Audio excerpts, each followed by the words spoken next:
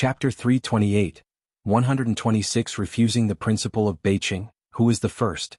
Part 1, _1 The quiet office was almost motionless, apart from the occasional breeze that drifted through. The group of teachers who had been enthusiastically gathered around the computer were now silently staring at the text displayed on the screen. Overall first place. She's first? First? How did she test so well? A teacher gradually came to terms with the result. She surpassed Song Min? Is there really someone in Beiqing who can outperform Song Min? Last year's high school examination was already the talk of the town. In both Beiqing and Jianghu, people were betting on the top 3 spots, and for the past couple of years, every senior student in Beiqing lived in the shadow of Song Min. Even among geniuses there are barriers. Today, none of the teachers present in Xianxia thought anyone could score higher than Song Min. The principal, who had been holding his breath since seeing the scores, finally let out a long sigh of relief. The last time Bai Lian ranked 97th, everyone was shocked. Despite the shock, everyone could accept it back then because there were 3 or 4 students in the school who made it into the top 100 in the province, and Ning Xiao was ranked 31st. At this term's finals, Ning Xiao's performance was already shocking enough. Nobody expected the ultimate trump card to be Bai Lian. At this moment, not to mention the homeroom teachers who maintained a stable mood in their classes, even the usually composed and calm Lu Lingxi was stunned by this turn of events. Is she a monster or what? Who jumps from 450 points straight to 692 in one semester? Some homeroom teachers began to lose their composure. After all, when Bai Lian first came to the school, she had transferred from humanities to science, with 0 in biology and 0 in chemistry. She definitely hid her abilities at the start, one teacher analyzed. Otherwise, with her physics being so good, how could her biology and chemistry scores possibly be 0? With this reasoning, the other teachers found it easier to accept. After all, watching someone go from 0 to passing in chemistry in one semester was quite distressing for them. Did Bai Lian not study chemistry much before this? There were believers before, but now hardly anyone believes it. After some discussion among the teachers, they relaxed and were finally able to face the results head-on. Is she a genius on the same level as Song Min? Song Min's reputation as a genius was known by everyone at all the major high schools over the past 3 years. I don't know. Someone suddenly looked towards Lu Lingxi. Can Bai Lian maintain her lead? I wonder how much Song Min scored this time. Scoring first place once doesn't prove much. It's consistent dominance like Song Min's, who has been at the top for years, that shows stability. Song Min's name has already become an adjective. The fate is yet undecided. The college entrance exam determines the final outcome. Whether she can maintain it or not, congratulations in advance, principal. I think we've got the top 3 spots in the college entrance exam locked down. Many factors come into play in the college entrance exam. This test might have played to Bai Lian's strengths. With one term left, although Bai Lian scored first this time, most people still hold Song Min in awe. 4 other students to take first place from Song Min even once is quite a feat. Don't be so timid. The homeroom teacher of class 8 pulled out his personal savings and slapped them on the table. I bet Bai Lian will take the Beiqing top scholar title. Who wants to bet with me? He'll bet on Bai Lian too. The principal was actually daring in his own right, though he had no cash at hand. So he turned to Lu Lingxi to borrow money. But the teaching resources in Beiqing are so much better than ours. Nobody knows if Song Min just made a mistake this time. Some teachers hesitated, placing their bets on Song Min. Teacher Lu, lend me some money. The only person in the room who controlled the financial power, Lu Lingxi, Beiqing High School. The homeroom teacher of the international class also found it hard to believe the news. He looked at the 2 names on the list, Bai Lian, Ning Xiao. Indeed, from the moment it was known that Song Min wasn't first, the school was abuzz. 692 points, 1 more than Song Min. The homeroom teacher turned to the principal, with a perfect score in mathematics, and there's another student named Ning Xiao, who scored 279 in science, 5 points higher than Song Min. What exactly happened with Song Min this time? The principal frowned. After pondering for a moment, the homeroom teacher, who hadn't yet seen the 2 students' papers, said, Recently Bai Xiaoqi has been practicing the piano a lot. He might have neglected his studies because of that. I discussed it with him this morning. He didn't perform well in the science subjects or mathematics. It's good that there was a mistake this time. Otherwise, without any pressure, he would stay in the same place. Just what place is this Xianxia High School? The principal, learning that both students came from the same school, also from Xianxia High School, said, Such talented students, and they aren't from our school? A region on the fringes long since forgotten by the people of Beiqing. He lowered his head to carefully observe Bai Lian and Ning Xiao's scores. Chapter 329, 126 Refusing the Principle of Beiqing, Who is the First? Part 1. _2 The pressure of scoring 150 in mathematics was truly suffocating. He really coveted these two students, although their scores might not be as consistently high as Song Mint's. Principal, it's really a waste to keep these students in Xianxia High School, the Dean of Instruction spoke up. We in Beiqing have better educational resources. We can access Jianghu's exam papers every month and have spots in the training camp, providing them with a superior education. Regardless of whether the two students' grades could stabilize, they were undoubtedly the target of competition for every major elite high school. The principal nodded. How could he possibly pass up this opportunity? I know, I've already applied to the Xianxia Department of Education, asking them to transfer directly to the international class. I'm waiting for Xianxia High School to send me their files. The dean's eyes lit up, looking forward to seeing the two new students at the start of the term. No teacher at Beiqing High School believed the two students from Xianxia High School would refuse. After all, in Beiqing there was nobody who didn't know about the international class, the best class in the entire city, overflowing with resources only accessible to high achievers. Even if influential people tried to force their way in, those who didn't meet the standard would still be expelled. The most notable example was Bai Lian, who had been in the international class for less than 2 days. Who would have thought that the top student they now wanted to invite was the very one they had kicked out before? Bai Lian was still at the airport, holding a conspicuous sign while waiting for Jianghu. Jianghu had left before her, owing to the Jiang family's annual payment of a large additional fee to the airport, for usage and air traffic control, which allowed them to queue for landing slots. He had departed from Danping City and although he flew out earlier, he arrived around the same time as Bai Lian. From the corner, Bai Lian could easily spot the person approaching at a slow pace. His aura was cold and his face was exceptionally handsome, but his expression was indifferent, his pale eyes as bloodless as ice, deterring anyone from staring. Compared to him, Bai Lian, who was leaning lazily against her suitcase, seemed approachable enough that several people dared to come up and chat. The boy, who just stepped forward wanting Bai Lian's WeChat, noticed a deathly glare and couldn't help but turn his head, only to meet those deep and chilling icy eyes. He shivered. With a swift change of direction, he walked briskly towards the luggage claim area. "Let's go," Jianghu said as he went to help her with the suitcase. "They are waiting for us in the parking lot." Today they were headed to the training camp, where food and lodging were free for the entire winter training session. The course would last for roughly 20 days, with Ning Xiao and Tang Ming also attending. "I've got nothing but books here," Bai Lian said. The airport was warm as Jianghu had provided her with a white down jacket that she didn't wear, handing it to Jianghu. "You help me with the jacket." Bai Lian's suitcase had very few clothes but was filled with books. It was quite heavy, yet she didn't let Jianghu carry it. She just stuffed the down jacket into his hands. Jianghu. He had something to say but Bai Lian didn't give him the chance to retort as a call from Xianxia came through. It was from Lu Lingxi. "Teacher." Bai Lian gripped her suitcase tightly, gave Jianghu a look and signaled him to lead the way. Jianghu looked at the suitcase in her hand somewhat sullenly. Then he started walking ahead. Bai Lian trailed a step behind him, slowly chatting with Lu Lingxi. "Do you know your total score this time?" Lu Lingxi threw out a bait. Bai Lian knew her own score well enough. She sighed. "Less than 700.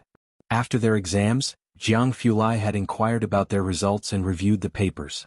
Ever since he knew Tang Ming ranked third in the school, Jianghu had been telling them not to limit their vision to Xianxia High School.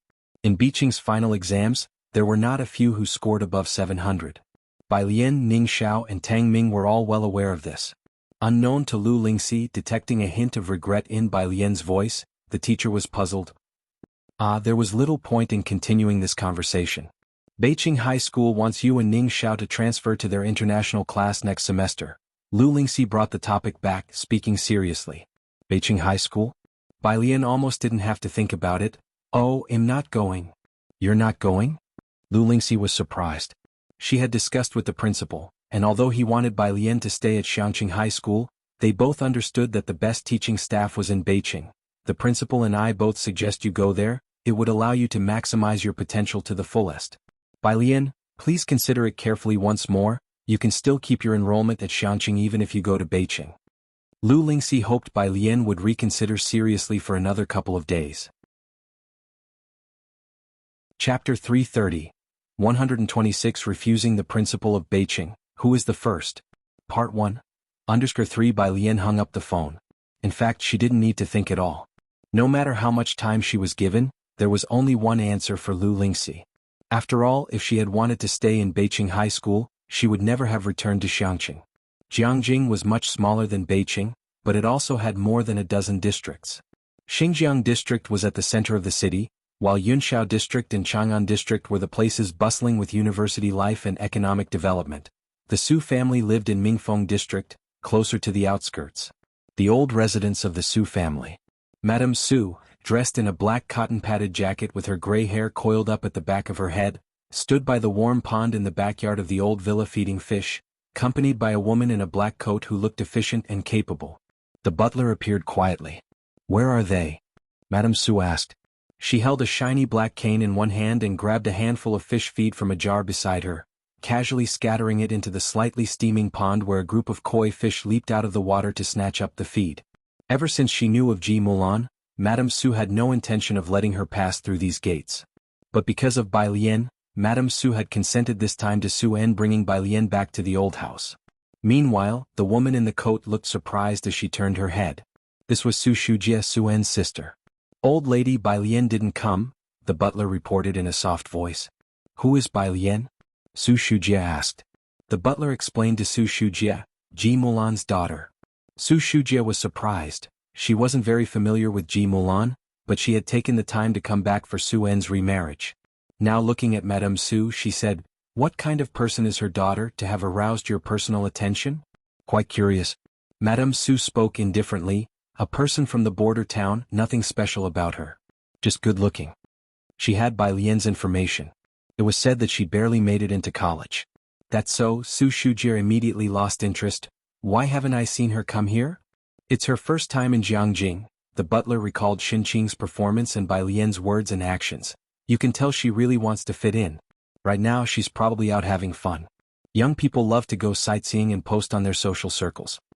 Never having been on a plane before, and if she had traveled in economy class, she wouldn't have said that first class felt too small. The butler judged that Bai Lian was probably out enjoying herself in Jianghu University at this moment. Going to check in at the entrance of Jianghu University, perhaps Su Wenyao even took her inside the campus. After all, she came from a humble background. Madame Su looked up, but that's also good, easy to handle. She had seen all sorts of people. People like Bai Lian and Xin Qing, as long as they were provided with sufficiently superior conditions, would not be willing to leave. Jianghu Airport. Mrs. Song and her party finally waited for Song Min. Song Min carried only a backpack, quietly walking out of the VIP exit. "What's wrong?" Bai Shaoqi immediately sensed that Song Min was in a bad mood. The others couldn't help but look over, as Song Min was respected for his status and academic achievements in Beiqing, and he was also learning finance with the Song family, always appearing refined and aloof. Even in front of Bai Shaoqi, he was in no way inferior. The young man had a strong sense of pride. This kind of subdued mood was rare. "Weren't you waiting for your results?" Mrs. Song smiled as she looked at Song Min. Could it be that there was a mistake in math again? Everyone present knew that Song Min had scored second in math last time, which is why he had put a lot of effort into math in the last 2 months. Mrs. Song guessed that Song Min might not have achieved his desired result in math again. "It's nothing." Bai Shaoqi also guessed this, and after asking about the results, Song Min hadn't replied to her messages. A temporary slip-up is no big deal. Don't put so much pressure on yourself. You're always first, why compete with yourself? Mrs. Song and Bai Qiming both nodded in agreement. Song Min had dominated the entire high school scene in Beiqing for more than 2 years, never failing to come first in every major or minor exam. Therefore, no one present thought Song Min would fall to another rank. The ever-silent Song Min finally looked up. "I'm not the first this time." "Ah? Then which place did you get?" Mrs. Song stopped, incredulous. "If not you, then who else could it be?" Bai Qiming looked at Song Min, a thought crossing his mind. Could it be Shaoqi? Song Min, "I don't know, I'm also waiting for a message from our class teacher." It was at that moment when the class teacher sent over the results for the first place. Chapter 331. 127 meets Song Min at the training camp. Second update. _1 After the results came out, the school checked the international class students' scores immediately. Song Min originally only wanted to know whether he was first in math, but to his surprise not only was he not first in math, he was second in overall score too. Looking at the entire class, there was no first place either, which could only mean one possibility: the first place belonged to a student from another school. They didn't know the scores from other schools, but fortunately his school could access and review the score reports. Song Min was anxious to get to Jianghu and had told his homeroom teacher to inform him as soon as there was news about the first place. Finally he received the results for first place. Song Min quickly opened his phone to check. Homeroom teacher, total score 692, a student from Xianxia number 1 high school, 1 point higher than you. Song Min stared at the 692. It was only a 1 point difference and he breathed a sigh of relief. Thankfully, it wasn't as suffocating as a perfect 150 in math. 1 point higher in total score this person is, Song Min began, furrowing his brows, from Xianxia number 1 high school. Because of Bai Lian he had a very negative impression of Xianxia. Xianxia number 1 high school? Bai Qiming, upon hearing it wasn't Bai Xiaoqi, was somewhat disappointed. Then upon hearing the words Xianxia, his face turned cold. Mrs. Song's expression also changed. Off to the side Mr. Yin was surprised, attempting to lighten the mood with a smile. Just Xianxia number 1 high school, why the long faces? Bai Xiaoqi glanced at Bai Qiming, whose face had darkened, but did not respond. It wasn't until they got into the car that Mrs. Song spoke in a low voice to explain to her brother. The incident with Bai Lian last time hadn't been pretty, and her voice grew colder as she mentioned Bai Lian. Xianxia is where Song Min's former fiancé is currently living. You two shouldn't be arranging marriage matches so young. Knowing he had asked a foolish question, Mr. Yin shook his head. It would be best to let the matter rest here. No one present wanted to mention Bai Lian. Mr. Yin changed the subject. His voice was mild as he said, he'll take you to the Yin family first. Xiaoqi still has to go to the music academy later, right? In a few days there's a banquet and I will take Xiaoqi with me. If Xiaoqi can catch the eye of that family. Upon saying this Mr. Yin stopped speaking, not daring to go on. Bai Xiaoqi observed his demeanor, her eyes narrowing slightly. She had always been aware of Mrs. Song's extraordinary concern for her Guzheng performance and her insistence on practicing the white robe journey. But she had never known why. Don't put pressure on Xiaoqi, just perform as usual. Mrs. Song did not mention Song Min's results again to prevent him from feeling stressed, and added to Bai Xiaoqi, tomorrow when I have time, he'll take you to look at evening gowns. The car slowly entered Jianghu. Mr. Yin took them directly to the Yin family's house, engaging in casual conversation with Bai Qiming. The Yin family moved to Beihong district just a couple of years ago. Look, it's right up ahead. He pointed to a villa in front of them, a hint of pride in his words. This place was a bit far from Xinjiang district. Bai Xiaoqi looked but did not see a bustling area. However, she didn't inquire further. After everyone got out of the car, Bai Xiaoqi asked Bai Qiming in a lowered voice, why is the Yin family living here? If they can't buy in Xinjiang district, what about Chang'an district? Bai Xiaoqi had visited Bai Xiaoka in Chang'an district. Jianghu University and Jianghu Music Academy are both located in Chang'an district.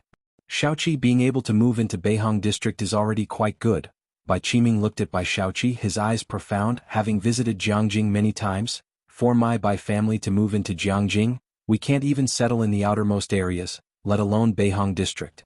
As for the Chang'an district you mentioned, at least it should be a place where your brother, a university president and an academician could reside. Is that so? Bai Xiaoqi, who had lived in an ordinary residential area in Beijing with her mother for over a decade and seldom visited Jianghu, was hearing this kind of statement for the first time. In Beijing, as long as you had money you could buy a house anywhere. She was completely shocked that wealth couldn't guarantee you a home here.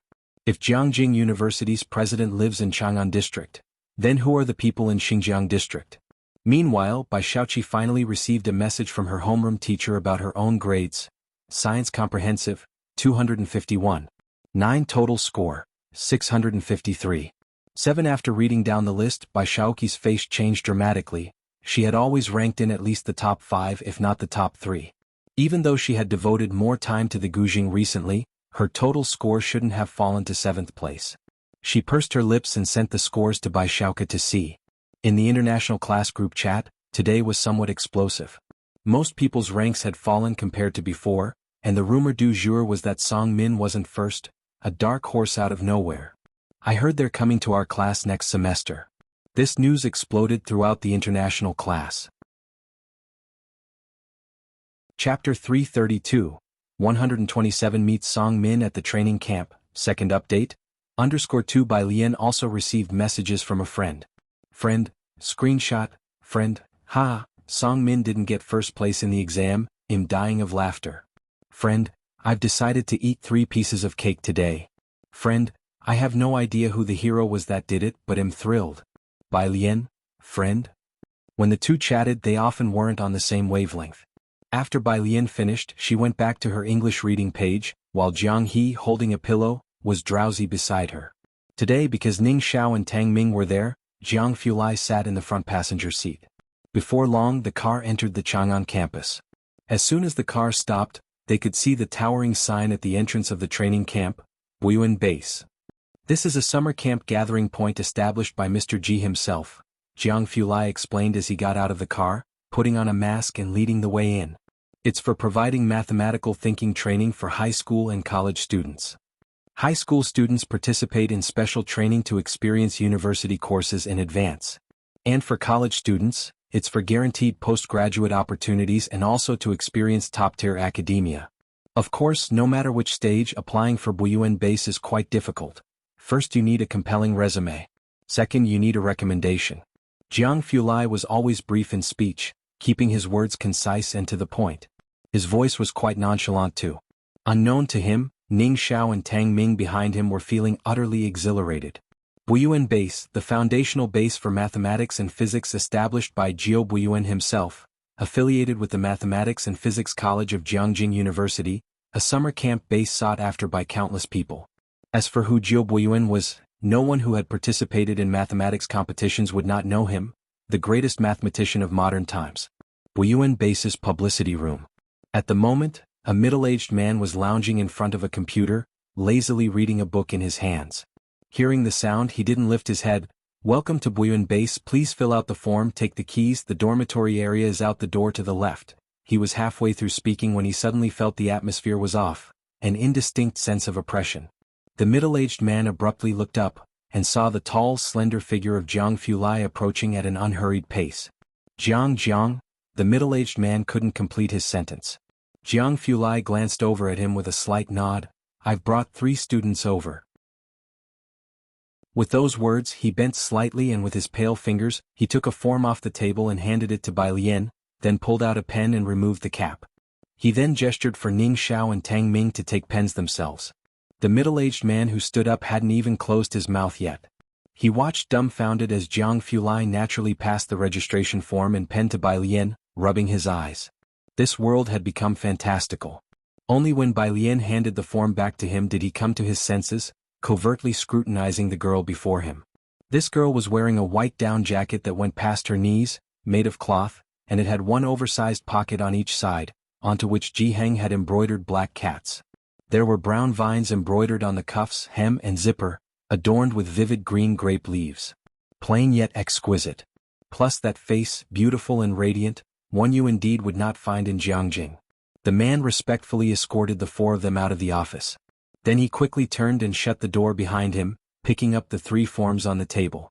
To be personally brought by young Master Jiang, they must be talents of the rare phenom level like Jiang Shijue, seen only once in decades. However, he was shocked to see at first glance. These 3 people had such ordinary resumes? Ning Xiao was still decent, with records of awards in math and physics. But this Bai Lian. Almost a blank slate. Apart from scoring highly in a training class, she would probably be at the bottom among this batch of students attending the winter and summer camps, right? The next day, Su Wen didn't return to the old residence.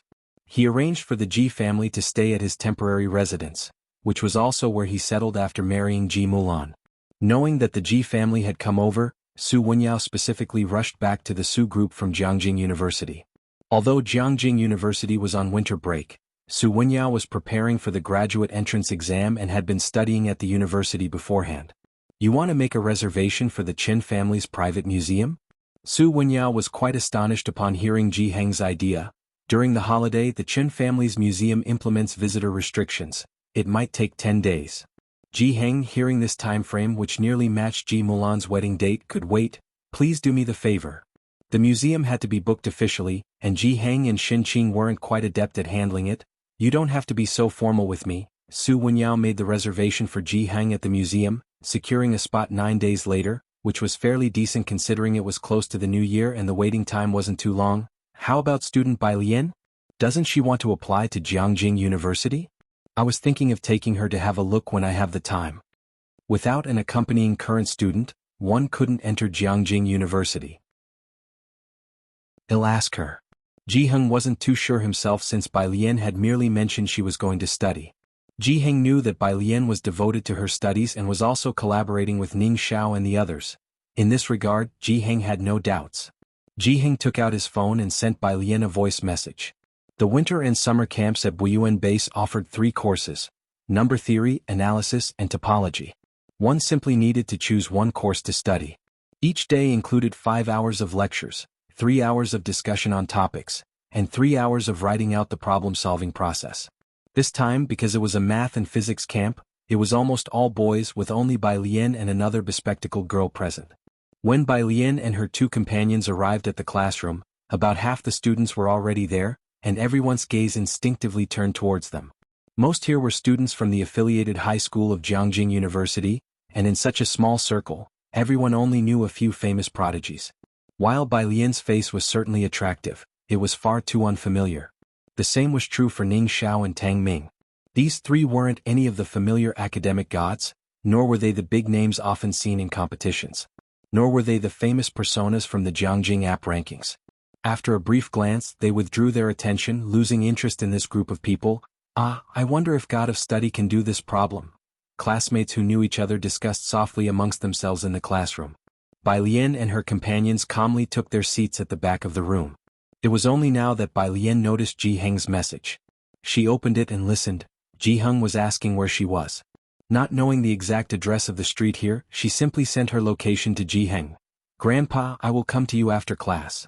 As she returned to the main screen, she received a message from Principal Ma. "Principal Ma, are you in Jianghu?" The reason was that Jiang Fulai had boastfully sent him a picture, leading him to guess Bai Lian was in Jianghu. "Bai Lian? Yes, Principal Ma, where?"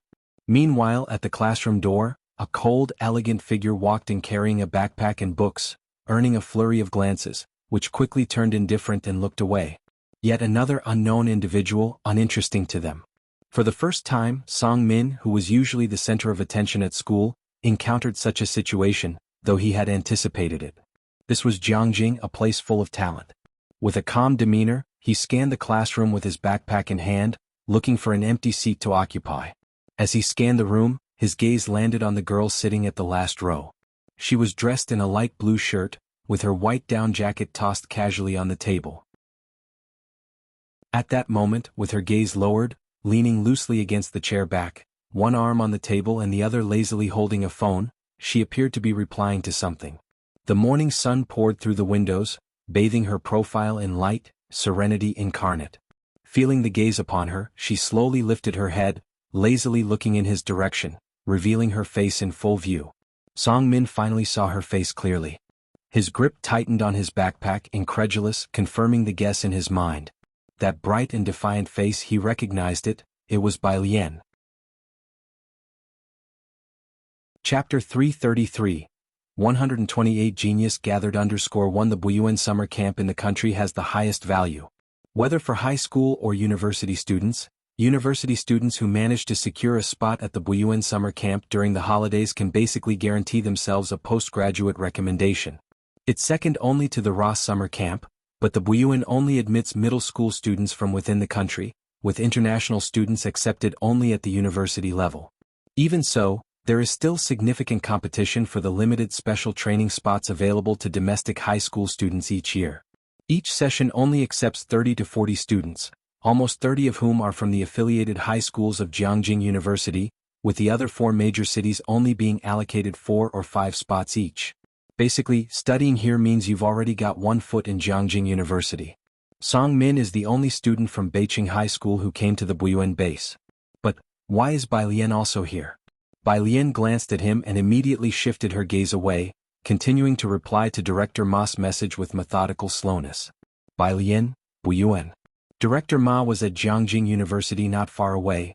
Jianghu wasn't sure what Buyuan was about, but Director Ma certainly did. Director Ma. Beside Bai Lian, Ning Xiao was seated one spot away from her, and Tang Ming was right next to Ning Xiao.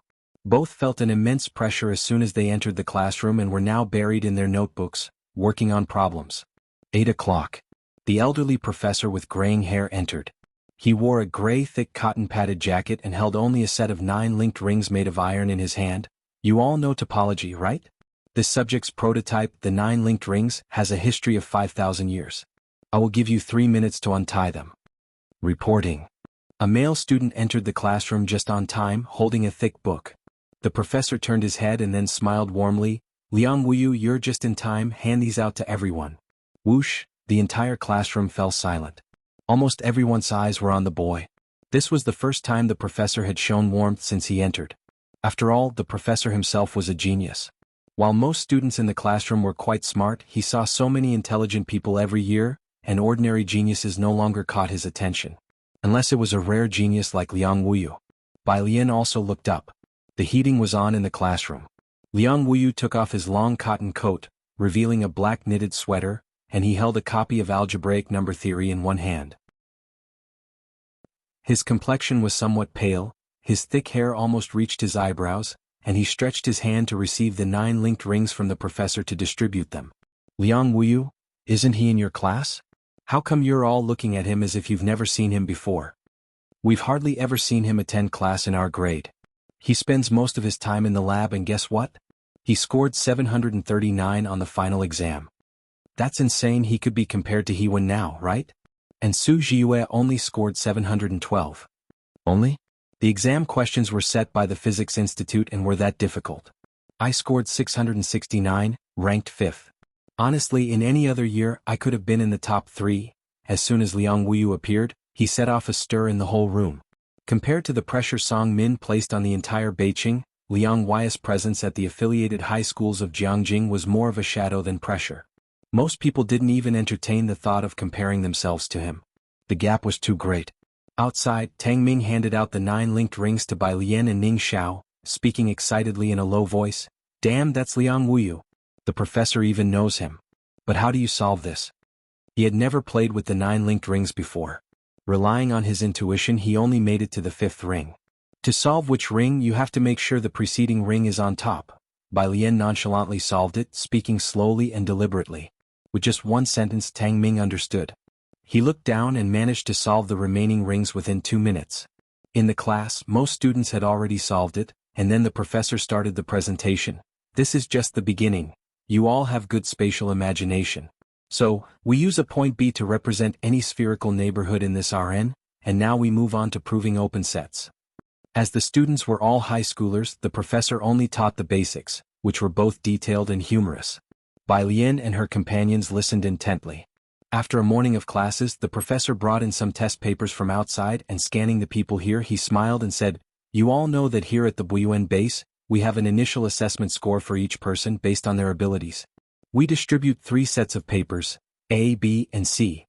Let's combine them, and also from today on, everyone needs to prepare for an academic presentation.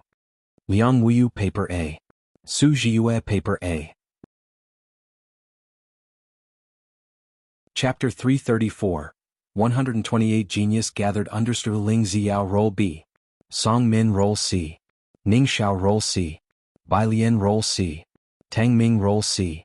There were only a few with Role A, not many with Role B. The majority had Role C. Bai Lian and her 2 companions had Role C in their hands. Tang Ming looked down at the paper in his hand. Even Role C is this difficult. I can't imagine what kind of deity is capable of doing Role A.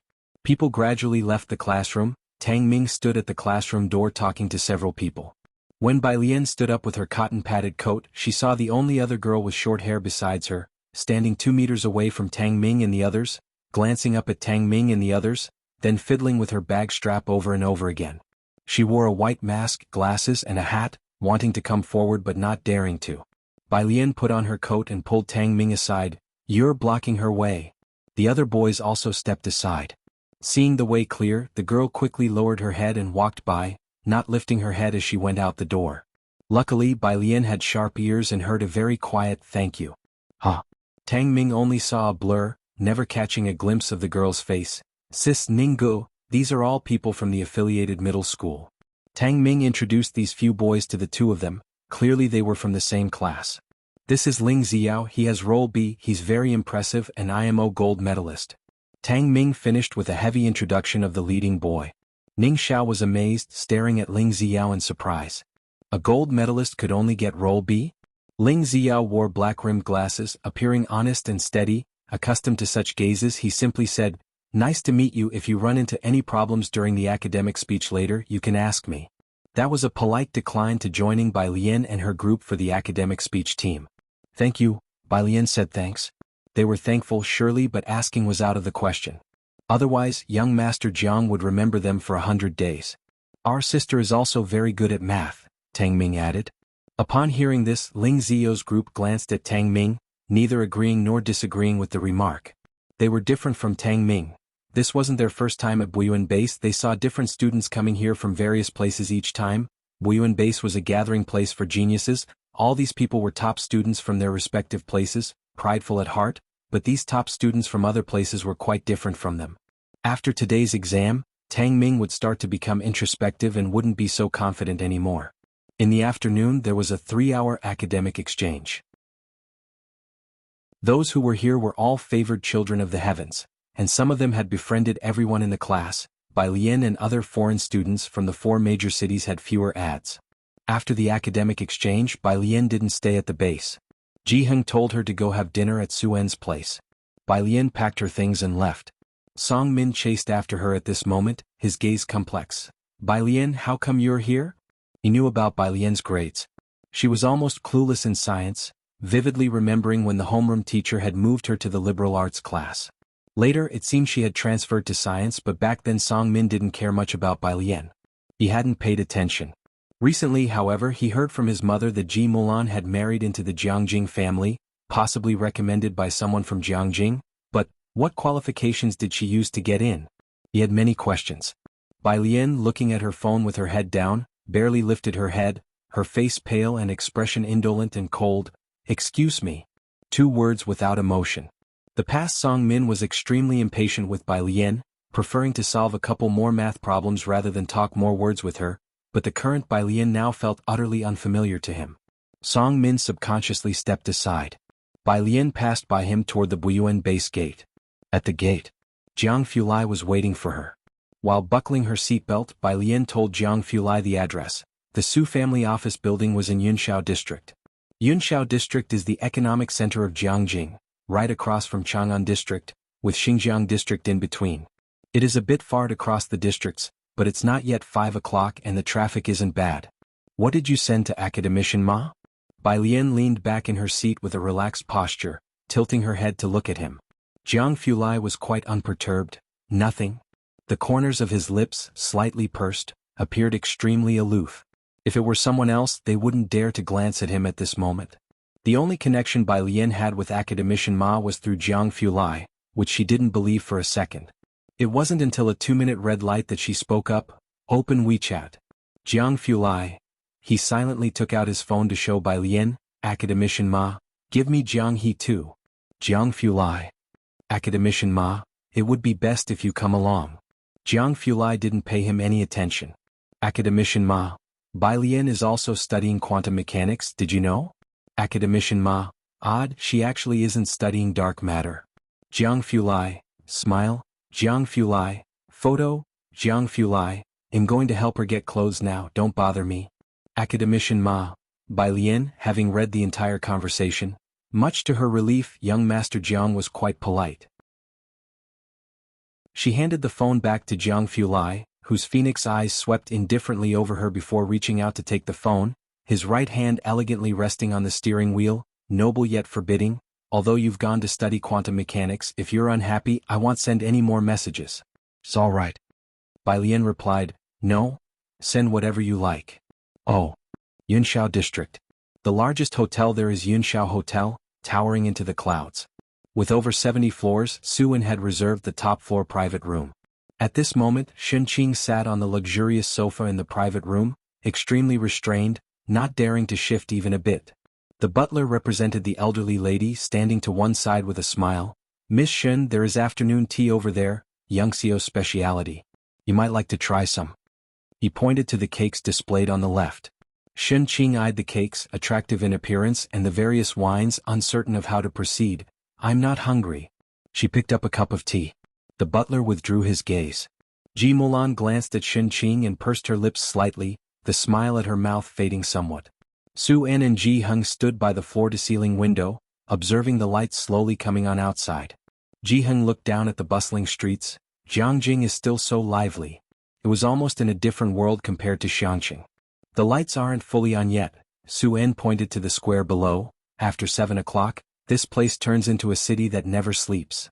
Some live in a drunken dream while others are in constant anxiety." Hearing what Jianghu said, Su En couldn't help but give him an extra glance. He and Zu's assistant had always known that Jianghu was exceptional in his conversation, but he was still curious about the Ji family members. Downstairs. Such nonsense. Su Shujia had just got off work and ran into Su Wenyao, her brow furrowed in disapproval. "Are these Ji family people really worth putting down your books for?" Su Wenyao's efforts, particularly those of Jiue, were well known to her. Especially Jiue, during the new year when a bunch of people visited the Su family, she would stay in her room working on assignments, avoiding social interactions. Su Wenyao, preparing for graduate school, also reduced the frequency of his home visits. The elderly lady was so afraid of disturbing his studies that she couldn't bear to bother him with even the smallest matters. "Auntie," Su Wenyao spoke as amicably as ever, "after all, Auntie Ji is about to marry my dad." "Enough, don't give me that official talk." Su Shujie glanced at him, uninterested in the affairs of the Ji family. "I don't care about the rest, just don't let their matters interrupt your and Ziyu's studies." The Su family had grown to its current state, where the elderly lady paid great attention to the social status and background of potential spouses for Su En. She didn't approve of Su En's previous partner either. That woman left Su En eventually and swiftly married a foreigner. It was clear that Ji Mulan didn't meet the elderly lady's expectations, as she was quite critical of her. But Su En didn't care for her opinion at all, moving out to live with Ji Mulan, which made the elderly lady even more displeased with Ji Mulan. "Would you like to come up?" Su Wenyao asked. Chapter 335. 129 Show-off license plate, shopping spree at Buyuan, second update, _1 Su Shujia waved her hand away. She had met Ji Mulan before, a bit arrogant, but lacking in shrewdness and experience.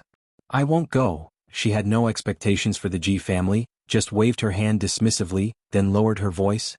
"I heard that the Chen family is moving into the pharmaceutical field.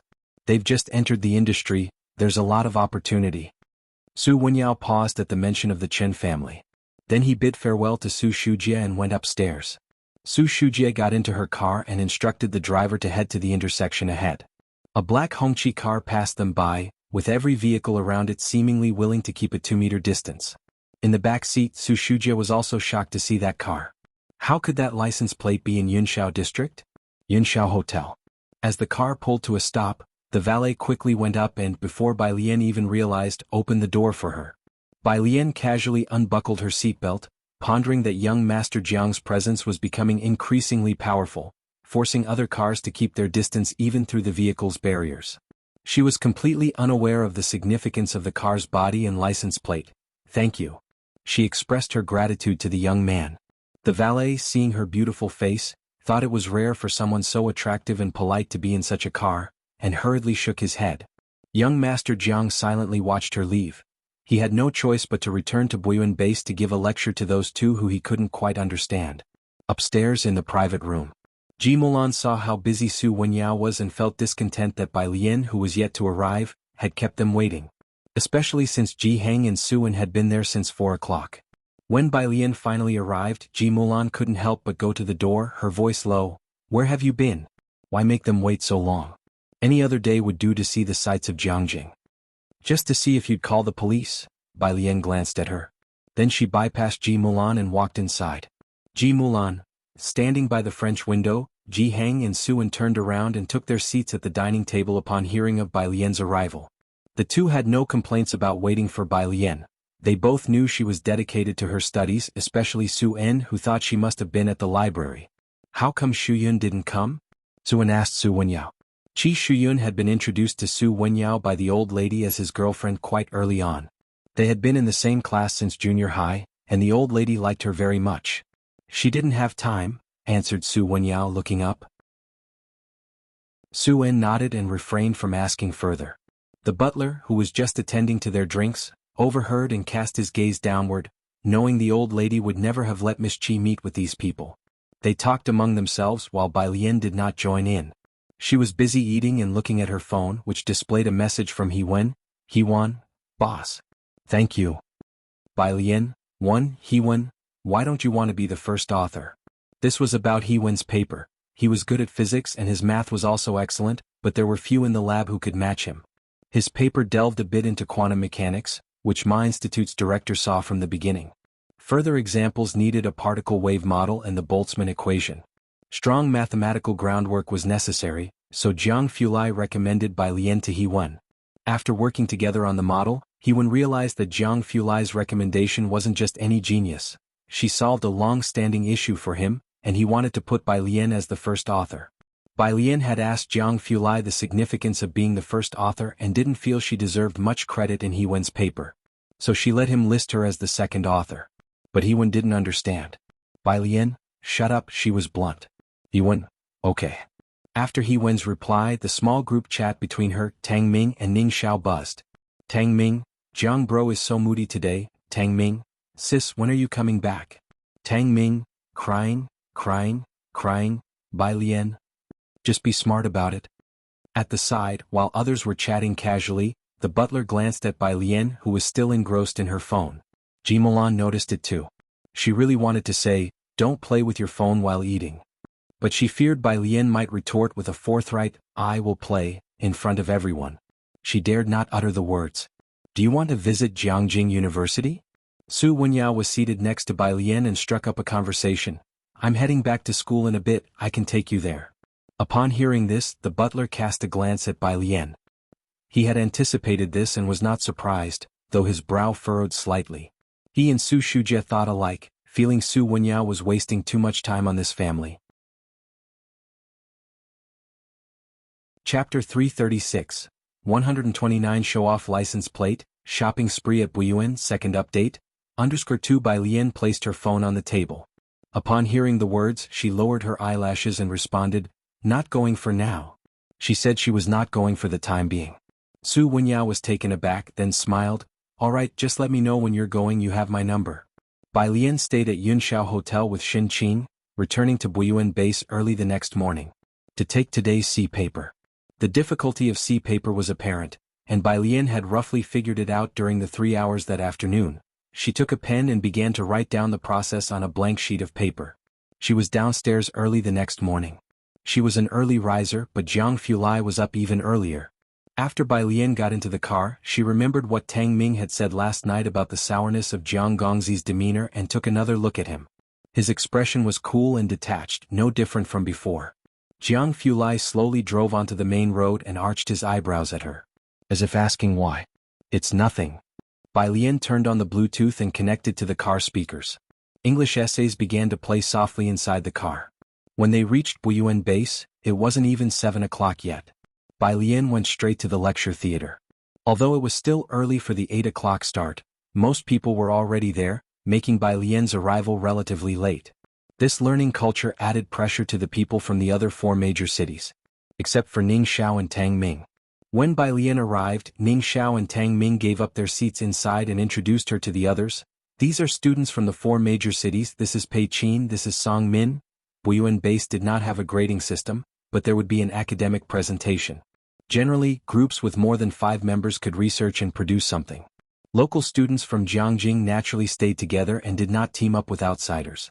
Each year, people from the 4 major cities would automatically form a team, and this year was no different.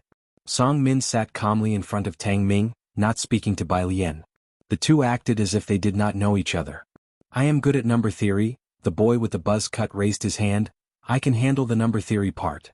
Pei Qin, my main research in the competition is on fluid physics, said Pei Qin sparingly. Everyone began to explain their specialties and their roles in the team.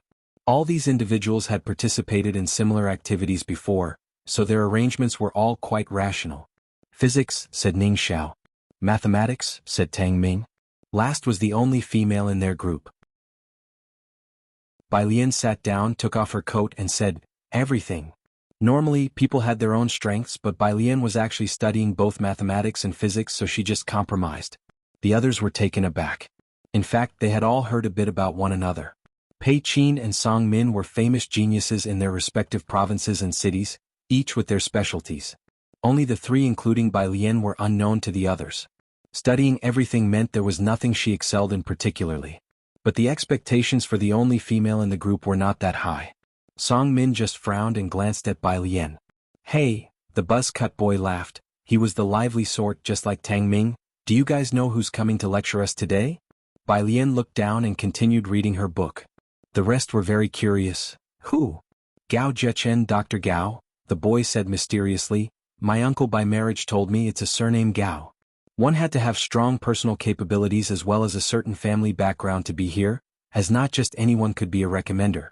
Hence, they were privy to lots of information." Ning Xiao and Tang Ming, unfamiliar with the Jianghu scene, did not speak up but listened intently.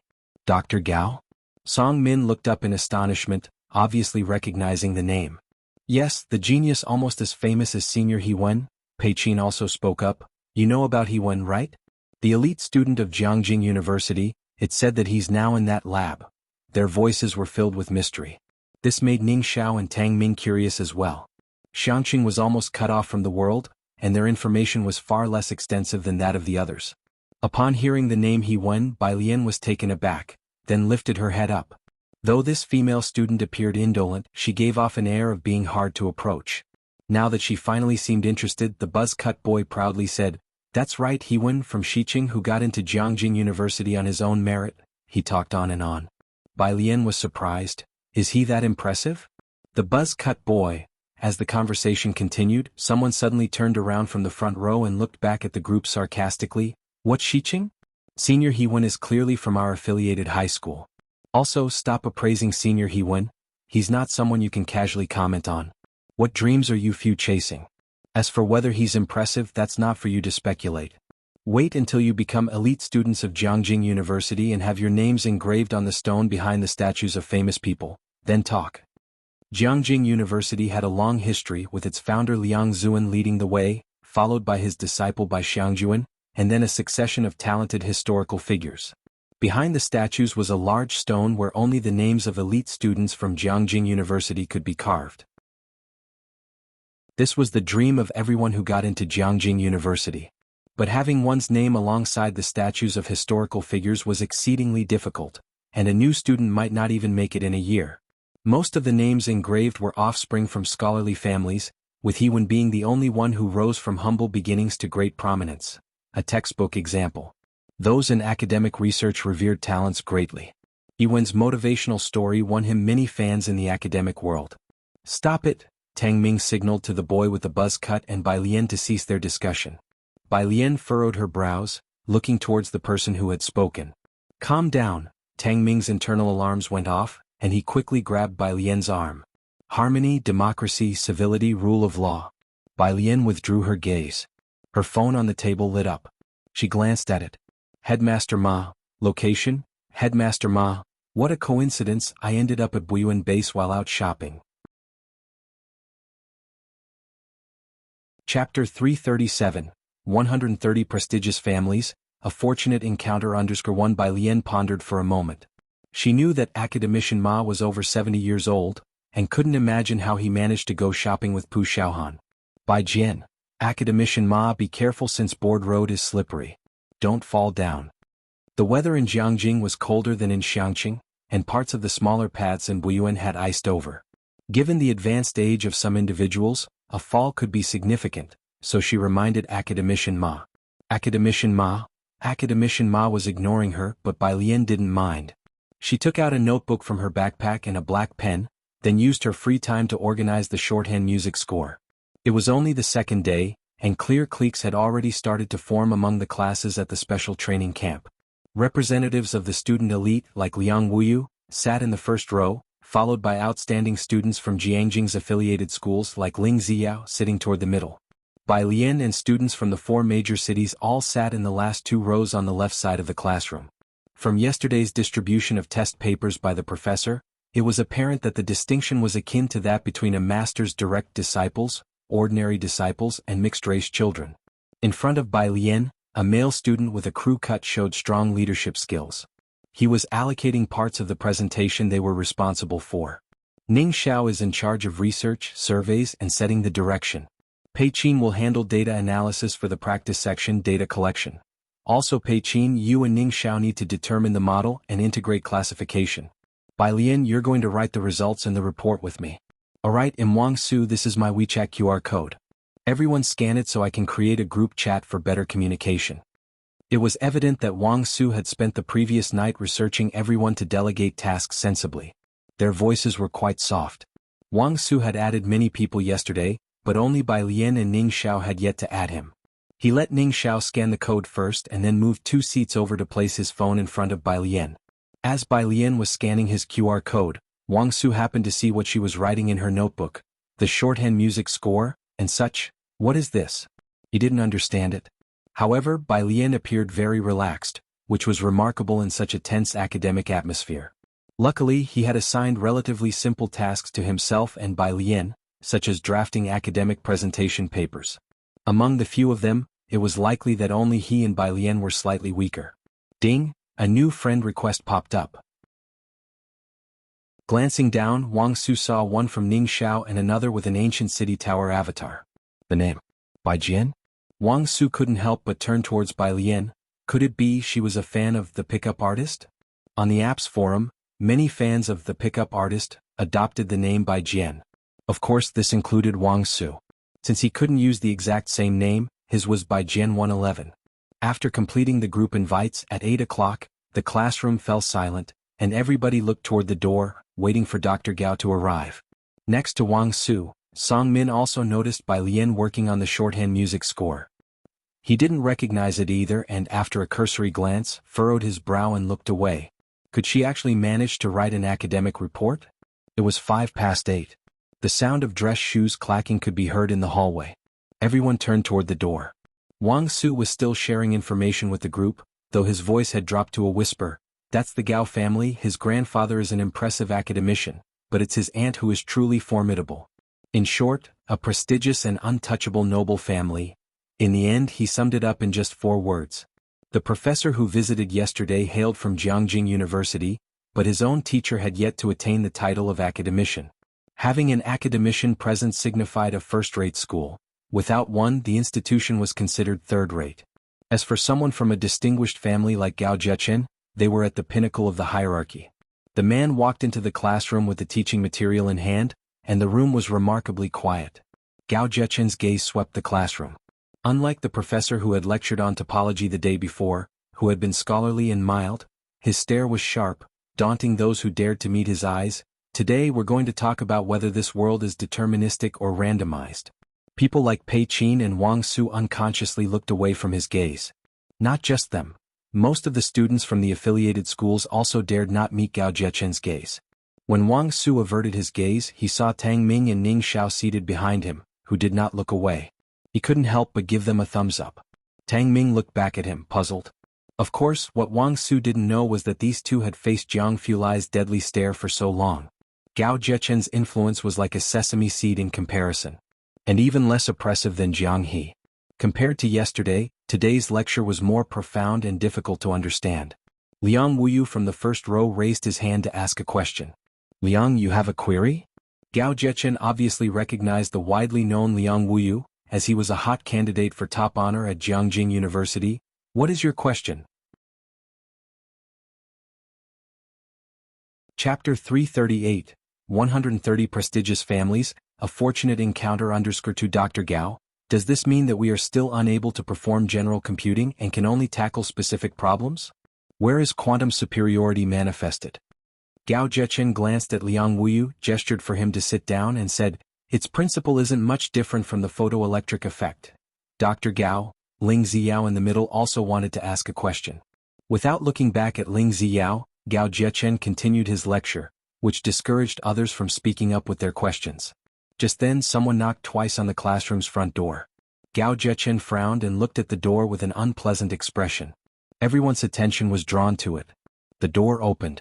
It was an old man wearing a black velvet hat, only the white hair at his temples visible.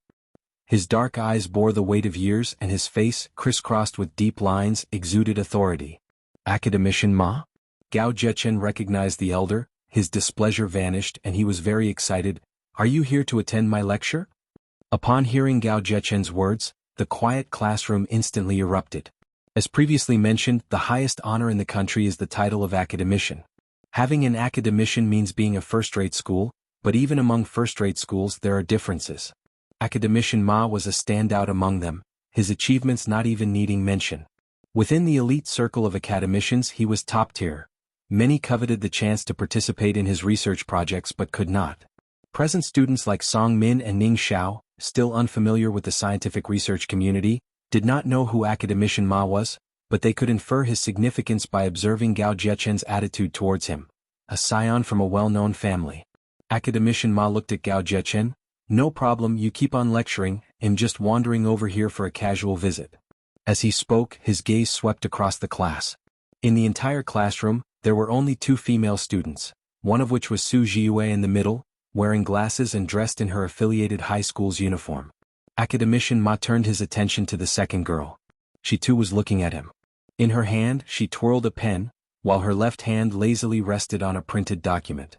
No need to think, it must be her. Academician Ma took note of the empty seat next to Bai Lian and calmly sat down behind her, under the watchful eyes of everyone. Because of Academician Ma's presence, Gao Zhechen lectured with renewed passion. The 4-hour-long lecture ended swiftly. Academician Ma left 5 minutes early. As soon as he left, Gao Zhechen also hastily packed up his things and followed out. Our first academic seminar is in 6 days. If you have any questions, find me at my temporary office. Academician Ma, please wait for me. Once both their figures had disappeared, the classroom buzzed anew. It's Academician Ma, I actually saw him in person, exclaimed a student from the affiliated high school. Even my grandfather has never spoken to Academician Ma, and I was sitting in the same classroom with him. Ling Zio's face was flushed with excitement. Today Dr. Gao lectured on quantum computing. Did Academician Ma come to listen to Dr. Gao's lecture? I didn't expect Dr. Gao to be held in such high esteem by Academician Ma. So, does that mean he is better than Senior Hewan? These were all top students from the affiliated high school, with inherently good conditions. From their first to the 3rd year, the school had organized many events at Jianghu University, and having relatives engaged in scientific research, they were quite familiar with the university's celebrities. In contrast, Ning Xiao, Wang Su and Song Min were less informed. At the moment, Wang Su was asking his aunt about Academician Ma while Tang Ming searched online. Students from the 4 major cities also burst into heated discussions. Bai Lian looked down at her lit-up phone. Academician Ma, Publicity Department. Bai Lian thought he had just wandered this way and came to see her by chance. Bai Jian, 1. She packed her things and went to the Publicity Department to find Academician Ma. Seeing that Bai Lian was leaving early, Wang Su quickly spoke up. Where are you going? Join us for lunch at the cafeteria, and we can discuss academics while we eat. I'm looking for someone, Bai Lian thought for a moment and then told them, just save me a spot, I'll be back very soon. Looking for someone?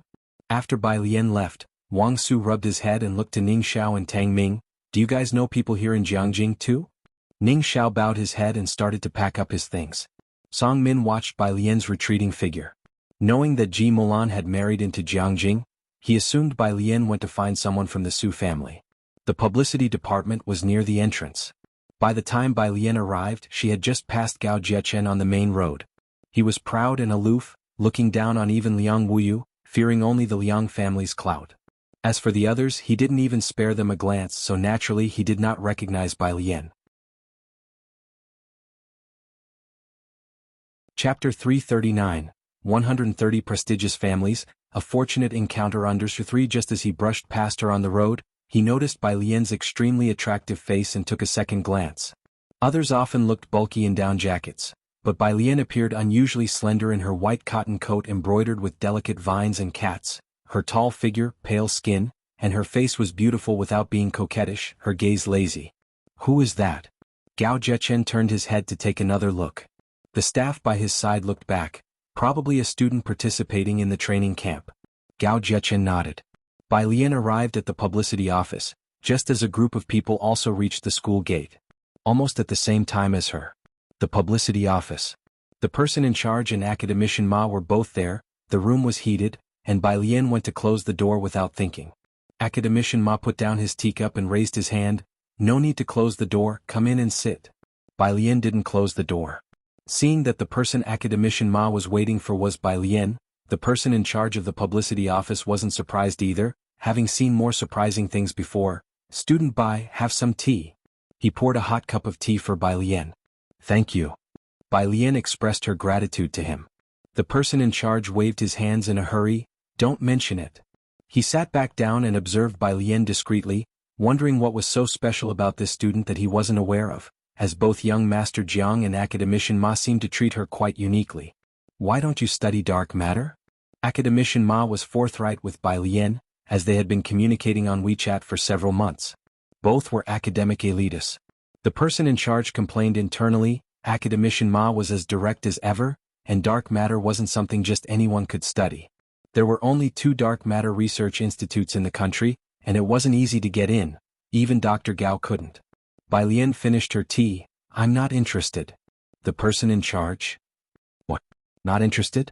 The person in charge, who was blowing on his tea, almost burned himself. That's right, quantum mechanics is more interesting.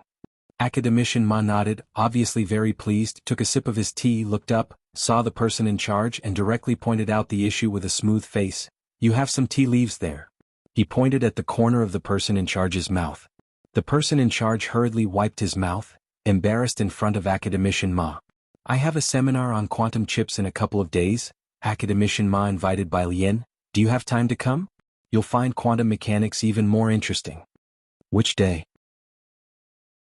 Bai Lian was considering the time of Su En's wedding. Academician Ma was frank. It was just decided. I need to discuss the timing with my team. I'm occupied on the 19th of January, Bai Lian replied. Then he'll schedule around that, Academician Ma quickly decided. Academician Ma was always busy, and it wasn't easy for him to spend the morning here. After finishing his conversation with Bai Lian, he picked up his coat, and they went out together. Bai Lian escorted Academician Ma to the main entrance. The publicity office was close to the main gate. The entrance to Buyuan base. Lady Song, wrapped in her fur coat, smiled at Bai Xiaoqi beside her. Amin is too busy right now. When he's free, he'll show us around. He'll take you to try on the evening gown you'll be wearing. Bai Xiaoqi took a photo of the Buyuan base on her phone. She had spent the whole previous day at the Jianghu Music Academy and had finally found a chance today to come out with Lady Song to find Bai Xiaoqi and Song Min Buyuan base, a sacred place in the hearts of students across the country, would make it a little easier for her to commit to a volunteer position or find a lab in the future. But Bai Xiaoqi had no connections to get a recommendation, and Bai Xiaoqi was still a freshman. Just catching a glimpse of Buyuan base was quite an achievement for Bai Xiaoqi. She looked down, opened her moments and selected 4 photos. One of the gate of the music academy, one of herself practicing piano, one of the gate of Buyuan base, and one of Song Min's silhouette with the caption, "Keep it up." Right after posting, a bunch of comments popped up. Jianghu Music Academy. Buyuan base. It's really just you guys, we mortals can only look up. The white figure in the bottom left corner of the 3rd photo seems a bit familiar. Damn, haha, of course you guys would find it familiar. Doesn't it resemble the one who was driven out of your class? Class rep of 2nd year, now that you mention it, it does look like her. Damn, it's so unlucky. Ever since she left, our class atmosphere has gotten much better. Comments like these were endless and Bai Xiaoqi saw them too. She had the original picture, which was clearer than the one in the moments. She enlarged the original, and the figure in the picture wasn't very clear, only the side face was captured, but the person's temperament and appearance stood out so much that she was noticeable in a crowd. However, the difference from the dissolute Bai Lian in Bai Xiaoqi's memory was too great. She wasn't sure. Bai Xiaoqi turned back and looked in that direction, where she could still see that white figure that hadn't gone far. By her side, seeing her suddenly stop, Lady Song was somewhat surprised and turned to look as well. Is that? Lady Song was stunned. Bai Lian?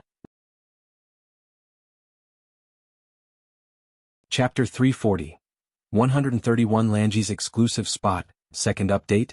_1 Lady Song had met Bai Lian once before in Xianxia. That time, Bai Lian had almost overturned the image Lady Song had in her mind, and now with just one glance she was sure this was the real Bai Lian. Her demeanor was almost no different from the last time she had seen her. Is it really her? Bai Xiaoqi squinted at the figure of Bai Lian. What is she doing here? Song Min was always silent and hadn't told them about Bai Lian being here. Lady Song wouldn't think that Bai Lian, previously rejected by the science class, would be at Buyuan base for special training. She considered for a moment.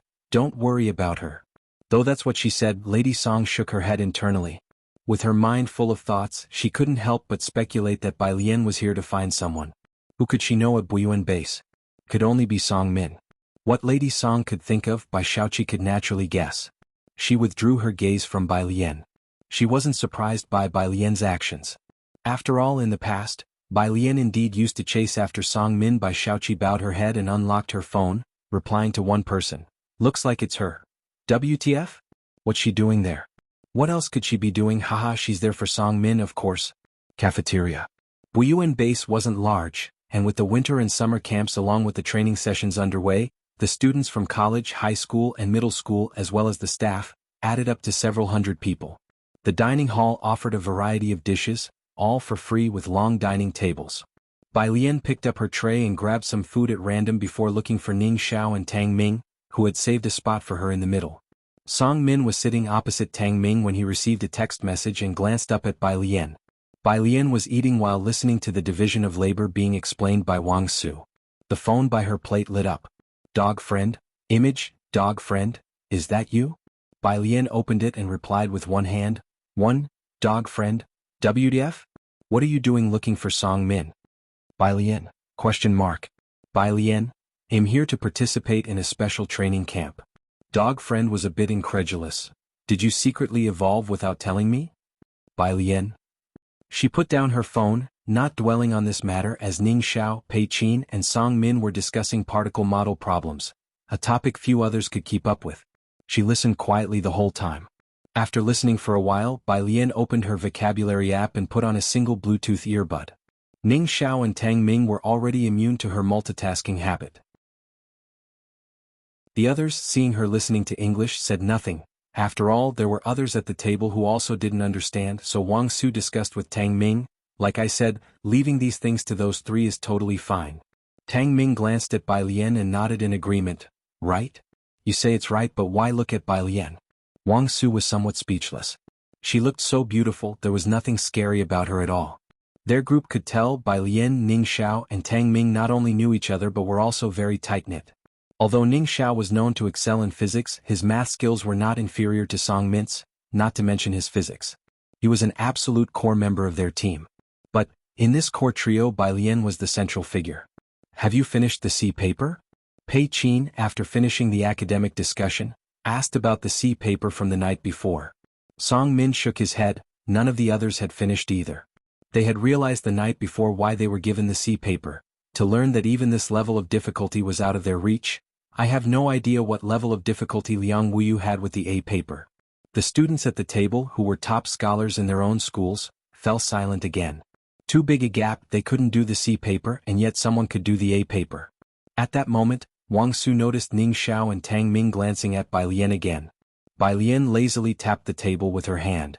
Wang Su, before he could express his thoughts, Tang Ming spoke. We have finished it. What? Wang Su exclaimed, standing up sharply. The others looked up, Song Min's gaze intently focusing on Tang Ming across the table. Take a look. The homework was mentored by Jianghu Lai, so Tang Ming naturally would have consulted Bai Lian's opinion. He retrieved the previous night's answers from his backpack hanging on the back of his chair. Processes were filled on A4 papers. The others didn't speak, simply taking out their phones to take pictures of the answers, intending to head to a study room right after the meal to thoroughly go through them. Song Min naturally took a photo as well. With Tang Ming's answers on their minds, their eating pace quickened, hastily finishing their meals to head to the classroom to analyze the answers. It's actually correct.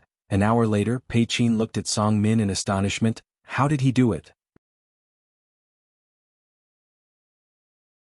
Chapter 341, 131 Lanji's exclusive spot, second update, _2 Song Min also wasn't clear.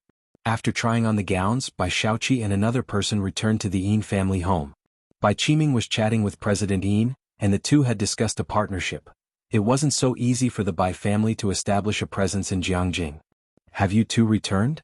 Ever since Bai Xiaoqi had entered Jianghu Music Academy, President Yin had become much warmer towards her. Did you visit Amin and student Xiaoka? Brother is still in the lab, he can't come out, Bai Xiaoqi said as she sat on the sofa, neither humble nor arrogant. President Yin felt a little regretful. Once he has vacation, I'll definitely have him come over. Lady Song found an opportunity to speak with Bai Qiming. I saw Bai Lian today at the Buyuan base. Her? Bai Qiming frowned. Upon mention of Bai Lian, naturally, one would think of her disobedient actions. If it hadn't been for the later opportunity to meet with Dean Jian, Bai Xiaoqi would surely have been delayed. I heard that the Su family seems to value her quite a bit, Lady Song mused. In the outer circles of Jianghu, the networks were only so big. Lady Song, curious to know more, had heard that Suan had set aside his own work to receive the Ji family. Bai Qiming was very resistant to news about Bai Lian. The Su family has accepted her? They're letting her into the ancestral hall? That's not yet the case, Lady Song shook her head. Bai Qiming was not surprised in the slightest. I expected as much. They stopped mentioning Bai Lian there. If it weren't for the Su family's involvement, they wouldn't bring her up at all. Upstairs. Bai Xiaoqi had her own room and even a Gujing to go with it. She took out her phone to send a message to Song Min. When will you have some free time? Song Min, he'll have sorted out the data in a couple of days. Bai Xiaoqi, good, I'll look for you then. Because of the matter with Tang Ming providing the answers. The group of 8 had grown even more respectful towards Tang Ming and Ning Xiao.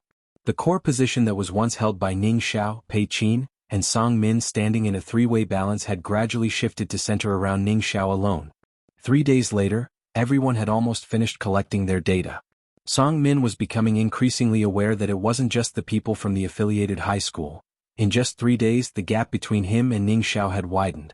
Thinking this way, he became more certain of a possibility he had previously guessed. Ning Xiao was the one who scored 150 in mathematics.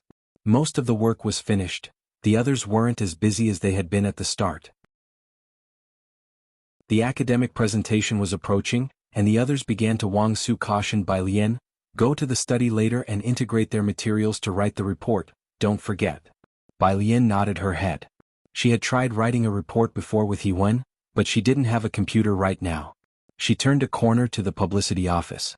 The publicity office. The room wasn't large, featuring an office desk with 4 small sofas to the left of the desk and a coffee table in between. The door was half open. Regardless of the air conditioning coming in, the middle-aged man sitting on the farthest sofa seemed on edge, with a sheen of cold sweat on his forehead. Across from him, Jianghu had a black laptop on the armrest to his left, his pale fingers resting on it, his back casually leaning against the sofa, his gaze indifferently sweeping over the man before him. Have you or the Qin family gone mad? The middle-aged man stammered.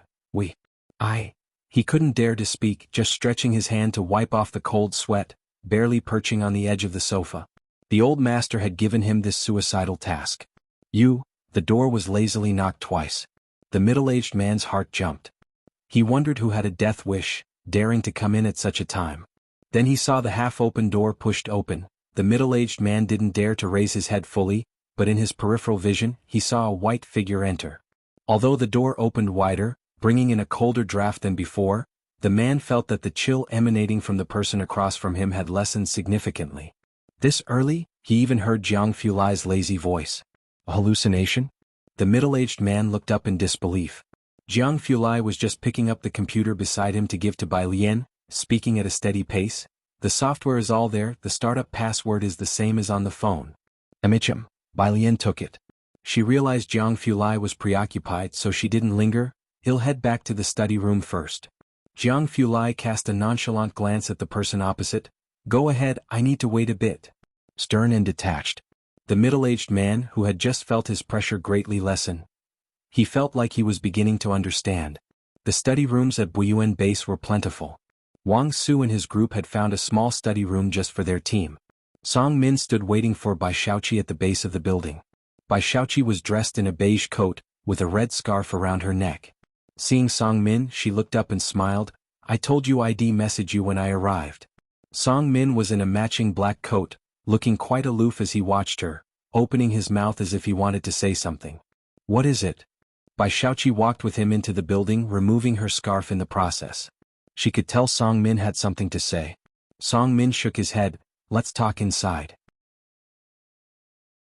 He wasn't as busy as before and took Bai Xiaoqi to the study room upstairs. The study room was equipped with experimental gear, with 2 square tables combined in the middle. Everyone else sat around the table, which was covered with materials and had 2 computers on it. All 6 of them were there, discussing issues in hushed voices. Ning Xiao was explaining something to Pei Qin opposite him. Song Min had previously told Wang Su that a friend would be coming over, and as the group's external liaison, Wang Su stood up to greet Bai Xiaoqi. "You're Bai Xiaoqi, right? You have the same surname as Bai. I am Wang Su. Song Min has told us about you, a top-notch student with excellent grades who also plays the guzheng." Wang Su gave her a thumbs up. The others also looked up and greeted Bai Xiaoqi in 2s and 3s. Tang Ming greeted her when he heard she shared the last name Bai, but Ning Xiao's normally pallid face looked a bit gloomy. He was even colder than Song Min and didn't even lift his head. Although the others were polite, their greetings were perfunctory. Bai Xiaoqi was not used to being ignored like this. But she was aware that everyone here was on par with Song Min, the pride of the heavens. She didn't mind and even took out her phone to add them as friends proactively. "This part you used is incorrect." Ning Xiao finally looked up, returning Song Min's paper to him. "I marked it for you, take another look." Tang Ming's explanation of logic wasn't as clear as Ning Xiao's. It was usually Ning Xiao who learned to explain things to Wang Su and the others. This was an advice from Bai Lian for Ning Xiao. To explain clearly meant to truly master the knowledge, which was how she started as well. "Thank you." Song Min took the C paper he had only received yesterday. The once proud and arrogant Song Min of Beiqing High School now found himself in need of others to explain problems to him here. Bai Xiaoqi looked at Ning Xiao in amazement. Who was this person? As the group resumed their low-voiced discussions, Bai Xiaoqi noticed there was an empty seat next to Tang Ming and Ning Xiao. She turned to the chatty and sunny Tang Ming. "Could you move to that spot?" She pointed at the seat next to Ning Xiao. If Tang Ming moved, then she could sit with Song Min. She thought it would be a simple request. But the usually amiable Tang Ming looked down, holding his pen and smiling at her apologetically. "Sorry, but that spot is reserved for our sister Lian." Across from them, Wang Su and the others who knew Ning Xiao and Tang Ming followed Bai Lian's lead, and Bai Lian always had a designated spot right between them, so he looked up. "Right, that's her exclusive spot. Let me see if there are any other chairs." He got up. Bai Xiaoqi was a bit stunned. What sister? There were other members in this group? Bai Xiaoqi didn't understand, but beside her, Song Min pursed his lips, similar to before, as if he had something to say.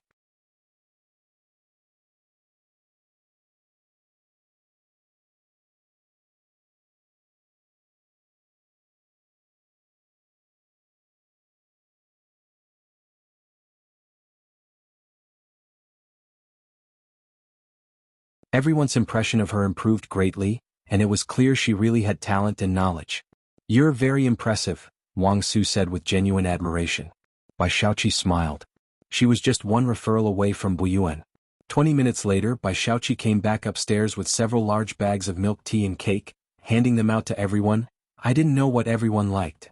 Bai Xiaoqi placed a cup of mango-flavored fruit tea next to Bai Lian very gently. "I remember you like this flavor. So you two know each other?" Wang Su and the others suddenly felt much closer to Bai Xiaoqi. "Oh right, you both are from Beiqing, but it's impressive that 4 of you from Beiqing came this year." Tang Ming looked up, giving Bai Xiaoqi an extra glance. They all knew that Bai Lian liked cherry-flavored drinks. But this time Tang Ming didn't say anything, simply lifting his milk tea to smile as a way of saying thanks to Bai Xiaoqi. He wasn't stupid. He knew the surname Bai did indeed hold a favorable position in Xianxia. But Tang Ming could deduce something from Bai Lian's attitude, and he didn't engage Bai Xiaoqi in further conversation. Ning Xiao remained silent the whole time. He didn't talk much even in class 15, let alone here. If it wasn't for having to teach them problem-solving methods, he could go a whole day without speaking. These people were very smart but also hard to approach. Bai Xiaoqi's gaze fell on Ning Xiao casually, especially on Ning Xiao.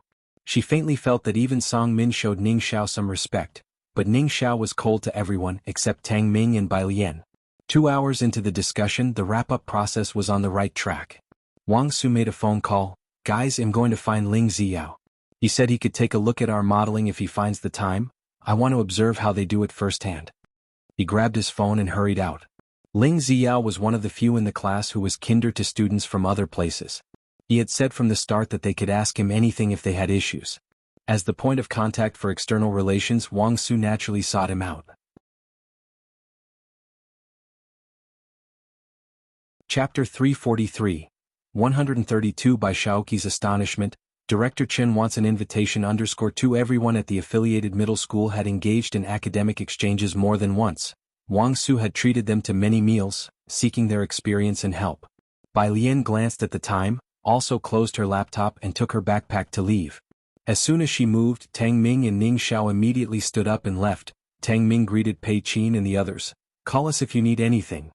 Teacher Jiang's small class began. With the 4 people leaving, the classroom was half empty. Bai Shaoqi watched Bai Lian and the other 2 leave and couldn't help but wonder, where are they going? After studying and researching for so long, Pei Qin and the others also massaged their shoulders, preparing to relax. They seem to go for tutoring every day. They have teachers outside the school. Tang Ming had mentioned this point before. Bai Shaoqi didn't live at Buyuan Base and it was time for her to head back too. Song Min escorted her out of the school gate. You're saying she's responsible for writing? Bai Shaoqi heard Song Min's response and narrowed her eyes slightly. Then shaking her head, she almost guessed that writing was the simplest task, not to mention Wang Su was also writing. She stayed there for 2 hours. Bai Lian didn't utter a single important word, and she typed very slowly during the composition. Wang Su could type 50 or 60 words a minute, Bai Lian only about 10. Academic speeches are very important to you, you must carefully review whatever she writes. I saw she hadn't written much in 2 hours. Bai Shaoqi reminded Song Min. Song Min hadn't observed Bai Lian typing, but upon hearing Bai Shaoqi he frowned. In another classroom, Jianghu Lai stood beside the chair looking down at Bai Lian typing. Bai Lian was just getting familiar with the keyboard, typing a bit faster than initially, but still slower than the normal speed. Jianghu Lai's computer was self-assembled. To avoid the issue of his code writing speed surpassing the processing speed, his computer operated very quickly. At this moment he watched Bai Lian typing letter by letter. The black ultra-thin computer seemed a bit wronged. Bai Lian lazily jabbed at the keyboard with 2 fingers. Seeing Jianghu Lai's gaze, she looked up with an expressionless face. Do you need something? No, your typing is very accurate. He paused then spoke. Sincerely. Bai Lian. Jianghu Lai glanced over and saw where she had written up to. Their academic report contained many formulas, and Bai Lian, new to computers, was not familiar with the editor. She was studying the formulas. The formula is here, Jianghu Lai couldn't help but point out. He bent over slightly, his cold white fingers tapped on the triangle tag. You can set up a formula yourself, MC is the shortcut. His voice was calm and steady, gentle in tone. Once Bai Lian got the hang of the basic functions, her speed of writing formulas also picked up.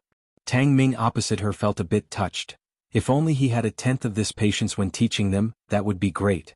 It was only after Bai Lian got used to the software that Jianghu Lai turned to check on the problems faced by the 2 on the opposite side.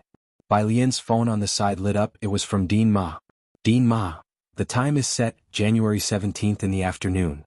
He was talking about the time for the speech, the 17th, which didn't coincide with Su En's wedding nor Boiwan's academic presentation. It was just right for Bai Lian, not too rushed. Bai Jian, 1. There was also an unread message from Chief Chen. Miss Bai, is Mr. Zhus wedding on the 19th? Bai Lian, yes, Chief Chen. I can get back before the 19th just in time when I'm free. May I attend? Chief Chen always had proper discretion. Su En actually wanted to bring it up to Chief Chen, but Chief Chen knew his attendance at the wedding was for someone else's sake. Thus the invitation should naturally come from Bai Lian and Jiheng's side, not from the groom's side. Bai Lian, you can. Bai Lian had no objections. Jiheng got along well with Chief Chen. The next day at the Su family's home, Grandma Su didn't meddle in Su En's wedding arrangements, only instructing the butler to report to her if necessary. He booked 100 tables at Yunxiao? It was the first time Grandma Su heard about Su En's wedding plans and found it utterly ridiculous. He fully booked 3 floors of the banquet hall? Just hearing about the extravagance, considering Su En's arrangements, nearly 10 million yuan was spent. Were the people of the Ji family worth it? The butler kept his head down, not daring to speak. He must be out of his mind. Grandma Su pressed her brow. Have the invitations been sent to the Yu family? The butler quickly responded, they have been sent long ago, and I see the young master has also sent several invitations to the Qi family. The Qi family? Grandma Su scoffed, letting the Qi family people in Shuyun attend their wedding. Ji Mulan really thinks she's that important.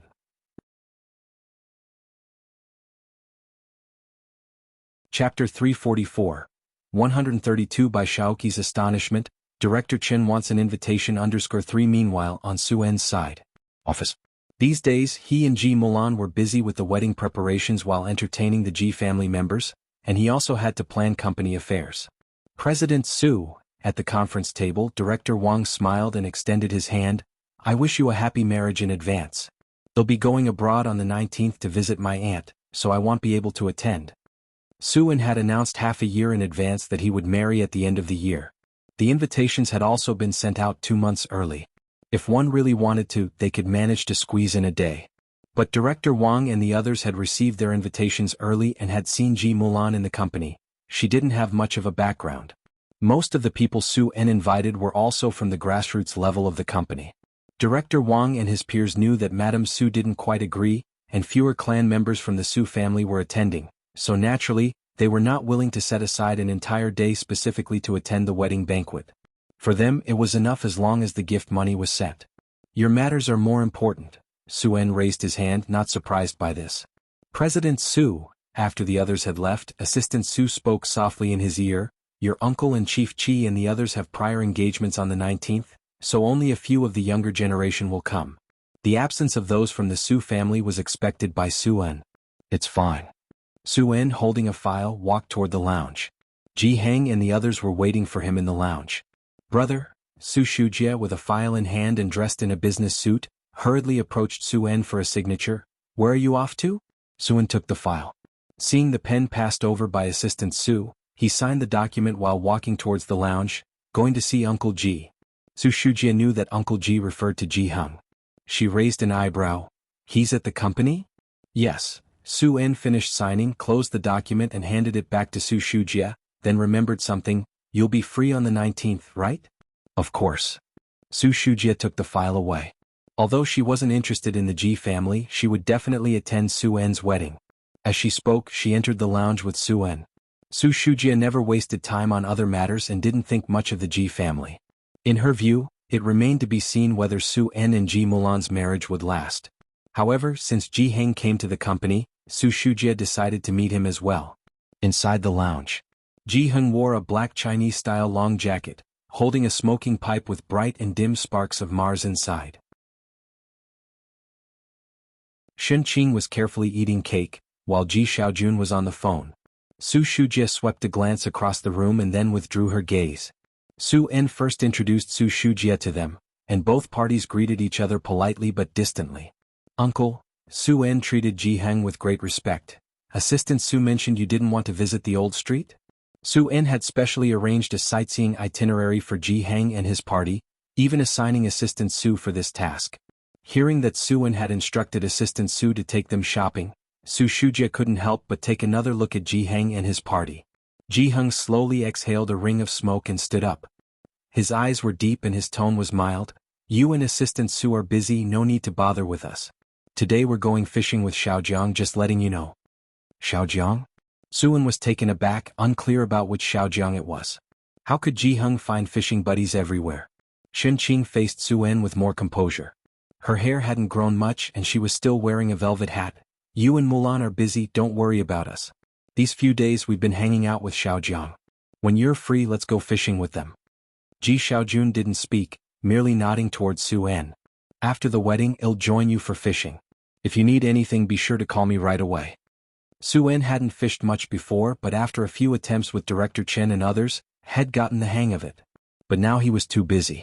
With Madame Su not helping, he had to take care of many things personally and simply had no time. He personally escorted Ji Heng and the others down to the lobby. Su Shujie accompanied him. Once they had left, she then looked at Su-en. Does the Ji family have acquaintances in Jianghu? She was a bit surprised. Su-en was even more surprised. Director Chen was still in Xianxia and he didn't know who Ji Heng and his party were fishing with. Not sure. Su Shujie shrugged and pressed the elevator button. She didn't ask any further. She had merely asked casually and naturally didn't think the Ji family would know anyone significant from Jianghu. The two headed to the conference room together to catch another meeting. Su-en's mobile phone rang in his pocket. He pulled it out to look and quickly stopped to answer. Su Shujie was startled by Su-en's demeanor. She had never seen him treat any client this way. Who was on the other end? Alien. Su-en softened his voice, his face carrying a smile. Alien? Su Shujie didn't have much impression of the Ji family members. It took her a moment to recall that this must be the Bai Lian mentioned by Su Wenyao. Uncle Su, Bai Lian was very polite. Do you still have an invitation? I need one. Oh, not one too, I need two.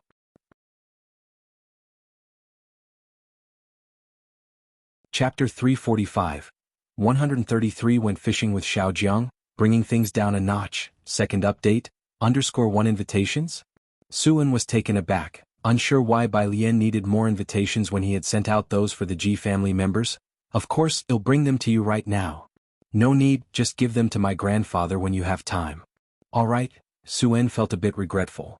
I'll bring them to your grandfather tonight. The two finished talking and hung up the phone.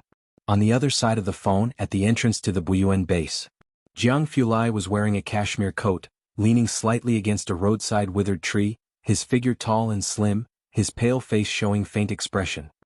He exuded a strong presence, with even his tousled hair catching the cold frost of the wind. But those light eyes were staring at Bai Lian with a brooding look. Bai Lian, I said two. But you mentioned only one before, Jianghu calmly pointed out her error. Wasn't it because only Director Chen had spoken to her about it? Jianghu saw what she wanted to say. Oh, I knew it, Russell. The black business car stopped beside them, the rear door automatically opened revealing Xinqing's face who was excited, alien Xiaojiang. Jianghu turned aloof in a second. He stood tall, wrapped in the chilly breeze, greeting the people inside the car politely, his eyes and brows revealing a sense of pride. Bai Lian, 6. Only after Jianghu got into the passenger seat did Xinqing turn to Bai Lian. Alien, aren't you coming ice fishing with us? Bai Lian lazily waved her hand. Next time you guys go ahead, I haven't finished my report yet. The passenger seat's Jianghu opened the car door, shaking his phone at Bai Lian meaning, he recorded it. Bai Lian reached to close the car door. Jianghu didn't have her strength and was forced to settle down. Only then did Bai Lian smile at the driver. Have a safe trip. Without looking at Jianghu. The driver was startled by her action, too frightened to say much, only daring to steal glances at Bai Lian with his peripheral vision, and caught sight of Jianghu's cold face, shivering again. Scary, so scary.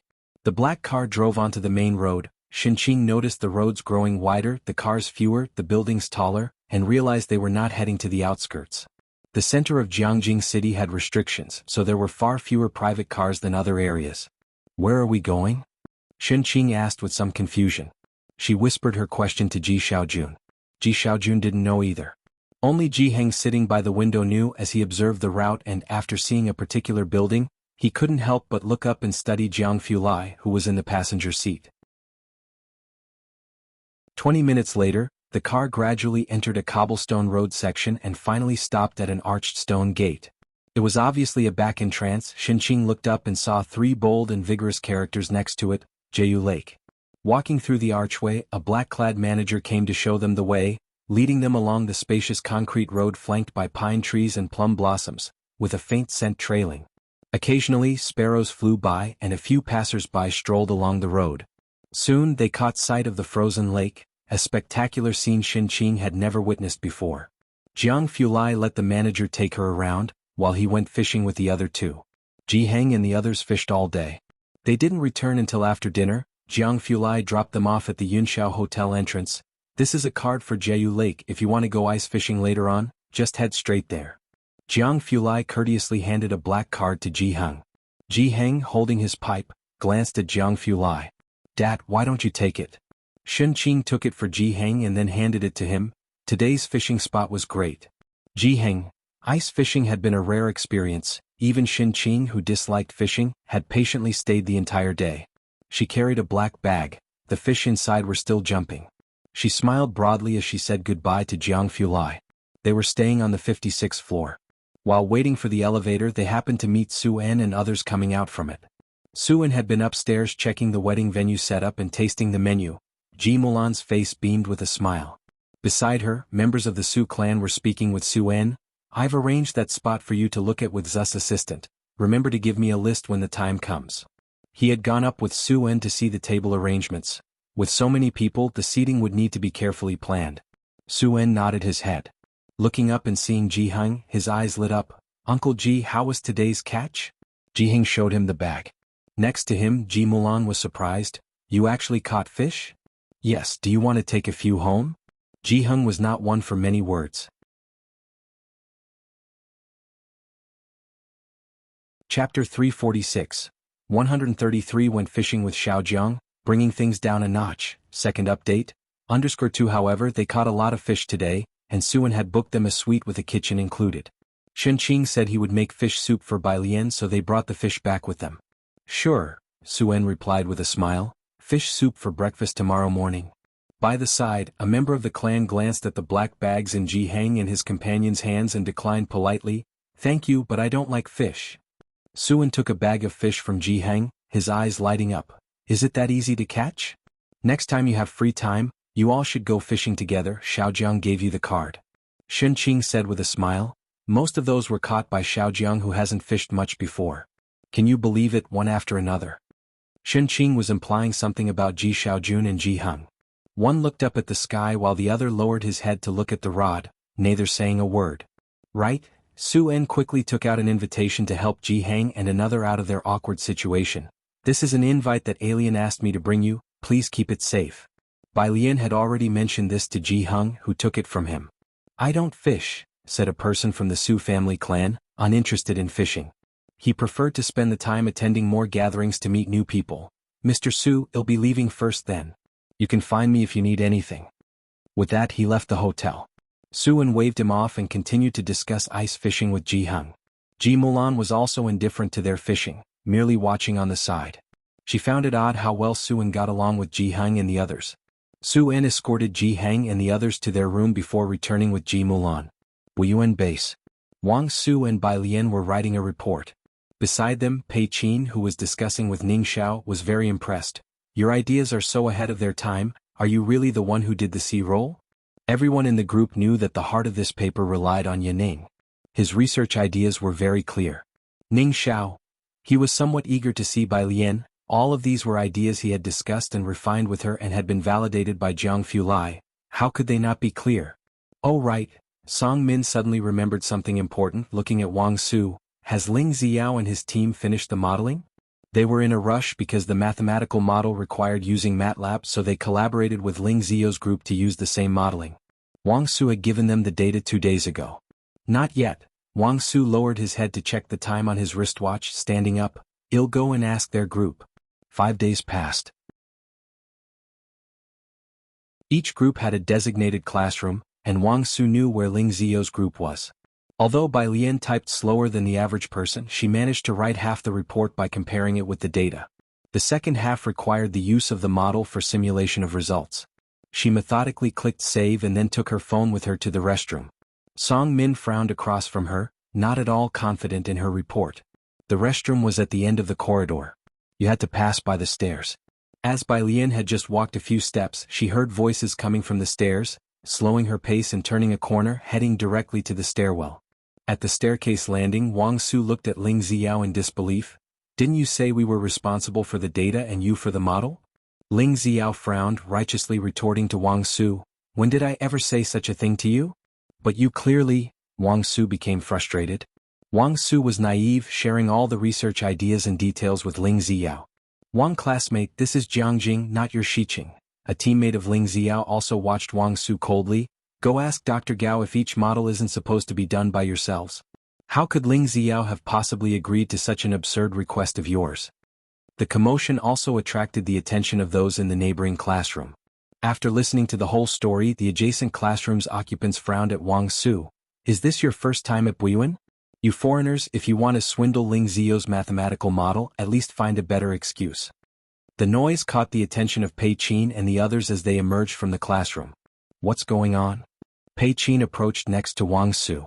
They're saying they never agreed to collaborate with us. By now, Wang Su realized he was played by Ling Xiao and his expression soured. As soon as he spoke, Song Min and the others were taken aback. What's all the noise about?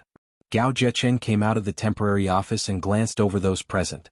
Dr. Gao, Wang Su spotted a lifeline and took out his phone, showing the data to him. This is the data I sent to Ling Xiao. He definitely agreed to. Gao Zhechen looked past him, disregarding his words, and proceeded to Ling Xiao and his team. Your turn to explain.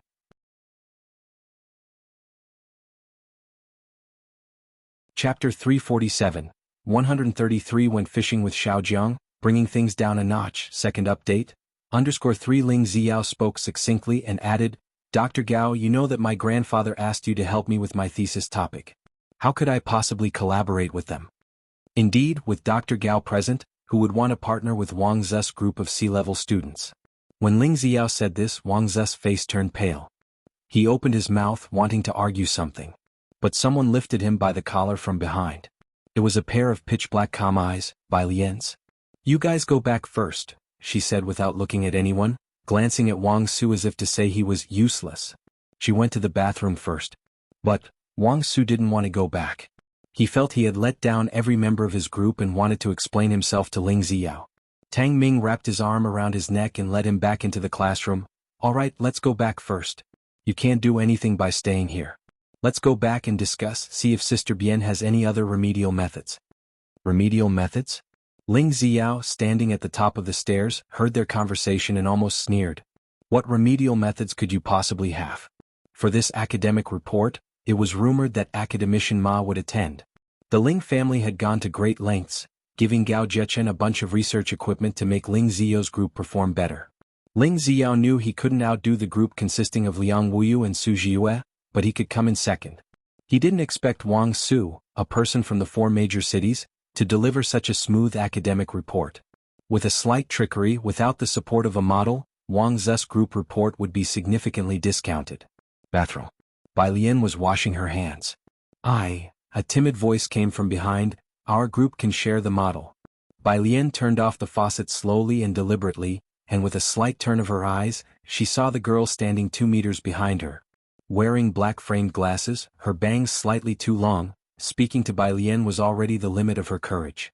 Thank you, Su. Bai Lian recognized her and the corners of her mouth lifted slightly, but it's not necessary. She leisurely dried her fingers and threw the paper towel in the bin before leaving with her phone. In the bathroom, Su Jiue watched Bai Lian's retreating figure. She took out her phone and began typing frantically, Brother. There's a super pretty girl at Buyuan base. Where is she? Outside. As Bai Lian was walking towards the classroom, she texted He-Wen. He-Wen responded quickly. He-Wen, this model not just for the academic report, you could use it for papers as well. Although she hadn't been involved in the details of the academic report, she had been writing reports and discussing them with Ning Xiao, so naturally she knew what kind of model Ling Xiao had asked Wang Su to make. However, compared to the model she and He-Wen had, the predictive fluctuation model that Wang Ze's group was going to make was too rudimentary. Bai Lian hadn't initially thought about using the model she developed with He-Wen.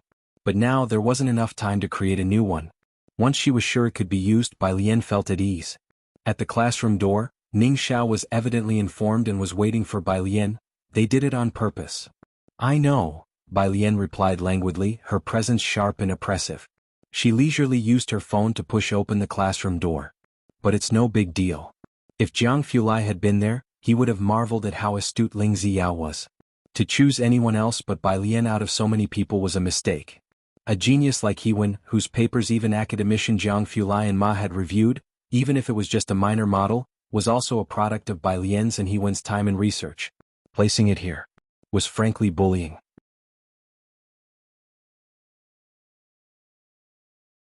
Chapter 348, 134 A Miraculous Reprieve. Su Wenyao brings food to alien_1 in the classroom.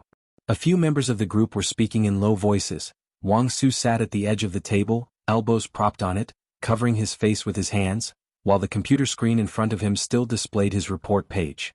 The occasional ding of new messages popping up on WeChat and QQ in the bottom right corner of the screen twisted the entire classroom atmosphere.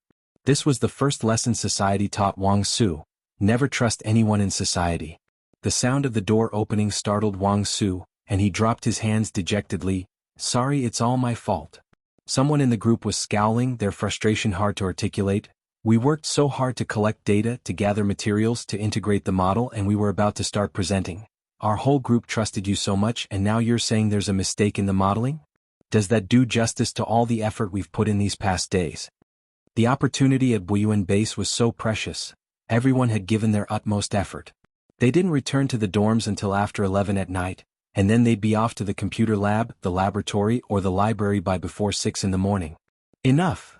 Tang Ming frowned, standing up to stop the internal quarrel. When Wang Su suggested collaborating with Ling Ziyao, none of you objected. It's not fair to push all the blame onto him now. This isn't the time to complain.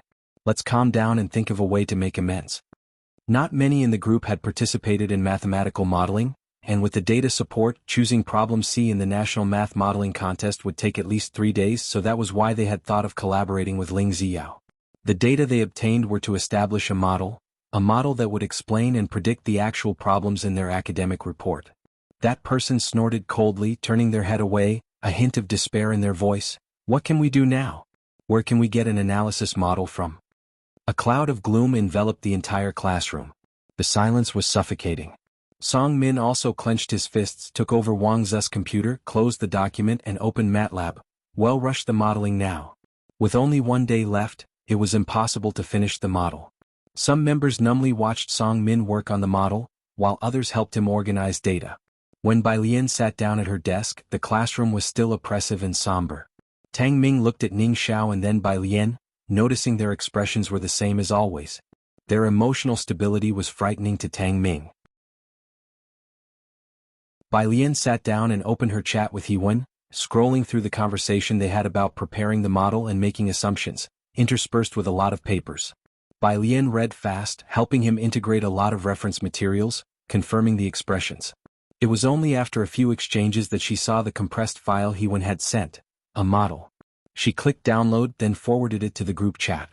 Just as she was about to exit WeChat, a message from Suan came. I've given the invitation to your grandfather. Image? Do you like this room design? Bai Lian clicked to look. It was a room design, slightly Chinese style. She didn't understand much about design but felt the space was large and looked comfortable. Bai Lian, it looks nice. Suan gritted teeth, that's good. Then came a message from Ji Xiaojun. I will bring you fish soup tomorrow morning. Do either of them dislike fish soup? Ji Xiaojun knew Tang Ming and Ning Xiao were there. She tilted her head, whispered quietly, asking the two, do you guys drink fish soup? Ning Xiao had already downloaded Bai Lian's compressed file in the group chat and was installing the decompression software. Hearing the question, he nodded. Tang Ming hadn't expected Bai Lian to bring up eating fish at such a serious time, but he also nodded, yeah. Their voices were not loud, but it distracted Song Min, who was trying to calm his mind. Bai Lian had also been there, clearly aware there was a problem with the model, and yet had the mood to discuss food now. He looked up, his irritation hard to articulate. Even if you can't help, can't you at least stay silent? Song Min's gaze swept over the computer page Bai Lian had opened, where she had written less than half as much as Wang Su. At this moment he couldn't help but think of Bai Xiaoqi. If she were here, she'd surely be working on the model with him. Instead of being like most of the others, choosing to give up. Song Min even thought, it would be so much better if the spot belonged to Bai Xiaoqi. Rather than Bai Lian, who seemed oblivious to the situation and probably couldn't even make sense of the papers. Bai Lian put down her phone, her back lazily resting against the back of the chair, casually opening software on the computer screen with her fingertips. She glanced at Song Min. If I'm silent, can you finish it?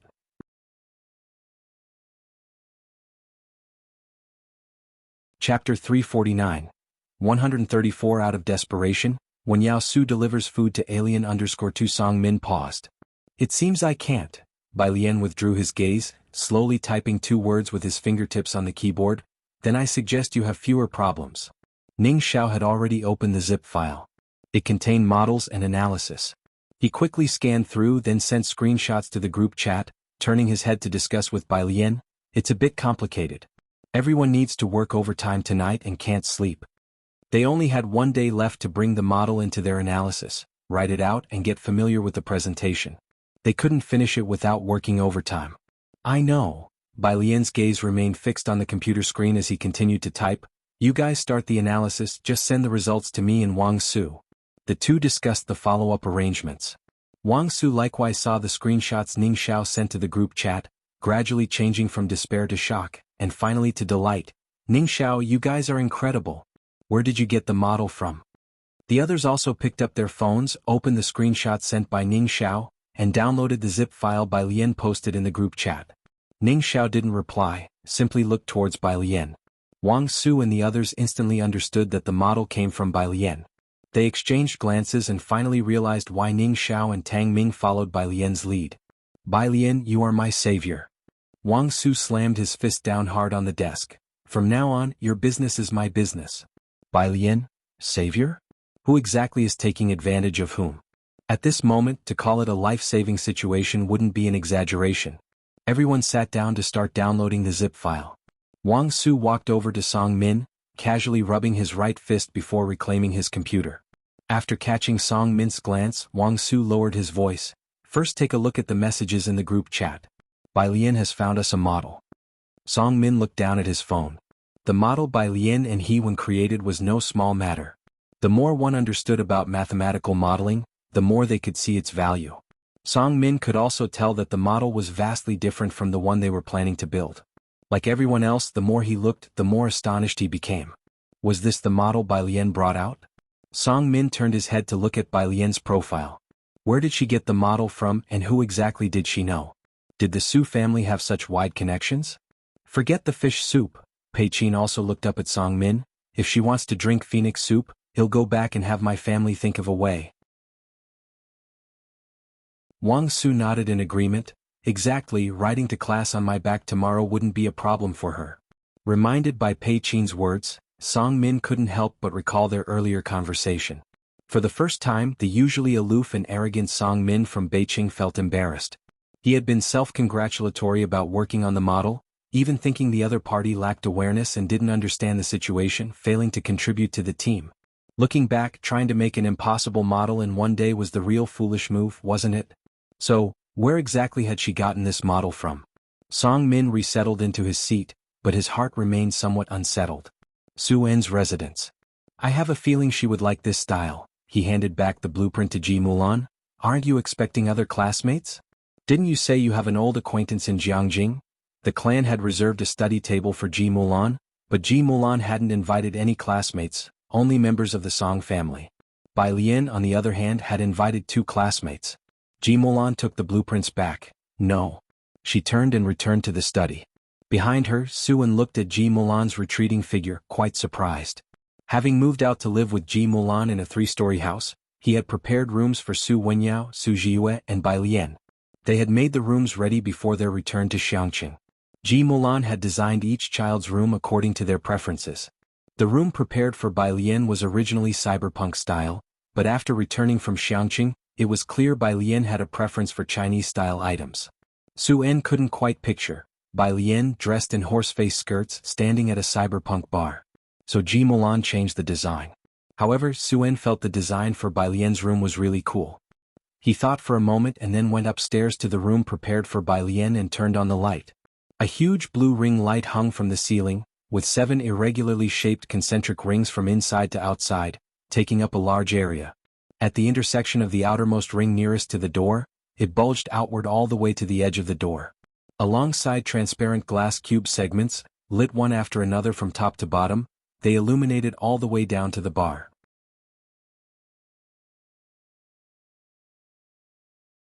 Chapter 350. Life-saving help from a desperate situation. When Yao Su brings food to Alien_3, the Rubik's Cube edges hung from a metal rod that extended down to the floor, beside which was an irregularly shaped white single-seater sofa. Beside the sofa stood a white robot. Although it was not the first time he had seen it, Su En was still amazed by the design. The Ji family was born for art. It was strange though how Ji Xiaojun, who drew so well, had no fame, whereas Ji Mulan's planning and design for Xianxia were mentioned as a part of key projects. Yet amongst designers she hardly made a splash. He opened his phone to take a picture and sent it to Bai Lian. This is what it looks like now, compared to the recent new Chinese style, which do you prefer? Right after sending it, a call came through from Su family's residence. Ming will come tomorrow, you and Wenyao should both come back to the old house for a meal, said Madame Zu's voice, leaving no room for refusal. Su En replied directly, I have a lunch planned with Uncle Ji and the others tomorrow. If Shuyun wants she can join us here. Ji Heng had caught a lot of fish, and they planned to prepare a fish head hot pot for tomorrow's lunch. Su En. Madame Su sounded somewhat angry. If you wish, you can come as well. Su En was no longer willing to compromise with her. Madame Su hung up the phone. Su En didn't care, he hung up the phone and Bai Lian replied, keep this one. She wanted Su En to keep the cyberpunk style, which was unexpected yet understandable. The next day, Xianxia and Ji Xiaojun crossed 2 districts early in the morning to deliver fish soup to Bai Lian. Ning Xiao, Tang Ming, Xianxia looked at their dark circles, hesitated to speak, then moved beside Bai Lian, lowering her voice to ask, "What's with them?" Bai Lian sat in her seat with her cotton-padded jacket set aside. She wore only a white cashmere sweater, the cuffs and collar embroidered with pale yellow, her hair gathered back with a wooden hairpin. Her face was enveloped by the mist from the soup, looking ethereal but sharp. "They haven't slept all night, might be a bit of yin deficiency." Despite the lack of rest, she was still lively and spirited. "I see." Xianxia looked at the 2 men's complexions, considering picking up some velvet antler to stew into a soup on her way back. "You're really not coming for the fish head hot pot at noon?" Xianxia asked again. After finishing her soup, Bai Lian placed her chopsticks neatly before answering, "I have to give an academic report tomorrow, no time." The deadline was too tight and she and Wang Su had yet to finish the report. "Then we'll bring you some medicine at noon." Xianxia bit her tongue, quickly withdrawing her gaze from Tang Ming and Ning Xiao. "We'll bring you fish heads at noon." Fish heads weren't much to give. Xianxia intended to bring some tonic soup for the 2 men. The 3 of them saw off Xianxia and Ji Xiaojun. Tang Ming touched his head as he watched them board the bus. "Why do I feel like Auntie's gaze towards me was very weird?" Ning Xiao was also in contemplation. Bai Lian spoke calmly, "Let's head to the classroom and hustle on the problems." No. Yunxiao District. Su family. Su Wenyao parked the car and, after getting out, gentlemanly opened the door for the woman in a black coat to step down. This was Qi Shuyun. Slim waist, long legs, sunglasses pushed up to just catch the loose bangs, she exuded a strong presence. The 2 were here to find Suan. At the entrance of Su family, Qi Shuyun took a call. Right at the doorstep they bumped into Xianxia and Ji Xiaojun. As the 3 were well acquainted, and upon learning that Su Wenyao was returning to Jianghu University, Xianxia suddenly remembered, "Jianghu University is also in Chang'an District, right? Could you bring this to Alien and the others?" Xianxia gestured towards the black bag in her hand. Inside was an insulated food container with fish heads and the soup for those 2 men. Su Wenyao hadn't known where Bai Lian was. He always assumed she was out playing with classmates. Hearing she was also in Chang'an District, he quickly asked, "Of course, where is she?"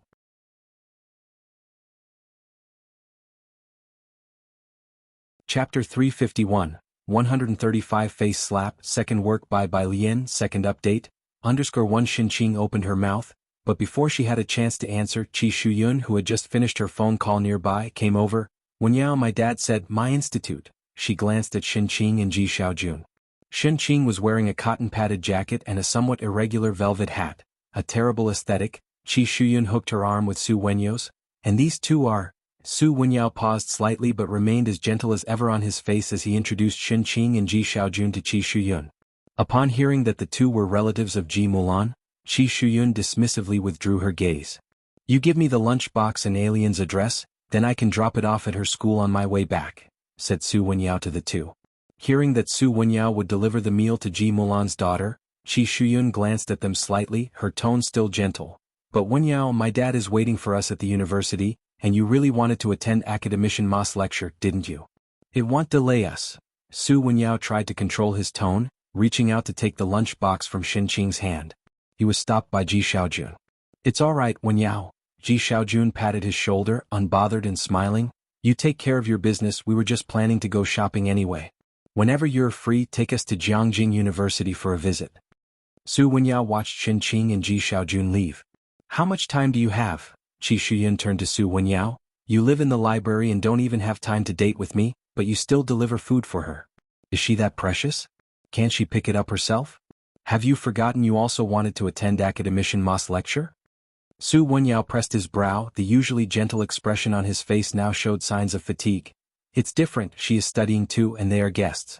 If there's a next time, I hope you can respect my wishes." "Studying? Can her studies be more important than yours?" Qi Shuyun pressed the elevator button. "Isn't Uncle Su still planning to buy her a spot at an international school?" Coming from an educational background in the Qi family and with Suan having sought their assistance in Xianxia, Qi Shuyun naturally knew all about it. How audacious. To expect them to deliver meals? Qi Shuyun thought the Ji family was really audacious. Even her dad wouldn't dare to make her run errands for others. On the road, Ji Xiaojun also reminded Xianxia, "You should keep some distance." Does Wenyao look like someone who should be delivering takeout to us? I didn't say anything, he was just on the way, Xianxia quietly said. Ji Xiaojun got along well with the Su family, and since Su Wenyao was respectful and polite, she felt just as comfortable with him as she did with her own family. Not only Su Wenyao, but she also frequently had Bai Lian run errands for her. Seeing that Su Wenyao was also going to Chang'an district, she mentioned it casually. If it were Xiaojiang, who knows how happy he would have been. Ji Xiaojun knew that Su En's attitude had clouded Xinqing's judgment, but Su En did not represent the entire Su family. Treat them like how you used to treat the Ren family, with just a third of that politeness, and don't be so informal. Xinqing brought plenty of soup. Ning Xiao and Tang Ming didn't finish drinking theirs, so they shared a bowl with each member of the group. Only Bai Lian didn't have any. After drinking the soup, the group members were energized as if injected with new vigor and finished the academic report that afternoon. At 8 in the evening classroom. Bai Xiaoqi still brought snacks for everyone, glanced casually at the people in the classroom. Bai Lian isn't here? She had something to do and went out, Song Min responded calmly. This reaction made Bai Xiaoqi feel odd. Song Min had surprisingly not commented about Bai Lian, and everyone else seemed to be getting along happily. You really are tolerant, Bai Xiaoqi remarked. She has already played her part, Song Min said indifferently, having no issue with Bai Lian after she brought the model yesterday. Writing the report doesn't require her, so it's okay if she's not there for what comes after. Bai Xiaoqi wanted to say something more. But just then Wang Su sent the full report to the group. This is the report written by Bai sister and me, everyone take a look. Bai Xiaoqi inwardly smiled at the words. It was probably time to drop the Bai sister, since she wasn't even there. Beside her, Song Min nonchalantly opened the file and started reading from the title downwards. He hadn't written a thesis before, but he had written lab reports. He had no great expectations for the academic report, thinking that, aside from experimental data, the most interesting part would probably be the mathematical model. Until he read through the introduction. What had been a largely indifferent expression turned serious, and he sat up straighter as he continued to read. The academic report was filled with professional jargon from the introduction onwards, and even Song Min occasionally had to stop to look up the meaning of the terms used.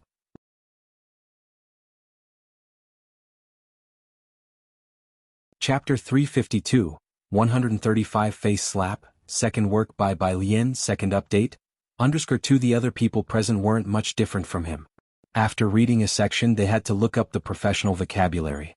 The report was over a dozen pages long with many charts included, and it took these people half an hour and they were still not done.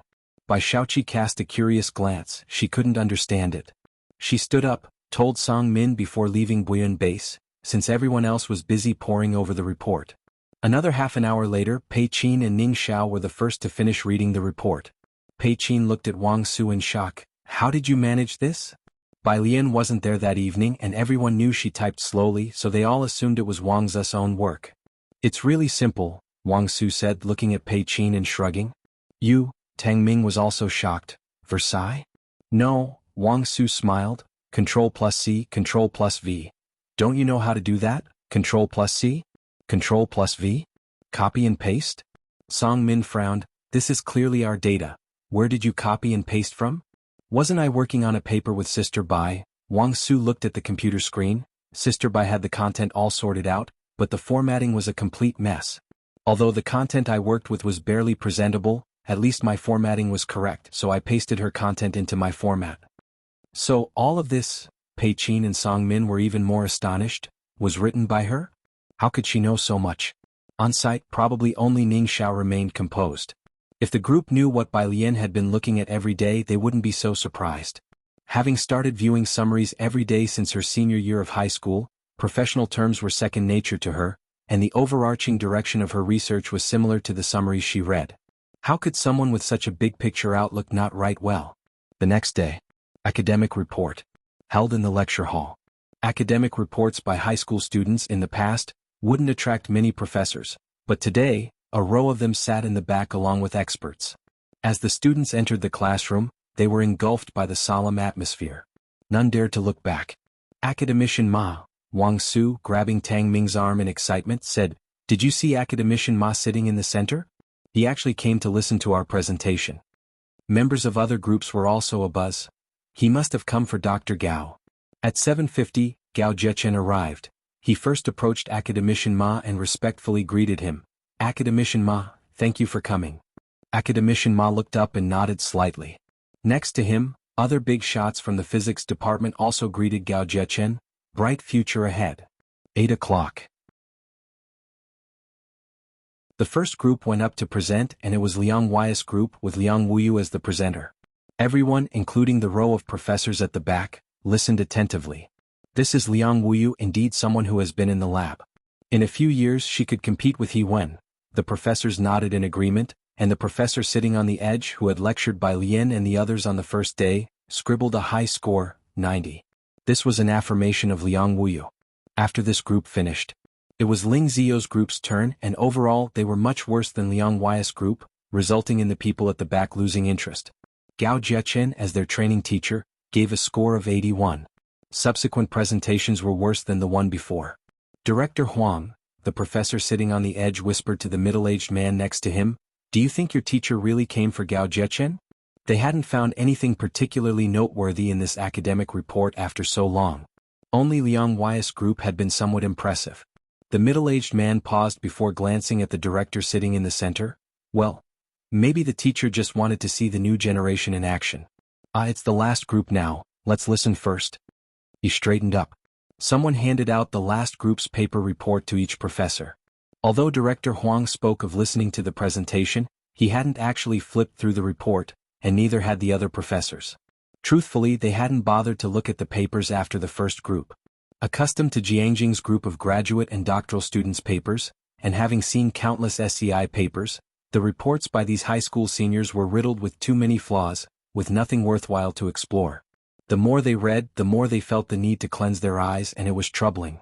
Director Huang's colleague casually tossed the report aside and then looked up to see a girl stepping onto the stage. The classroom was well heated, and the girl wore a somewhat thick white cross-collared shirt with dark bamboo leaves embroidered on it, paired with a black and gold brocade horse-face skirt that rippled with gold as she moved.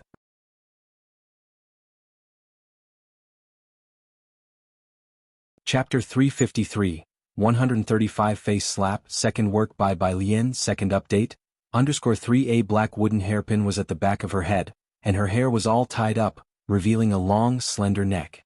She went up with a USB drive and bent over to open their group's PowerPoint presentation. The speaker was Bai Lien because only she was familiar with these professional terms. Wang Su had created the PowerPoint, and Bai Lien had already gone over it several times before. In the middle, Ling Ziyou glanced at Wang Su, looking at Bai Lien and the others with a sarcastic gaze. Wang Su glared back coldly at Ling Ziyou. Song Min was somewhat distrustful, an expression of skepticism that he had harbored towards Bai Lien all his life. Letting her present, "Are you sure there won't be any mistakes?" With that said, those who didn't know Bai Lien, such as Wang Su, also quietly asked Tang Ming, "Right, I just heard Liang Wei's voice shaking. Can she handle it?" This? Pei Qin had felt uncertain the night before, but now he was also worried. If I had known there would be so many people today, I would have let Ning Xiao or Song Min present. They obviously didn't know that the Ma Institute fellows and many professors would be coming. Such pressure was not something ordinarily bearable. While these people were worried, Tang Ming just smiled. "If she can't handle it, then no one else here can." His tone was somewhat proud. Song Min looked at Tang Ming in surprise. On the podium, after the PowerPoint appeared, Bai Lien bowed to the professors and students before starting today's presentation. "We adjust parameter space using Berry phase and Berry curvature to achieve lossless quantum bit transitions between different energy levels." She hardly glanced at the PowerPoint behind her. Standing slightly to the side at the podium, she held the USB drive in one hand, casually pointing at the PowerPoint behind her. Each time the USB drive landed, it corresponded with the line of text or the chart she was discussing. The winter sun had already risen, and the golden light streamed through the glass, passing through the air filled with drifting dust and shining upon her. Holding the USB drive, the girl spoke with ease, as if what lay beneath her fingertips was not the PowerPoint nor her own paper, but a vast expanse of territory. Clad in white top and black skirt, with a casual look in her eyes and the vigor of youth in her gesture. While everyone was still captivated by her poise, Director Huang finally reacted, hurriedly flipping through the paper in his hands, comparing the textual description on it. Then he looked up in astonishment. Wait, this model? Could it really be the work of high school students? Next to Director Huang, the professor was listening very attentively, but Gao Zhechen, who was sitting on the other side, frowned when Bai Lian got to the model part of her presentation, squinting at Bai Lian. 20 minutes. Bai Lian finished her presentation, her right hand behind her back, and she bent forward slightly. Thank you, teachers and fellow students. Down in the audience, Wang Su gave her a thumbs up. But Ling Ziyao was filled with disbelief. Bowing their heads, Liang Wuyu and Su Jiyue also looked up at the PowerPoint, with Su Jiyue not taking her eyes off Bai Lian. Teacher, I think their group did really well, said Director Huang, who hadn't commented before, to the Ma Institute fellow. He seemed to understand why his teacher was there. What do you think? The Ma Institute fellow hummed in response, giving his brief critique. The others were still quietly discussing. Hearing the Ma Institute fellow's hum, it was like setting off an explosion. Bai Lian straightened up, just about to return to her seat. Wait! From the crowd, Gao Zhechen stood up and looked at Bai Lian with a sharp gaze. I should have mentioned before that the model requires hands-on involvement. Are you sure you participated in the model you presented? As soon as he said this, the bustling classroom suddenly fell silent. In the back row, Director Huang breathed a sigh of relief and said to the professor beside him, I knew it, where would students be so skilled? Fortunately, it wasn't these students' work. The professor nodded. Regardless, the use of terms in this paper is impressive indeed. It shows that they've researched the reviews and the papers. In the middle seats, Wang Su looked up dumbfounded, asking Tang Ming, is that a rule? Before this, Gao Zhechen had not mentioned any such regulation, which is why they collaborated with Ling Ziyao. Pei Qin saw it very clearly and narrowed his eyes calmly. Whether there is or isn't, now that Dr. Gao has said so, it means there is. What should we do? Wang Zu's excitement fell. Behind them, Ling Ziyao spoke up a bit too loudly. To think they got the model from someone else, teacher, that shouldn't count towards the final score, right? Director Huang and the others were also stunned, looking at each other with puzzled expressions. They had originally planned to give Bai Lian a high score. Dr. Gao, as long as someone from our group participated in the model, that would be acceptable, right? Bai Lian leaned on the podium with one hand, her eyes slightly squinted. Gao Zhechen glanced at her and said in a grave voice, Indeed, but you're not going to tell me you were involved, are you? Correct. Bai Lian raised her eyebrows. As Director Huang was just about to drink water, he choked on it again. Looking up in shock, he thought, could you really be that exceptional? You think a new paper wouldn't quickly come to someone's attention? That no one would notice? This model, it was included in a paper published by He Wen at 11 o'clock yesterday morning. Gao Zhechen had always considered He Wen a rival. He didn't understand why He Wen could go places he couldn't. So he always kept an eye on his every move, studying whatever He Wen studied. Once He Wen published a paper, Gao Zhechen was among the first to know. You're not going to tell me that you wrote that paper, are you? He asked Bai Lian, almost scoffing. Students are so blatant with their dishonesty these days. The entire classroom fell silent. In the back row, all the professors grew serious, their expressions stern.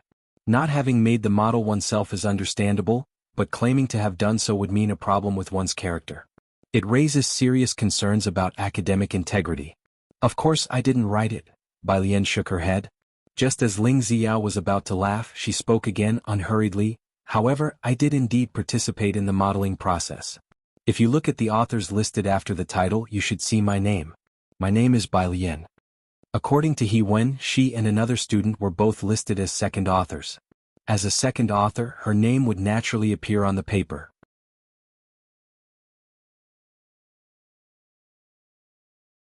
Chapter 354.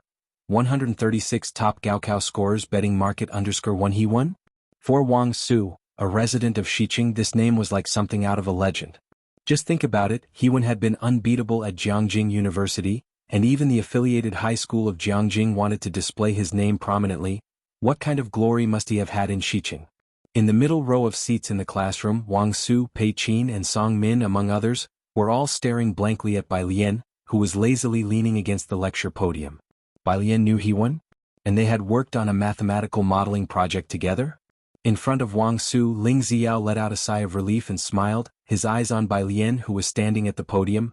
Just the other day we were discussing Senior He Wen, and now you're saying you've worked on a math model with Senior He Wen.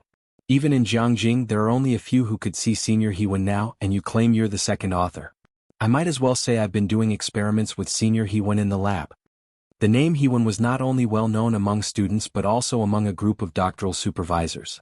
Not only because of his own talent but also because of the experiences he underwent. Being suppressed and enslaved by his mentor, having his papers blocked, and then, by some stroke of fate, he leaped into the Jiang family's laboratory. The academic circle was much deeper than the business and political circles. It wasn't so easy for someone with a humble background to rise to prominence. And yet, by some twist of fate, Hewen had caught the eye of the Jiang family. Many doctoral supervisors envied his luck. He owed his fame today to talent, effort, and luck. Not one could be lacking. It was well known that those who entered the Jiang family's lab were almost cut off from the world, appearing in public only for important occasions. Right now, only the people in Director Huang's row had learned from Gao Zhechen that this modeling was part of Hewen's paper. So it's his work. Director Huang breathed a sigh of relief, which was understandable. Considering the people under Jiang Fulai's command, it wouldn't be impossible for Director Huang to believe they could achieve controlled nuclear fusion research the next day. However, when Bai Lian said she had also participated in Hewen's model, it was almost akin to a kindergarten student participating in a university competition. If someone else had claimed this, Director Huang would have simply laughed it off, thinking that the person who said it was somewhat hysterical. But the one who said this was Bai Lian, and Director Huang glanced at Academician Ma. Academician Ma merely raised an eyebrow, completely unfazed, without even a flicker in his eyes, and as his most senior disciple, Director Huang quickly stood up. Gao Zhechen. Director Huang approached Gao Zhechen's place. Pull up Hewen's paper. Apart from Liang Wuyu, Gao Zhechen really didn't care about anyone else in the class, and naturally he hadn't paid attention to Bai Lian's name. Of course, even if he knew Bai Lian's name, he wouldn't care about who was the second or third author in Hewen's paper.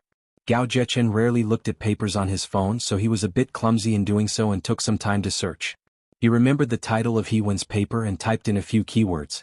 Soon, a newly published paper appeared. Gao Zhechen clicked on it directly. Director Huang, how could you believe what a high school senior?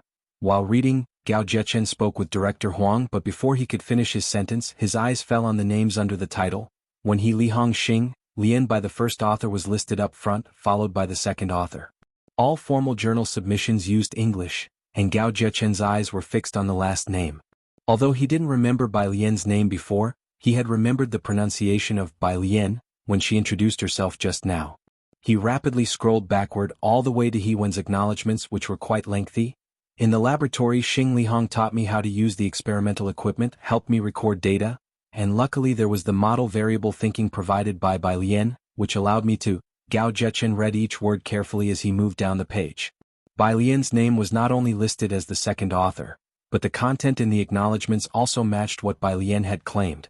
Director Huang had had some guesses even before seeing this paper, and now with his suspicions confirmed, he let out a long breath.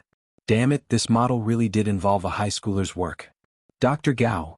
Bai Lian looked at Gao Zhechen's reaction and guessed he had seen the paper. She stood up properly and politely said, if you think it might be a case of the same name, you can contact Hewen at any time to verify it. Director Huang took out his phone, just in time to receive a WeChat message from President Ma. It's her. Ultimately, the speculation was confirmed, and Director Huang gazed intently at Bai Lian before saying, I have already confirmed with Hewen, and this is not a case of the same name. With that, he nodded to the professors at the back row, please score accordingly.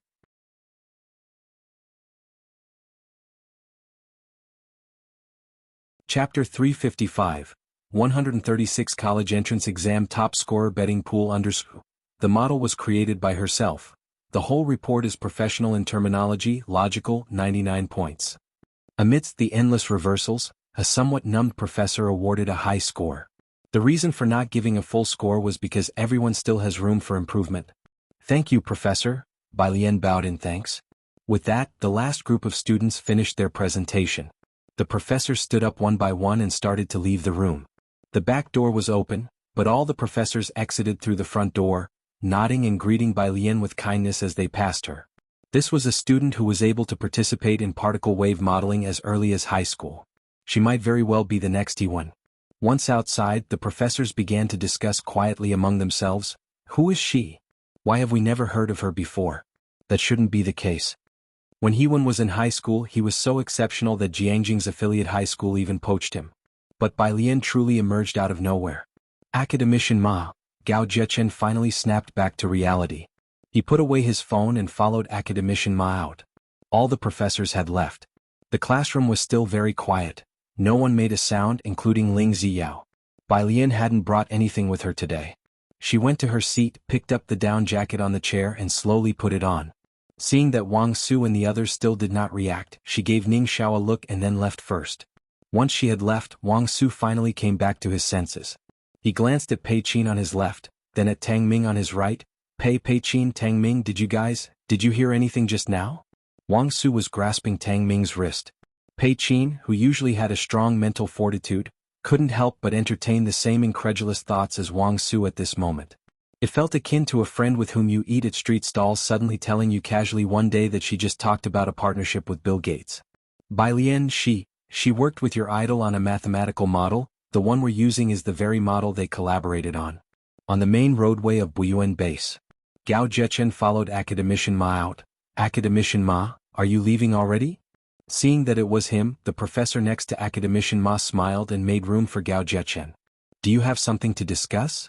Academician Ma stopped. The majority assumed that Academician Ma had come for Gao Zhechen himself included.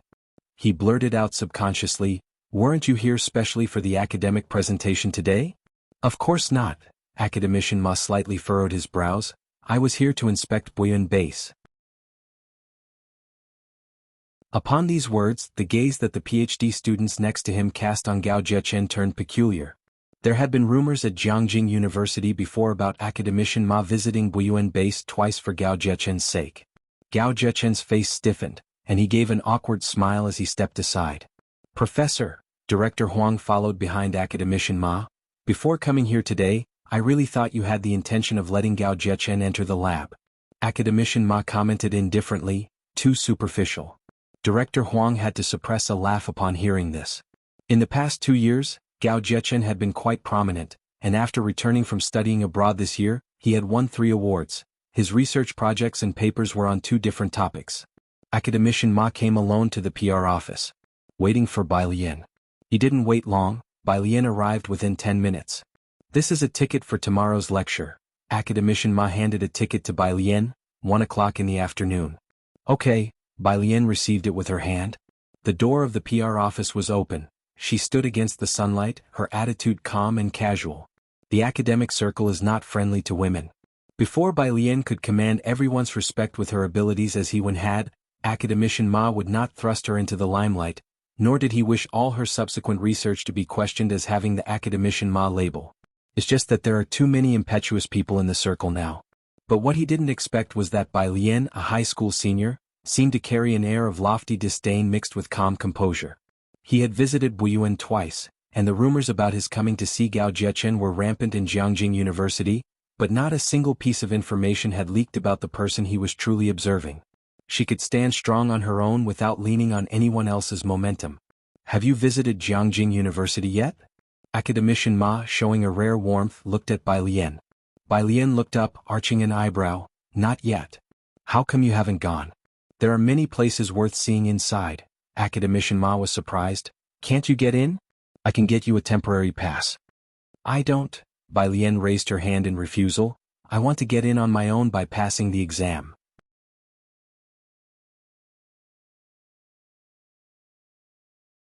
Chapter 356.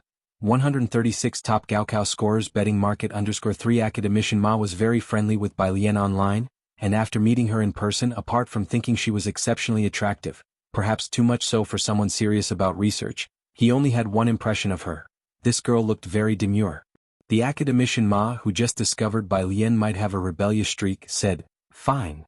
He was a bit silent. Now wearing a down jacket, Bai Lian only revealed the snow-white collar of her shirt underneath. Academician Ma looked at her for a while and said, "You remind me of someone, but she's from a completely different era." "Who?" Bai Lian asked, stuffing the event ticket into her large pocket. "The head senior," Academician Ma said nonchalantly. "When you get into Jianghu University next year, you'll meet her. Each year when exams roll around, a bunch of people go to her for last-minute luck. Alright, you should head back now." He waved her off. It would be hard to explain if someone saw her here later. Bai Lian had no idea who the head senior he mentioned was, and after bidding farewell to Academician Ma, left the place. Behind her, Academician Ma watched Bai Lian's retreating figure, muttering to himself, "There are 167 days left until the college entrance exam, and over 240 days until the start of school. I wonder when Jiangjing University will start this coming year. It will be lively when she comes to Jiangjing. Sometime after she left, Director Huang returned. He had just gone to check Bai Lian's records. Many professors had already looked up Bai Lian's information on the spot. Her math is truly impressive, Director Huang exclaimed. No wonder he once sought her out for modeling. If only her science comprehensive was a bit stronger, then I'd know about her. But it's okay, we have the Wenchong plan. Liang Wuyu and he would excel in all areas. If Bai Lian's science scores were better, she might compare with Liang Wuyu and Su Jiyue.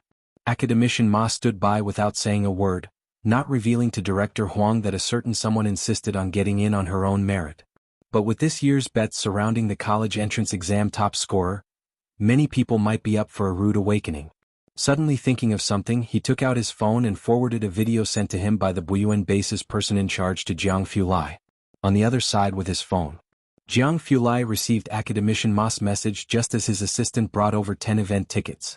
Although Academician Ma's lecture was abrupt, it still caused quite a stir, sweeping up grad students, PhDs and even professors. Some even rushed back from abroad.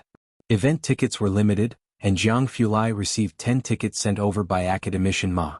He looked down at his phone. Student by, image, student by, Academician Ma just gave this to me, him. Going back, he opened the video from Academician Ma. The video was a full-screen recording by Buyuan Base, from the first to the last group, lasting 2 hours. Jianghu Lai cut out all other segments except for the final group's presentation before saving it. Next to him, Jiang He, who observed his actions very clearly, said nothing. Jiang He slowly withdrew his gaze, his fingers leisurely undoing and redoing the button knot in the middle of his clothes. It was a sign of his anxiety. Another half-hour passed before Jianghu Lai finally glanced down at him with an indifferent tone. She needs to study. Jiang He was sitting cross-legged on the couch, back to him, poking at his watch. Jianghu Lai continued reading his documents. He was also busy at the end of the year, especially since he needed to carve out a day to visit the Su family, making his schedule even tighter. His phone lit up again. Student by, my grandpa said if you're busy just bring Jiang He over to his place. Teacher Jiang, and me? You have withdrawn a message, Teacher Jiang. Oh, student by, you focus on your work, Teacher Jiang. Was he not quick enough with his fingers? Noon, Su family cafeteria.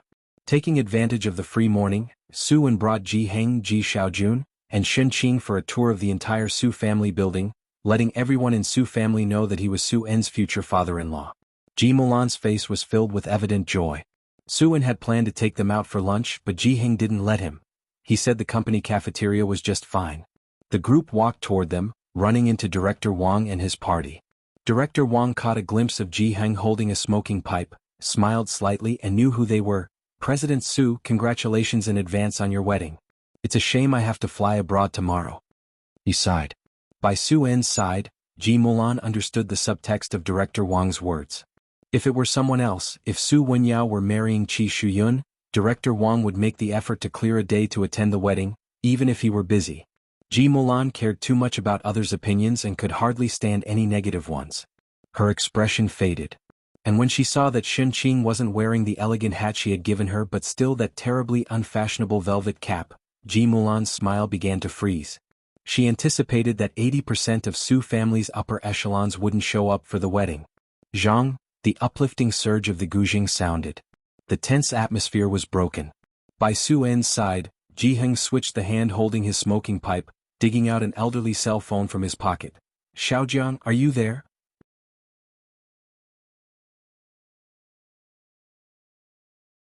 Chapter 357, 137 Meeting Yama in White, Part 2, _1 Xiaojiang? Su En remembered that this was the same person who went fishing with Ji Heng and the others last time. Uncle, do you have an acquaintance here? Where are they? I'll have my assistant go down to receive them. No need, you're busy, Ji Xiaojun waved his hand. I'm going down to bring Xiaohe up, I know the way. Shen Qing followed him. I'll go with you. The two left the cafeteria. Director Wang looked at Ji Heng with surprise. The Ji family had acquaintances in Jiangjing? However, since today Su En brought Ji Heng and the others to visit the Su family, inviting an acquaintance over at this time was not unexpected. People like Director Wang who navigated the business world often thought more deeply. Then Mr. Su, your family is busy, so I will head back to hand over my work. Director Wang said goodbye politely. As for the Ji family people, acquaintances, Director Wang didn't care. After everyone had left, Su-en turned to look at Ji Heng. Uncle Ji, Wenyao will send you this afternoon. The museum that Wenyao had booked for Ji Heng and the others was this afternoon. Su-en was letting Wenyao take them. No need, Ji Heng waved his hand, we can go by ourselves. Su-en frowned slightly. Why did he feel that the Ji family people were somewhat polite to Su Wenyao all day today? He let Ji Heng walk ahead while he fell 2 steps behind and took out his phone to send a message to Su Wenyao, asking about the matter. Jianghu University. Su Wenyao, who had just taken his car keys and stepped out of the dorm building, received the message from Su-en, and his expression became serious. He'll come back right away, please help me explain to Mr. Ji and the others. Having said that, he found his car and drove to the Su family. On the way he received a call from Qi Shuyun. Wenyao, Qi Shuyun's voice held a hint of coquettishness, come to my house to pick me up, okay? My dad asked me to give you the tickets for Academician Mas event. The tickets for Academician Mas lecture were scarce among undergraduates. They were mostly given to postgraduates and above. Su Wenyao had also participated in the university's sign-up, but he hadn't managed to get one. However, it wasn't surprising for the Qi family to get tickets. Wenyao just patiently explained to Qi Shuyun, Shuyun, I told you yesterday that I am taking them to the museum today. Are you serious? Qi Shuyun's tone changed instantly as she sat up. Last time you were running errands for them, this time you're playing the tour guide, you have more patience with them than with me. Shuyun, they've come all the way to Jianghu. It just means you don't care about me enough. Qi Shuyun was the only girl in 3 generations of the Qi family, spoiled and pampered from a young age. Su Wenyao pulled the car over to the side of the road, massaging his forehead. Listen to me, my dad previously in Xianxia. I don't care, Qi Shuyun cut in. If you don't come pick me up, I'll tear up the tickets. Su Wenyao was silent for a long time. Qi Shuyun, do you really think I'm after your tickets? Perhaps it was because he had never used such a serious tone before. Even when she brought up breaking up, he had managed to speak to her nicely. It was the first time that Wenyao, who had always indulged her, had such an attitude. You know that's not what I mean, Qi Shuyun frowned. In driving, Su Wenyao restarted the car. Let's hang up for now. You do have time. Su Shujie, wearing suit trousers and holding documents, stepped out of the car and gave Su Wenyao a once-over. You're actually accompanying them to the museum. Su Wenyao nodded slightly, his eyes soft but shadowed by faint clouds today. Would you like to join us? No thank you, Su Shujie refused outright, but Shuyun went to see your grandmother. Be careful, your grandmother will definitely want to talk to you tonight. I got it. Su Wenyao hadn't expected that Su Shujie would be informed of this so quickly after driving to the Su family. Su Shujie trusted Su Wenyao to handle things responsibly and didn't say more. Yu Guang saw Su-en escorting Ji Heng and the others down from the building. Ji Heng, Ji Xiaojun, Xin Qing, and next to them was a 7 or 8-year-old boy. He wore a red cotton jacket, the large pockets on both sides embroidered with cabbage designs that didn't match the jacket, long eyelashes, delicate features, but with a somewhat blank expression. Like a child from a New Year painting. Who is that? Su Shujie asked in surprise. Su Wenyao thought for a moment, a friend of aliens. Su Shujie nodded and asked no more. Uncle, Wenyao just happens to have time, Su-en said with a smile to Ji Heng. Let the kid take you there, he can show you the way. Now that Su Wenyao was there, Ji Heng found it hard to say no this time. The wedding is in 2 days and you're still at the company. After the car left, Su Shujie finally turned to look at Su-en. But they have one friend after another, one acquaintance after another. How many relatives are they planning to bring this time?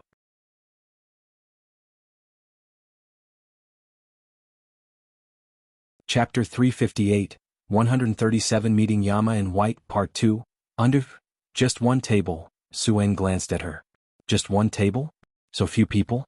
Su Shujie was a bit surprised. Ji Heng and the others were visiting the private museum of the Chen family, with a scheduled entry time of 2 o'clock in the afternoon. Su Wenyao parked the car in a nearby parking lot before leading the group to the museum. The museum is located on the very western edge of Xinjiang district, bordering Shimen district. The entire museum is designed in a garden style with a wide gatehouse at the entrance. They limit the number of daily visitors, and there weren't many people queuing for the reserved slots at that time.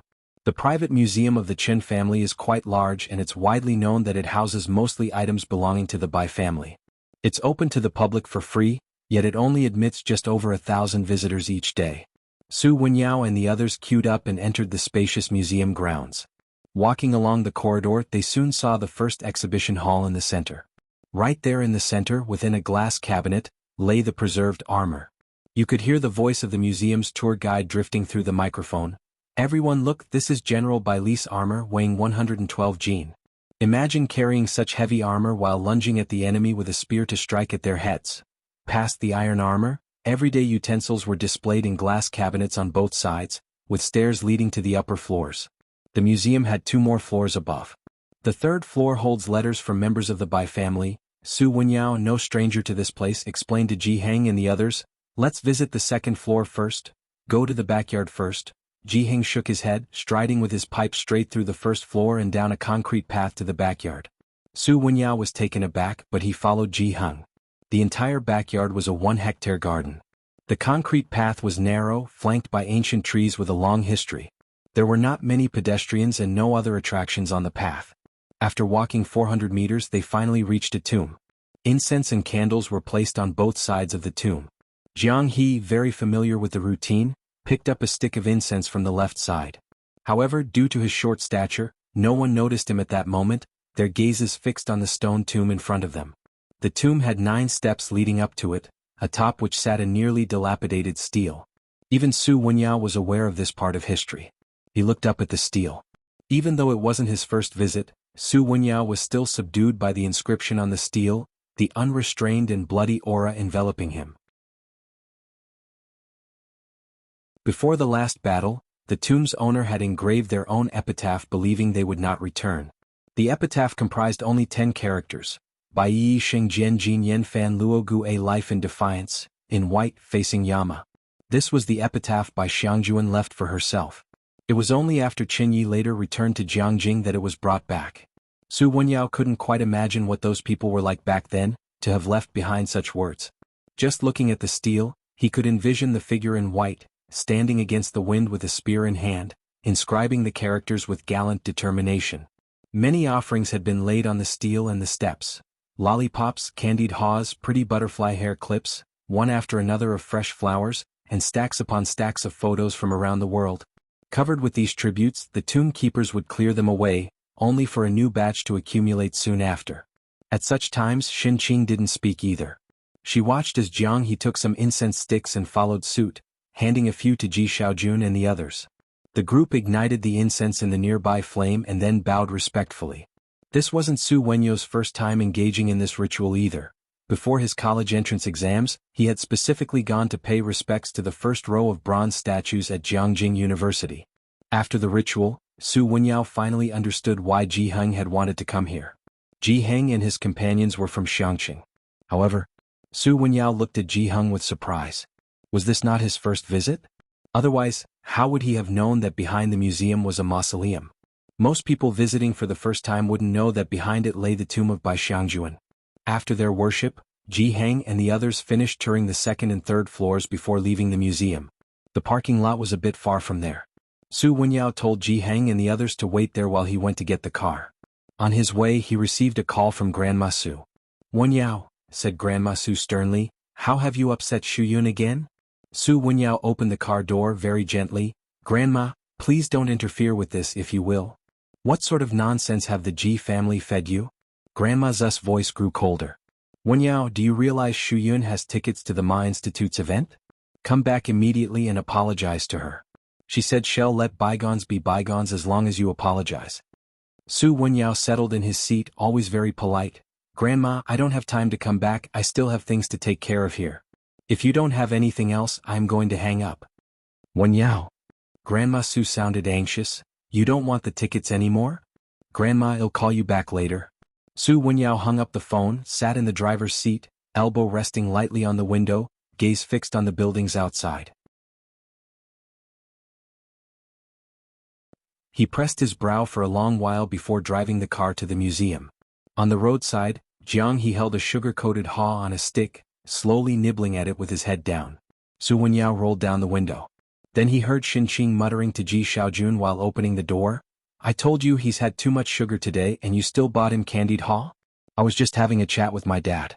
Did you have to buy it and bring it back? Do you think I can't afford to buy it for him? Ji Xiaojun didn't say a word, another sugar-coated haw in hand, silently leading Jianghu into the car. Su Wenyao felt like laughing. The Su family always had many rules and never such lively scenes. Sitting comfortably in the passenger seat, Ji Heng said to Su Wenyao, "Wenyao, just take us to Alien's place. It's perfect since Xiaojun has brought her candied haw." All right. Su Wenyao was also curious about which library Bai Lian was at. He had heard she was in Chang'an district but had never actually seen her. "Please give me the address." The area around Bai Lian's place was complex, with many roads and several forks. Ji Heng forwarded the address Bai Lian had previously sent him to Su Wenyao. Su Wenyao steered the car onto the main road, casually tapped open the message on the phone mounted on the support, switched to the map following the address Ji Heng had given, and glanced at the address. Wuyuan Base. He activated the navigation, and just as the car moved a meter, screech. Suddenly an abrupt stop and the car parked at the side of the road. Wuyuan Base? Su Wenyao slightly turned his head. She's at Wuyuan Base now? Behind him, Xinqing stabilized Jianghu. With his usual gentle demeanor, Su Wenyao had startled her with his sudden braking. "Yes, can't she be there?"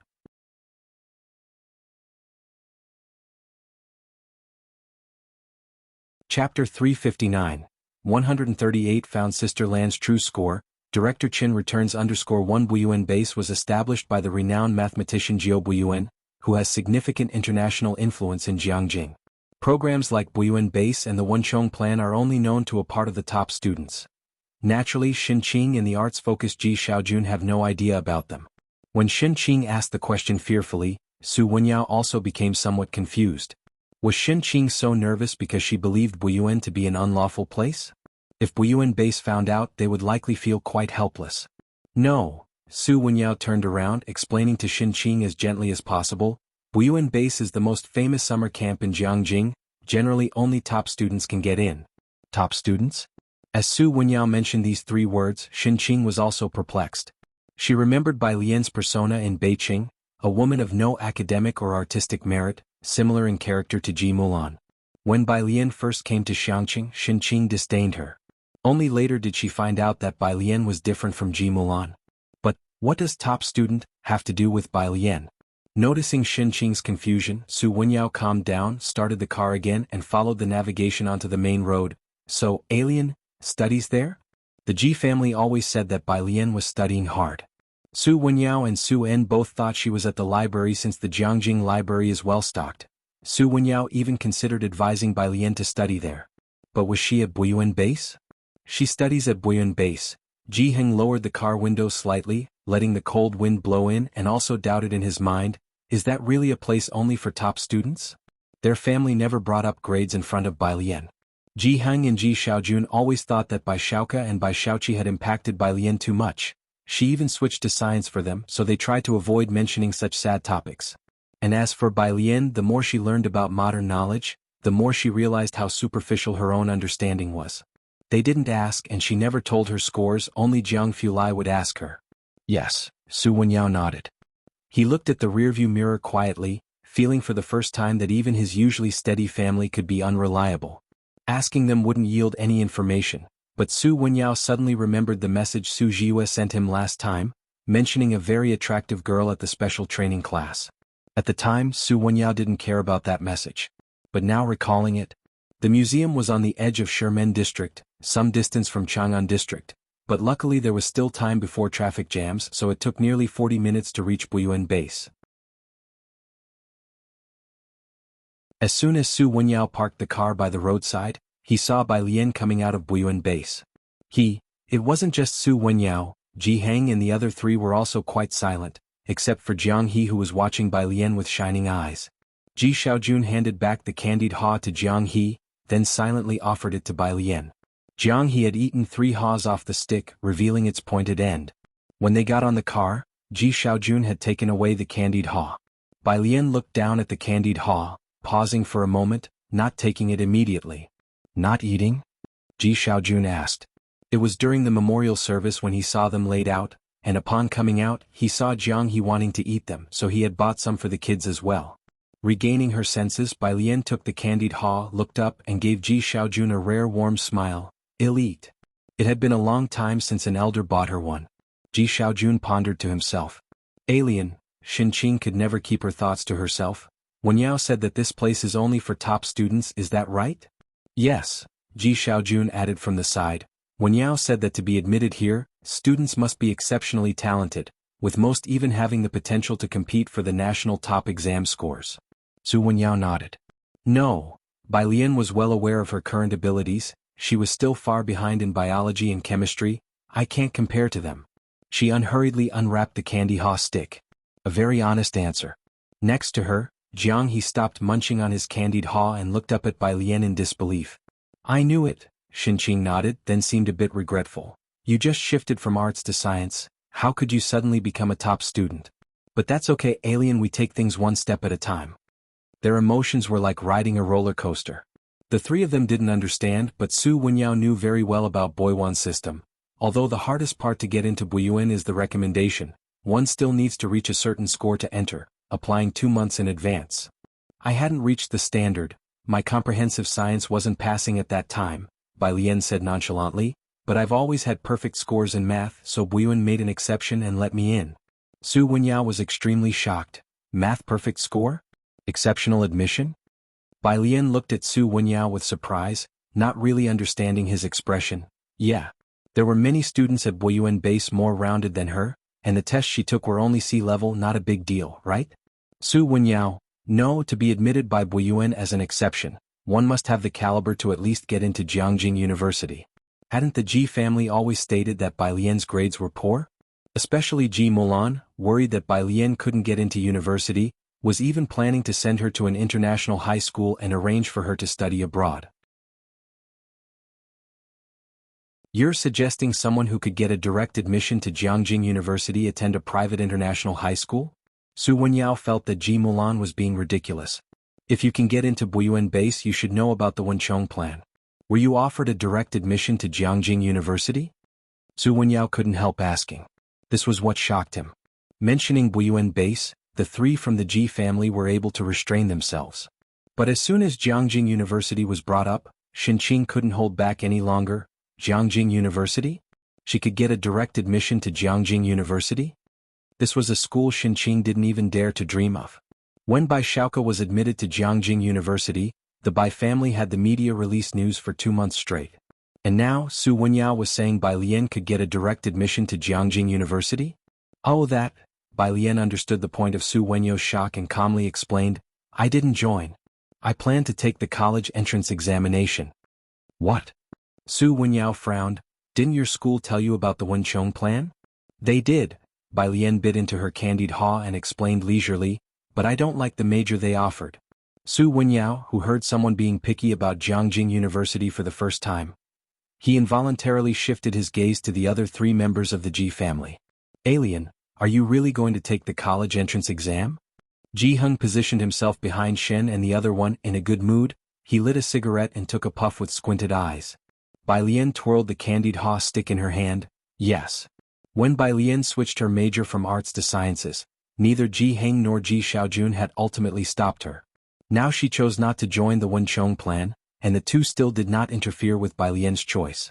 As for Xinqing, she thought even Bai Lian skating on the street was a good thing, so what could anyone expect from her? Su Wenyao drove back to the Su family in a disheveled state. Ji Heng and the other two, along with Jianghu and Bai Lian, toured the Boyuan base and then went to the base's cafeteria for dinner before taking the bus back to the hotel. Bai Lian saw the group out the gate before she returned to the classroom. On the way, she connected her Bluetooth headset and launched her vocabulary app to start memorizing technical terms. A message from Chief Chen popped up on the home screen of her phone. Chief Chen, Miss Bai, I have just returned to Jianghu. He took the time to return 2 days before Su En's wedding. Chief Chen, tomorrow I'll go ice fishing with Uncle Ji. Would you like to join us? Tomorrow morning she has classes, and in the afternoon, there is a lecture by an academician from the Ma Institute. Bai Lian listened to vocabulary words while slowly responding. No time, you guys have fun. Chief Chen was a bit disappointed. All right then. Bai Lian's study group. Wang Su finally couldn't help but ask Tang Ming, where did Sister Bai go?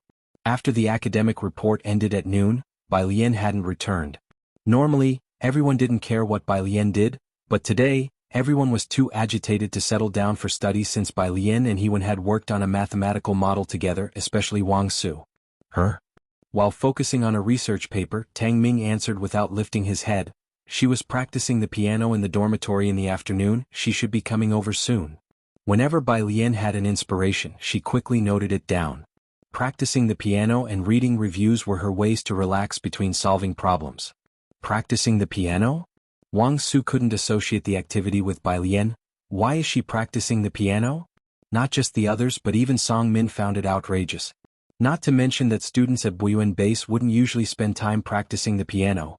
Song Min also remembered something Bai Qiming once said. The incident of Bai Lian sleeping through her zither lesson and driving her teacher away had become a joke among the Bai family members. As they were talking, the door was gently pushed open. The study group members, gathered around a couple of tables, all snapped their heads up and stared intently at the classroom door. Bai Lian, memorizing vocabulary with lowered eyes, casually closed the classroom door with her phone. Seeing Bai Lian's return, Wang Su was the first to grow restless. Sister Bai, how come you and Senior Hewen worked on a mathematical model together? Do you two actually know each other? How come you never mentioned it before? With his question, everyone's gaze was fixated on Bai Lian. Especially Song Min, who quietly watched her. He had always doubted her ability to get into Buyuan. Until today, Hewen was someone he looked up to with great admiration. In front of Hewen, even Bai Xiaoke, the pride of the Bai family, was just an ordinary person. He never imagined that Bai Lian would actually know Hewen. Bai Lian took a seat between Tang Ming and Ning Xiao, not really acquainted, just online friends. He had a model but couldn't find a collaborator, so he asked me. I see, Wang Su nodded, somewhat understanding. After all, that was Hewen, someone you couldn't just meet if you wanted to. Why would he look for you? Song Min gazed deeply at Bai Lian as he asked. Bai Lian ignored Song Min beside her. Tang Ming, with his legs crossed and his right hand resting on the table, glanced at Song Min. Sister Bai always gets full marks in math. Why do you think he would look for her?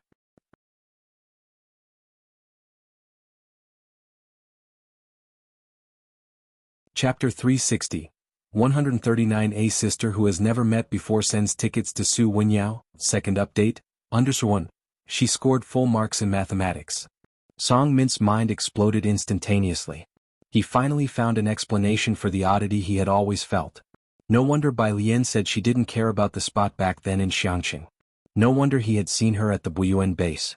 The full score in mathematics that had been looming over him since the midterms, almost becoming his shadow. Was it Bai Lian? He knew both Tang Ming and Ning Xiao were from Xianxia No. 1 High School.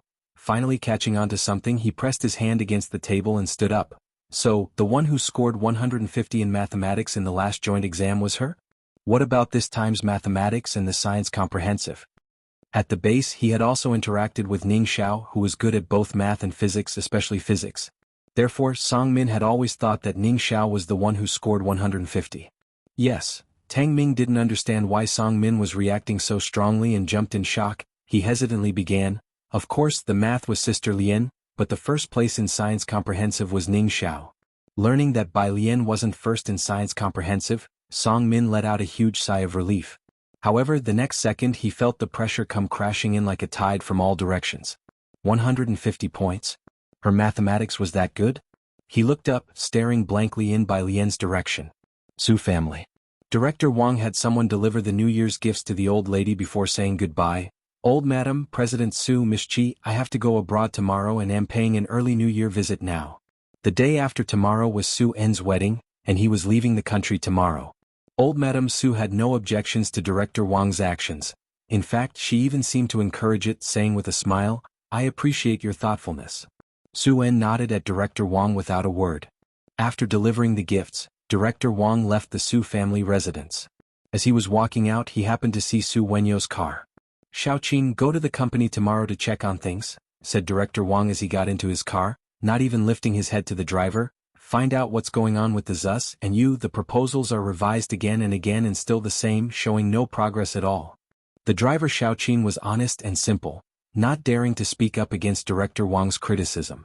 He was an employee of the company, not a driver, but today, even on his day off, he had been called in by Director Wang to act as his driver.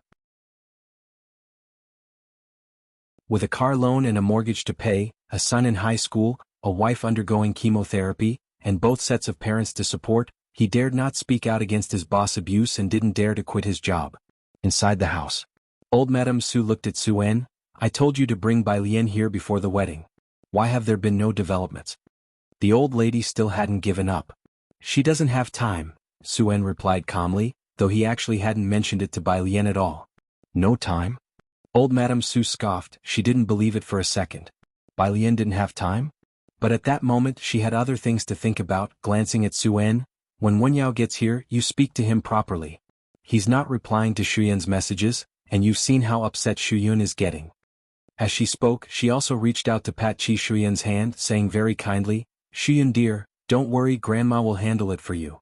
Qi Shuyun sat next to old Madame Su. Her eyes were a bit red. Su-en, however, remained silent. Almost as soon as old Madame Su finished speaking, Su Wenyao returned home. Wenyao, old Madame Su stood up upon seeing that Su-en wasn't saying anything. Now that Shuyun is here, you should apologize to her quickly. What's with all this conflict between young lovers? She laughed, playing the mediator. Qi Shuyun turned her head away, refusing to look at Su Wenyao. Every time they argued, Su Wenyao was the first to give in, whether it was a big matter like today's conflict or a small one, like the tone of his WeChat replies. The Su family and the Qi family originally had something akin to a business marriage. The Su family was wealthy, while the Qi family was influential in the educational sector. Su Wenyao had never had a girlfriend before Qi Shuyun, who was both his first and only one. Usually he tried his best to do whatever Qi Shuyun asked, but now he was tired. I don't think I'm wrong in this matter, he said frankly. Setting aside the fact that the Ji family had helped Su-en in Xianxia before, now that Ji Mulan was to marry Su-en, and the Ji family was coming to Jianghu for the first time, they had to show the proper courtesy. Qi Shuyun, standing beside old Madame Su, suddenly stood up. Then without looking back she ran out of the Su family's main gate. Shuyun. Old Madame Su, holding her cane, tried to follow her out, but ultimately couldn't catch up. Su Wenyao, what on earth are you thinking? Old Madame Su beat her cane forcefully against the floor. Do you know Shuyun came to give you event tickets? Wouldn't she have given them to you if you had said one soft word? What's wrong with a boy sweet-talking a girl a bit? Su Wenyao didn't want to talk. He headed straight upstairs towards the last room on the hall and knocked on the door. The door opened a crack and a short-haired girl peeked out stealthily, asking Su Wenyao in a low voice, have all the guests downstairs left?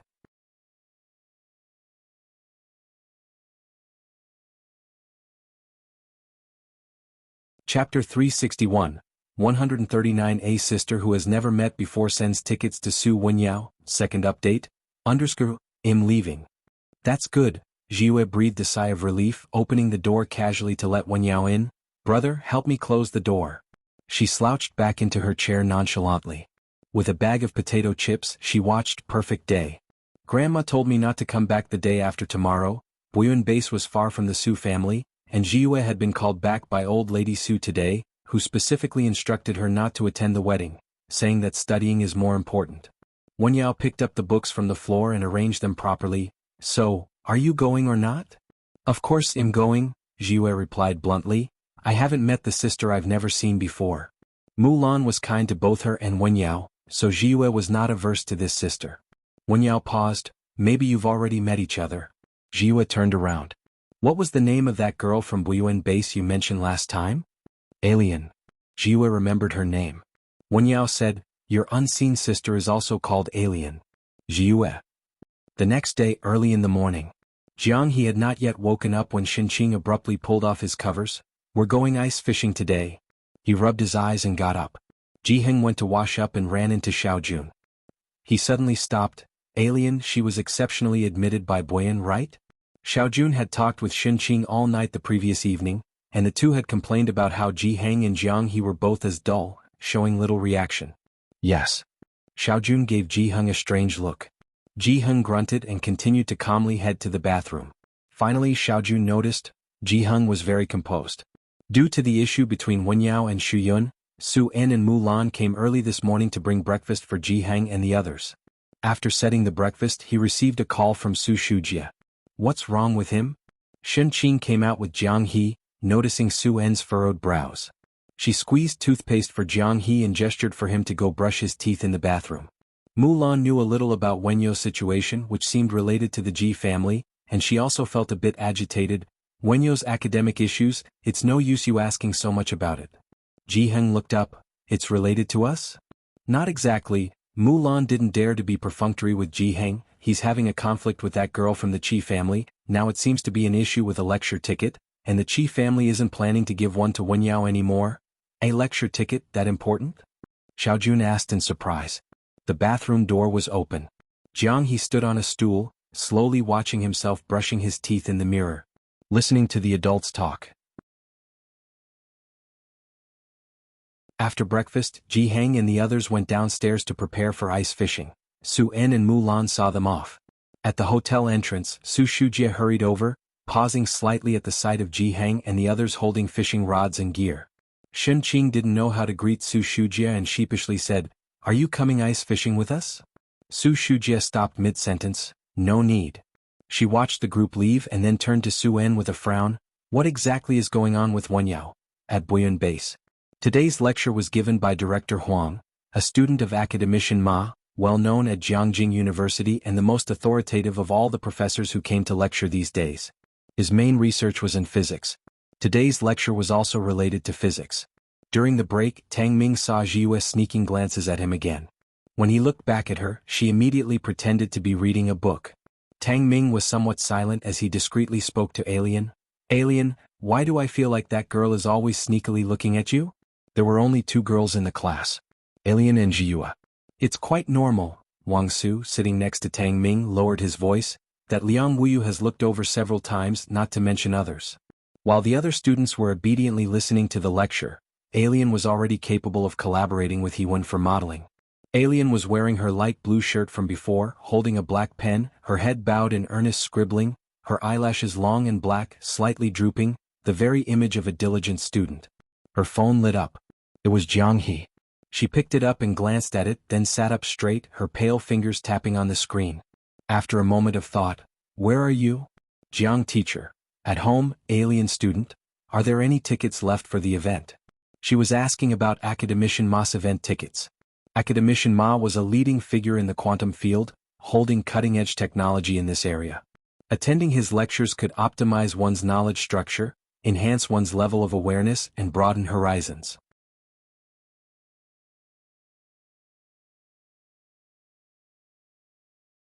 Chapter 362, 139A Sister who has never met before sends tickets to Su Wenyao, second update. _3 Of course, they would also get to know more experts and scholars. Teacher Jiang, how many do you need? That meant there were still some left. Bai Lian had originally thought that his 10 tickets wouldn't be enough to go around, so she hadn't asked him for any. But hearing him say this, she was no longer polite. Bai Lian, 3. Bai Lian, where are you? I will come to pick them up later. She asked for 1 each on behalf of Tang Ming, Ning Xiao, and Su Wenyao. To understand his lecture, one would need a certain academic foundation. Tang Ming might not understand it, but it would be good for him to broaden his horizons. On the other end of the phone, Jiang Fulai raised an eyebrow and only replied with 2 words, "Wait." Today there was a lecture by Academician Ma, and Director Huang ended today's class at 11 o'clock. As soon as he left, the students in the class also got up, ready to leave. Do you know why Professor Huang left so early? In the front, Ling Ziao and his group were talking. I heard there's a very important lecture today. Ling Ziao glanced over at Wang Su and Bai Lian, failing to detect any emotion on their faces. He left the room sullenly. Su Jiue, who had been sitting in his place looking repeatedly towards Bai Lian, wanted to approach her but, seeing so many people around her, he didn't dare to come forward. In the end, Bai Lian disappeared at the door. Su Jiue, it was a bit early but Ning Xiao and the others were still ready to go for a meal first. You guys go eat, Bai Lian said lazily, holding her backpack and gripping her phone. I'm going out for a bit. Jiang Fulai had arrived. The others were used to Bai Lian's mysterious comings and goings. Ever since that model came out, not just Ning Xiao and Tang Ming, even Pei Qin started calling her sis. Song Min lagged behind, unusually silent these past few days. After watching Bai Lian walk towards the gate, he held his phone and paused in place, but eventually he still followed her. Bai Lian always walked slowly, so it didn't take long for Song Min to catch up to her. Bai Lian, he called out to her, a few steps behind. If this was the Bai Lian of the past, upon hearing his voice she would have stopped. But now Bai Lian didn't even break stride.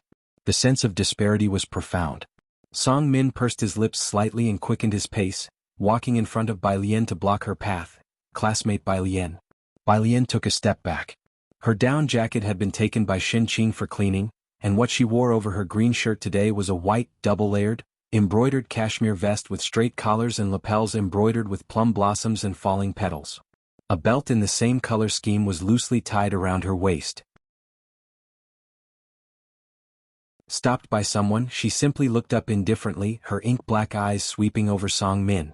The golden sunlight accentuated her beautiful face, with a look of annoyance. Are you sick? Is it illegal to beat someone up at the Buyuan base? Classmate Bai Lian. Song Min snapped out of it, feeling cold as it was his first time stopping someone. He looked at the Bai Lian who was completely different from his memory. Your mathematics? Jianghu had just entered the school gates when he saw this irritating scene. The girl stood there coldly, her lazy face covered with a layer of irritation, like a cat basking in the sun but disturbed by someone. Excuse me, move aside, Jianghu said indifferently. Song Min hadn't finished speaking when he felt a cold breeze behind him, followed by an icy voice that mixed with a scrutiny that was hard to ignore. Despite the path being 2 meters wide, Song Min instinctively stepped to the left to make way.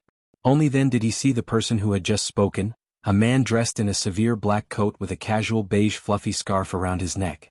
Despite the lack of expression on his face, when his gaze swept over, Song Min felt like an invisible hand had grabbed his insides tightly. It took his breath away. He turned noticeably pale.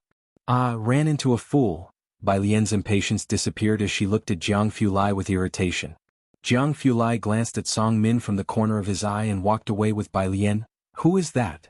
Bai Lian unconsciously replied, Song Min. Song Min. Jianghu had a good memory.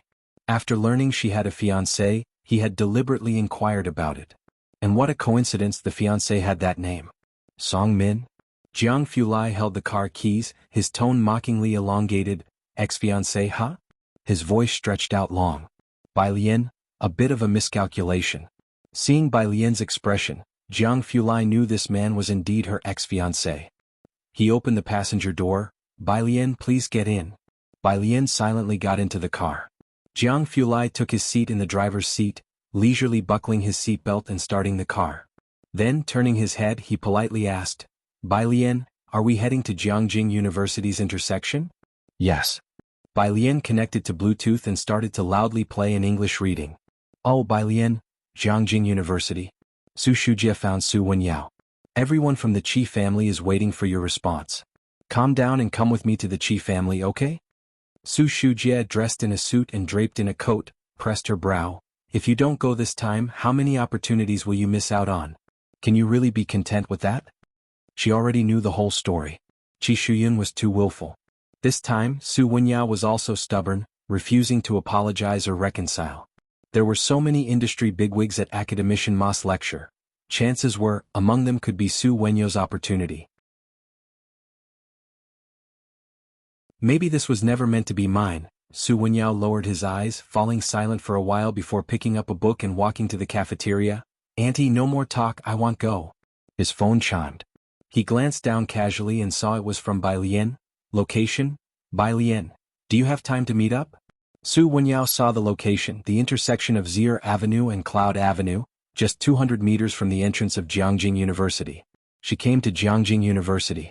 Had she finally come around, wanting to take a look around the campus? Su Wenyao, wait for me 10 minutes. Su Wenyao didn't have time to think further. He looked around and saw a shuttle bus coming towards him. Jianghu University was vast, with dedicated campus buses making rounds. Where are you going? Su Shujie hadn't finished speaking when she saw Su Wenyao boarding the shuttle. Alien is waiting for me outside, I'll show her around the school, Su Wenyao said, and as the bus doors automatically closed it sped away, leaving behind a bewildered Su Shujie. What in the world was the Ji family doing? One group was out fishing and now someone wanted to tour Jianghu University? She was in a mess. Academician Ma's lecture was this afternoon, and instead of joining her to visit the Qi family, Su Wenyao was now planning to take Bai Lian for a campus tour? Outside Jianghu University. Upon coming out, Su Wenyao jogged towards the location Bai Lian had sent him. Strangely, although this intersection was very close to Jianghu University, Bai Lian had not come over but was waiting there instead. 3 minutes later. He saw Bai Lian leaning lazily against a leafless ginkgo tree, dressed in a white quilted jacket, her head down memorizing words, attracting countless gazes. There were even girls with Jianghu University culture and creative canvas bags secretly taking photos. Su Wenyao slowed his pace, wondering if tonight he would see a thread on by Lian on the Jianghu University forum. Alien, he approached, handing her a cup of hot milk tea he bought on the road at the school gate, and started gently, "Why didn't you go to the school entrance?"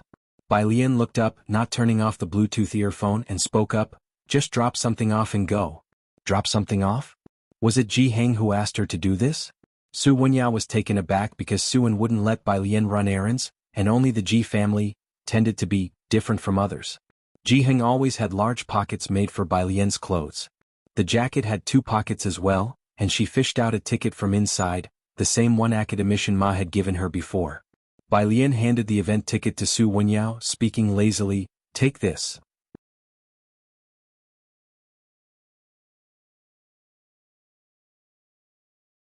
Chapter 363, 140 Su Wenyao's Opportunity. Bai Lian invites President U_1 what?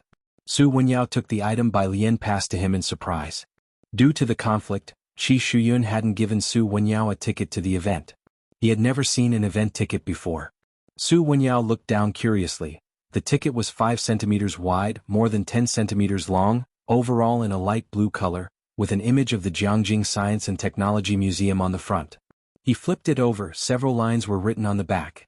Quantum and Information Era Lecturer, Ma Tongfeng date, January 17th in the afternoon at 2 location, Lecture Hall, Basement Level 2 of Jianghu Science and Technology Museum, Quantum and Information Era, Ma Tongfeng. As Su Wenyao read on, he suddenly realized what this was, and a barely visible tremble went through his hand holding the light blue ticket, his fingertips turning a little pale.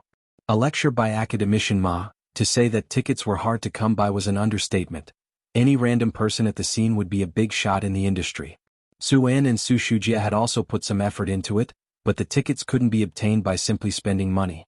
Otherwise, Su Shujia and the old lady Su wouldn't take turns persuading Su Wenyao to apologize. And now, Bai Lian just gave him one like that? Where did you get this? He raised his head to look at Bai Lian, astounded. Even for someone as calm as him, his mind was in a daze. He was too flustered to know where to start. "Someone gave it to me." Bai Lian was still wearing a Bluetooth earpiece. The wind was a bit strong outside. She put her hands in her pockets and said languidly, "Jiang Xianxia said you wanted to attend academician Ma's lecture." Su Wenyao replied subconsciously, "Jiang Xianxia?" "Ah," Bai Lian said too fast and misspoke. She tilted her head. "I mean Jianghe, the one you've met." Su Wenyao knew Jianghe. They had gone to the museum together that day. Just looking at the unconcerned face of Bai Lian, so beautiful, Su Wenyao really couldn't fathom how she would nickname someone and call them so earnestly by that nickname. "I should go now." Bai Lian nodded slightly to Su Wenyao. There was no parking here, and Jiang Fulai was still waiting for her at that temporary parking spot. She couldn't afford to go back too late. Su Wenyao opened his mouth, and Bai Lian looked at him with raised eyebrows, somewhat puzzled, as if asking if there was anything else. "No," Su Wenyao paused. "Just asking, since you're at the school gate, why not go in and take a look?" "Well, see." Bai Lian bid him an unhurried farewell and turned to find Jiang Fulai. Behind her, Su Wenyao stood still on the spot. The event ticket in his hand felt like it weighed 1,000 pounds. Having grown up in the Su family, Su Wenyao always knew that the relationship between the Su family and everyone else was based on the value of interest. The old lady Su valued the Qi family's connections in the education sector, and how could the Qi family overlook the Su family's money? Qi Shuyun was capricious, but the Qi family was also using the event ticket to test his limit. Living in such an environment, for the first time someone directly told him, "If you want to go, I'll give it to you." She was the kind of person who was so relaxed, so easy to spark a liking for. Su Wenyao thought if she were a general, many people would be willing to follow her into battle. Zier Avenue is a main road with many students, and vehicles can't stop here. Jiang Fulai circled around for a while before parking the car on the side of Cloud Avenue. There are many schools here, and despite it being close to the new year, many Jianghu students still hadn't gone home. Passing students were all looking at Jiang Fulai's car. But seeing the tightly closed windows, no one dared to approach. Bai Lian opened the passenger door and sat down, buckling her seatbelt unhurriedly. Bai Lian interrupted him, "I gave Su Wenyao the ticket to academician Ma's lecture." Jianghu Lai, who could change subjects elegantly with his eyebrows carrying a cool pride and cool white fingers tapping on the steering wheel, spoke seriously, "Well, go eat Jiangjing cuisine for lunch." The situation was temporarily back to normal. Bai Lian turned the Bluetooth speaker volume down. After lunch they would still go to the Science and Technology Museum. The museum was located between Chang'an and Xinjiang districts, and Jianghu Lai didn't drive too far, stopping at a private restaurant on the edge of Chang'an district. It was within a small alley in an ancient building with few people around. Jianghu Lai had ordered the dishes before coming in a second-floor private room by the window, a small square table next to the window, with a bamboo curtain half rolled up behind it was a transparent glass pane, offering a view of the river below through the glass. Occasionally a small boat would drift by. Bai Lian settled in her seat, pulled up the curtain and while talking to Jianghu Lai said, "I also saved one for Tang Ming." "Him?" Jianghu Lai poured her a glass of water with elegance and casually said, "He could benefit from the learning atmosphere." Bai Lian, lounging back, supported her chin and watched the view outside. "That's what I thought too."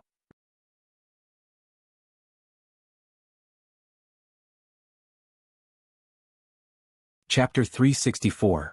140 Su Wenyo's Opportunity. Bai Lian invites President Yu_2 Meanwhile. On the way back to the classroom after eating, Tang Ming couldn't help sneezing, to which he explained to Ning Xiao, "My mom must be thinking of me." Ning Xiao usually wouldn't respond to that kind of remark. Excuse me." Just as they had reached the stairs, Su Jiue, wearing thick glasses and with her forehead hanging low, spoke softly to the two of them, "Do you know where Bai Lian is?" She twisted her fingers together nervously. Her voice was so soft that Tang Ming hadn't heard clearly, but he understood that she was inquiring about Bai Lian. Tang Ming glanced at her. "She's out on some business. If you need anything, I can pass on the message." "It's nothing, thank you." Su Jiue bowed again and hurriedly left with her head down. Tang Ming was puzzled. He still wanted to say something. His phone beeped and at the same time Ning Xiao's lit up. It was a message from Jianghu Lai, containing only the location of a science and technology museum. The two of them exchanged a glance and then turned to leave. Jianghu Lai was signaling them to hurry over. The Science and Technology Museum covered a vast area. The entire building was shaped like a concave streamline, and from high above, the Science and Technology Museum resembled a semicircular blue crystal, glistening brilliantly. Bai Lian and Jianghu Lai had arrived first, and they decided to look around the exhibition before heading to the lecture hall when it was time. The first floor showcased the evolution of science and technology from the modern era to the present, featuring 3D projections and displays about intelligence and co-creation. The second floor was dedicated to the evolution of physics, chemistry, and mathematics. The third floor focused on the universe and aerospace, where Bai Lian even saw a small satellite. The second basement level. A crowd had gathered at the entrance. Most of them were from Jianghu University. Due to security reasons, the number of tickets was limited, and many without tickets could only gather at the entrance to watch. They might even encounter a luminary from a certain field. The museum had anticipated such a scenario and had deployed over a dozen security guards to maintain order on the second basement level. The lecture was set to begin at 2 o'clock. Su Wenyao arrived early with tickets to secure a good spot. He handed his ticket to the security check, and the staff member gave him a glance after seeing the blue ticket. It was only 1 o'clock, and there were only a few scattered seats left in the lecture hall. Su Wenyao, carrying a stack of books, found a corner seat, sat down, and began to go through problems with his head bowed. Preparing for the graduate school entrance exam? A voice came from above. Su Wenyao looked up and saw a somewhat bald middle-aged man. He was taken aback. Dean Huang? He recognized him as the dean of the physics college and also the director of Jianghu University. There was even an introduction to him hanging in the corridor on the first floor of the physics teaching building at Jianghu University. Yes, Director Huang glanced at the ticket beside Su Wenyao. There are few students who can get a ticket. This? Su Wenyao looked down at his ticket, his voice softening. It was given to me by my sister. Director Huang seemed thoughtful. What's your name? Su Wenyao. Director Huang narrowed his eyes slightly and recited a string of numbers. This is my mobile number. If you encounter any problems in your research, you can ask me. I'm also planning to take on a student this year, so work hard and I hope to see your name on the list. He patted Su Wenyao on the shoulder. Su Wenyao was dizzy with surprise as if luck had literally fallen on his head. Thank you, Dean Huang. He memorized the number. At the Qi family.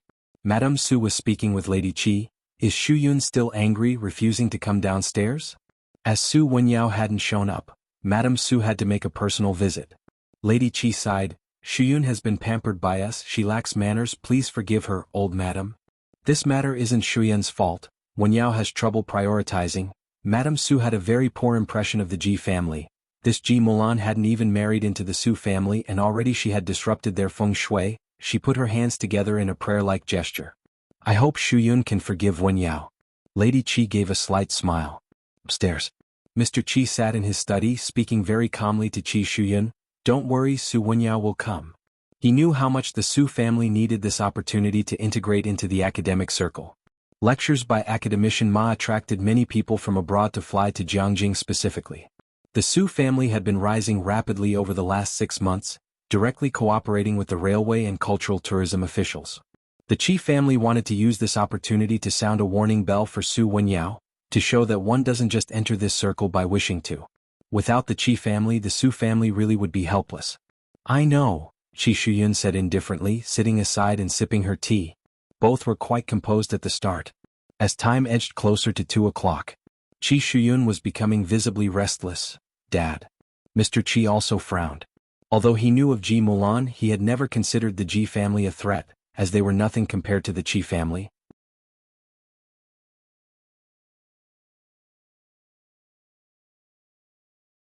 Chapter 365, 140 Su Wenyo's Opportunity. Bai Lian invites President U_3. He felt that the Su family would know who was truly important to them, and that Su Wenyao would eventually compromise for the sake of the ticket. Just wait a bit longer. Qi father was always able to remain calm. Qi Shuyun had no choice but to sit down again. Ding! The clock in the study struck 2 o'clock exactly, and Su Wenyao still had not arrived, not even a phone call. Dad. Qi Shuyun stood up. Qi father's face also darkened. This ticket was supposed to be an opportunity to get closer to the Su family. Unexpectedly, Su Wenyao was really that stubborn. Downstairs. The time had already passed. The old lady's complexion also grew gloomy. For the sake of that woman, Su En moved out of the Su family's old house, and now Su Wenyao was also missing out on the ticket because of the Ji family. She stood up, looked towards Mrs. Qi and said solemnly, Don't worry, I'll give an explanation to Xu Yun about this matter. Old madam, I know you have Xu Yun's best interests at heart, Mrs. Qi said with narrowed eyes. We want to attend the wedding the day after tomorrow. I hope you can understand. Su En's second marriage and the partner is an unknown person. Though the wedding was grand, some people would go out of respect for Su En, while others couldn't be bothered to pay homage. The Qi family looked down on these social circles, but Mrs. Qi and Qi Shuyun were still planning to go. After all, after Qi Shuyun married into the Su family, Ji Mulan would be her mother-in-law, at least partially. Mrs. Qi also planned to accompany Qi Shuyun to give the Su family some face and to put some pressure on Ji Mulan. However, Mrs. Qi was now very dissatisfied with Su Wenyo's attitude. She decided not to attend the wedding and would not let Qi Shuyun go either. Science and Technology Museum. The lecture by Academician Ma was about to conclude. The last part was the question and answer session. Bai Lian arrived late and had no seat, so she stood in the corner with Tang Ming and Ning Xiao. Jiang Fulai had left after accompanying Bai Lian to the exhibit, as he had put aside a pile of work to find Bai Lian. Accompanying her to dinner was manageable, but attending Academician Ma's lecture was unnecessary. There were people in the back rows, and Bai Lian, holding her phone, put on her Bluetooth headset when the Q&A started. Her phone lit up and she casually swiped to check it. It was Jian Zhongyo. Dean Jian, screenshot. The screenshot showed a conversation with Pu Xiaohan, who said she was in Jiangjing. Dean Jian? A simple question mark, inquiring why she didn't visit him while she was in Jiangjing. By Jian? Dean Jian, location, Dean Jian, there's a small student performance the day after tomorrow. Want to come see it? Classical Music Ensemble. He sent the location of Jiangjing Music Academy. He also sent Bai Lian a photo, a group shot of classical instruments at the venue, with over a dozen gushings, and besides these there were gyukins, flutes, pipas. These instruments, played by students who had practiced for a long time, along with arrangements and direction by the tutors. Just imagining it told you how good it would sound. Jian Zhongyo was arranging music for Yen Lu, and Bai Lian wanted to find an opportunity to thank him, but the day after tomorrow was really not possible, coinciding with Su En's wedding, so she honestly replied that she didn't have time. Dean Jian was speechless. Dean Jian, today? He was asking her out to meet today. With no classes in the evening, Bai Lian thought for a moment and didn't refuse. The lecture hall was very quiet. After messaging Tang Ming and Ning Xiao, she quietly slipped away from the back. Sitting in the front row, academician Ma, who was listening to other teachers answer questions, watched Bai Lian sneak out early. And he could only sit there, powerless. Academician Ma, Jianghu Music Academy. Upon receiving Bai Lian's address, Jian Zhongyo quickly stood up from his seat, holding his phone as he walked out, excitement faintly visible on his face. People he encountered along the way would nod and smile at him. His mood was obviously very good. When he met two girls in gowns on the road, Jian Zhongyo nodded to them and asked, "Are you participating in the performance the day after tomorrow?" The two girls, not expecting Dean Jian to greet them first, bowed and said, "Yes, Dean Jian." Dean Jian recognized one of them who played The White Robe Journey. He himself was famous for playing that piece, and the Bai Lian he was about to meet could play it too. He then smiled at her, "Good luck." And with hands clasped behind his back, he hummed an unknown tune as he walked out. After he left, the girl in the purple gown excitedly turned to her companion. She had noticed that the last comment from Dean Jian was directed at Bai Xiaoqi. "Xiaoqi, do you know Dean Jian? He actually greeted you. Has he been paying attention to you for long? Does he want to take you on as his last disciple?" At the entrance, Mrs. Song, wearing a coat, walked inside. Hearing the girl's last remark, "Look at this, what's going on? A last disciple?"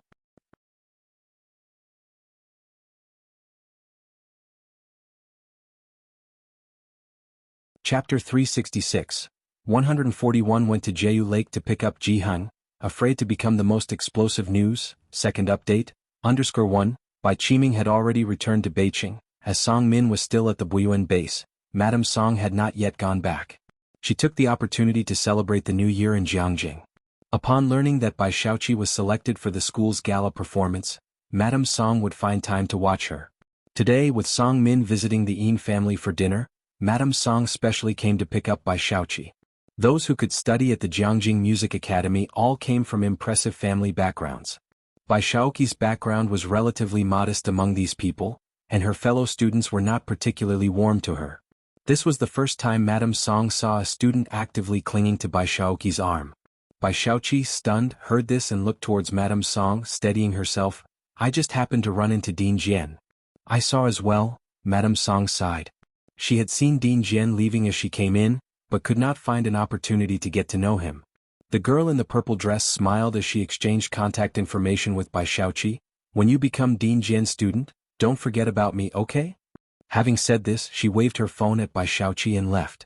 "Yo, Dean Jian's student?" Madame Song's heart skipped a beat. She looked at Bai Xiaoqi in astonishment. She had assumed they were discussing Dean Jian's disciples because, after all, Bai Xiaoqi had failed to secure her previous academic ambitions. "Just now, Dean Jian took the initiative to greet me," Bai Xiaoqi spoke up, her unsettled heart in these past days now beginning to calm down. Madame Song exhaled, pondering silently. She was to pick up Song Min from the Buyuan base and bring him back to the Yin family. Song Min had been very silent on the way, but since he was always aloof, neither Bai Xiaoqi nor Madame Song suspected anything. At the Yin family's home, hearing the news about Dean Jian, Mr. Yin also made a special trip back. "Xiaoqi, that's very impressive," he praised with a smile. Bai Xiaoqi went upstairs to change clothes. "I will go watch Xiaoqi's performance the day after tomorrow." Madame Song had been struggling with the Su family and Bai Xiaoqi. After all, the Su family had now reached heights that the Song family could not. However, important as the Su family was, it did not outweigh Bai Xiaoqi's position in Madame Song's heart at the moment. Fortunately, she had calmed down and broken off the engagement with Bai Lian at that time. "Mom," Song Min, who had been silent all this time, finally spoke up, "Bai Lian is also at the Buyuan base." "Oh." Madame Song, as usual, responded indifferently to the mention of Bai Lian's name. After saying this, she realized what Song Min meant. She's at the Buyuan base? How did she get in there? Through the Su family? Madame Song was well aware of Bai Lian's past cheating incident in the humanities class. "As I mentioned last time, the person who got full marks in math, that's her," Song Min said, looking out the window. "Full marks in math?" Madame Song thought it was unbelievable. Bai Lian's notorious reputation for lack of study in Beijing was well known. When Bai Lian left the Bai family, Madame Song decisively chose Bai Xiaoqi as a swift solution to the messy situation. Now, with Song Min saying that Bai Lian scored full marks in math, Madame Song's first instinct was that it was impossible. But, Buyuan Base, what kind of place is it? If Song Min wasn't certain that Bai Lian had scored full marks, he would never have brought it up to her. Full marks, that means she scored even higher than you? Madame Song asked, still stunned. Song Min's expression remained cool as he added, but she didn't do as well as I did in the comprehensive science section. He was second in comprehensive science with Ning Xiao in the first place, so Bai Lian definitely wouldn't have scored higher than him. Well, that's a relief. Madame Song felt a slight ease like Song Min before. With just over 100 days left until the college entrance examination, I mean, work hard and don't be careless next time. Before today, Madame Song might have felt a tinge of regret hearing Bai Lian's score. But now, with Bai Xiaoqi personally greeted by Dean Jian, Madame Song felt that, in comparison, Bai Xiaoqi was a more worthy investment. A disciple of Dean Jian, her future in the art world would be like looking down from a mountain peak.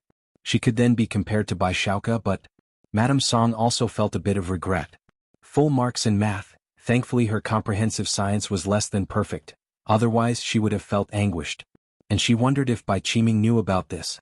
The Jianghu Music Academy was not far from the Science and Technology Museum. Knowing she was at the Science and Technology Museum, Dean Jian sent her an address. It was an old restaurant also in Chang'an district. Bai Lian started searching for directions on the map. Before she found the route, Assistant Su called. His voice was very respectful. Miss Bai, do you have time tonight? No, Bai Lian explained, I have an appointment with someone. Assistant Su heard the sound of the museum's loudspeakers. Are you at the Science and Technology Museum? I happen to be nearby. It's just a few minutes' drive. Where do you need to go? I can take you there. Bai Lian looked at the bus, which would take at least an hour to ride.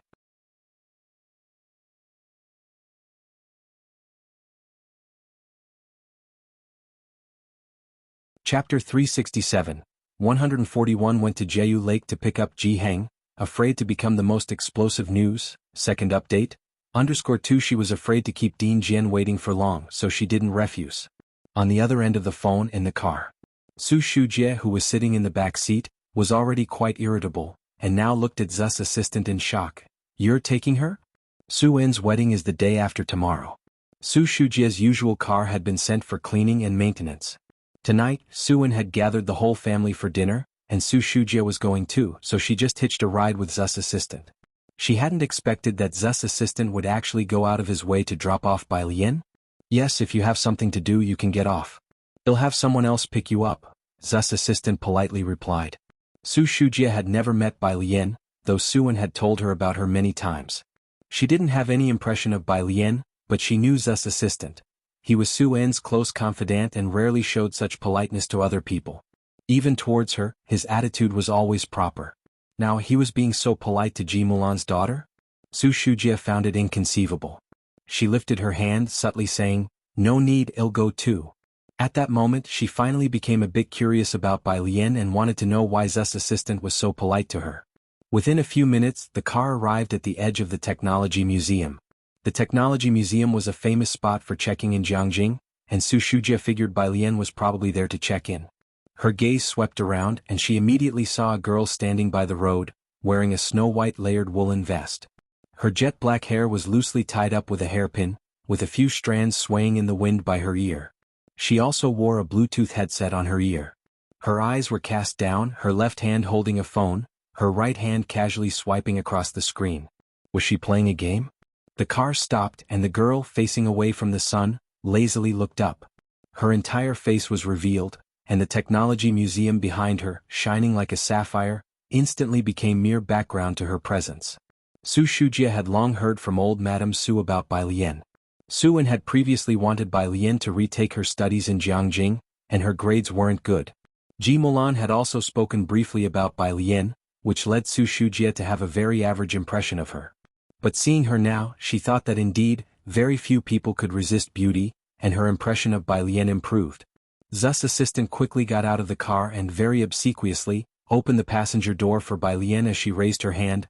Miss Bai, please watch your head. His voice was respectful. But he didn't introduce Su Shujie to Bai Lian. After all, even Su En didn't dare to be too presumptuous with Bai Lian, and it wasn't certain yet whether Bai Lian would acknowledge the connection with the Su family, so Zu's assistant didn't dare to introduce her rashly. Su Shujie, who was waiting for an introduction to say a few words to Bai Lian, was speechless. Zu's assistant then returned to the driver's seat. "Miss Bai, where would you like to go?"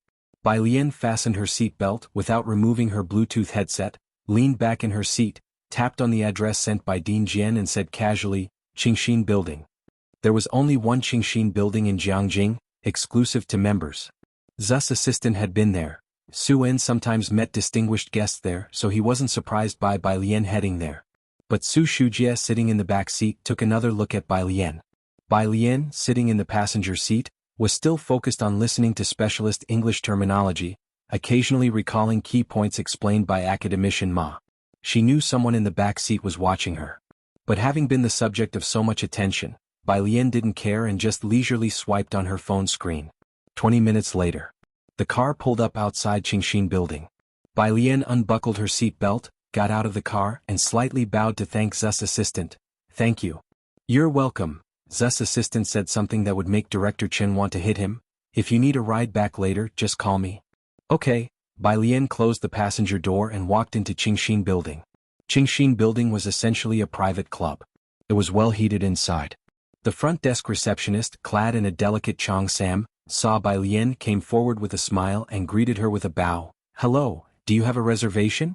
Bai Lian, holding her phone, reported the private room number, Winter 08. Winter 08 was a private room reserved for VIP guests. The receptionist's demeanor became even more respectful. "Are you Miss Bai?" Bai Lian nodded. "Miss Bai, this way please." The front desk led her to the elevator, gently reminding, "Watch your step." Outside. After Bai Lian got out of the car, Su Shujie squinted at her retreating figure, pondering with a hint of speculation. Why isn't she eating the reunion dinner tonight? What's she doing here? Who has she arranged to meet with here? Does the Ji family still have acquaintances in Jianghu? I don't know. Zu's assistant didn't want to divulge too much about Bai Lian, just as his phone rang. It was Su En calling, his voice laced with a smile. "Could you pick up Uncle Ji and the others? After dinner tonight, have Uncle Ji run through the rehearsal. There was a reunion dinner tonight." "Okay." Zu's assistant hung up the phone, then dialed Ji Xiaojun, glancing at the rearview mirror. "I have to pick up the old Mr. Ji and the others. It might be a bit far."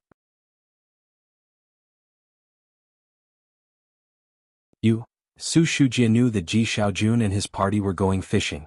Fishing spots in Jianghu were basically in the suburbs. It would be a 1 or 2 hour drive. Having her patience exhausted accompanying Zu's assistant to the Qingxin Building, Su Shujie opened the car door and stepped out. "Okay, you go ahead. I'll have someone come to pick me up." Zu's assistant looked at Su Shujie with an apologetic glance. Then he continued to call Ji Xiaojun. "Su Shujie, so why was Zu's assistant so respectful towards the Ji family?" Su Shujie stood there deep in thought. Su En and Su Wenyao could be said to be polite.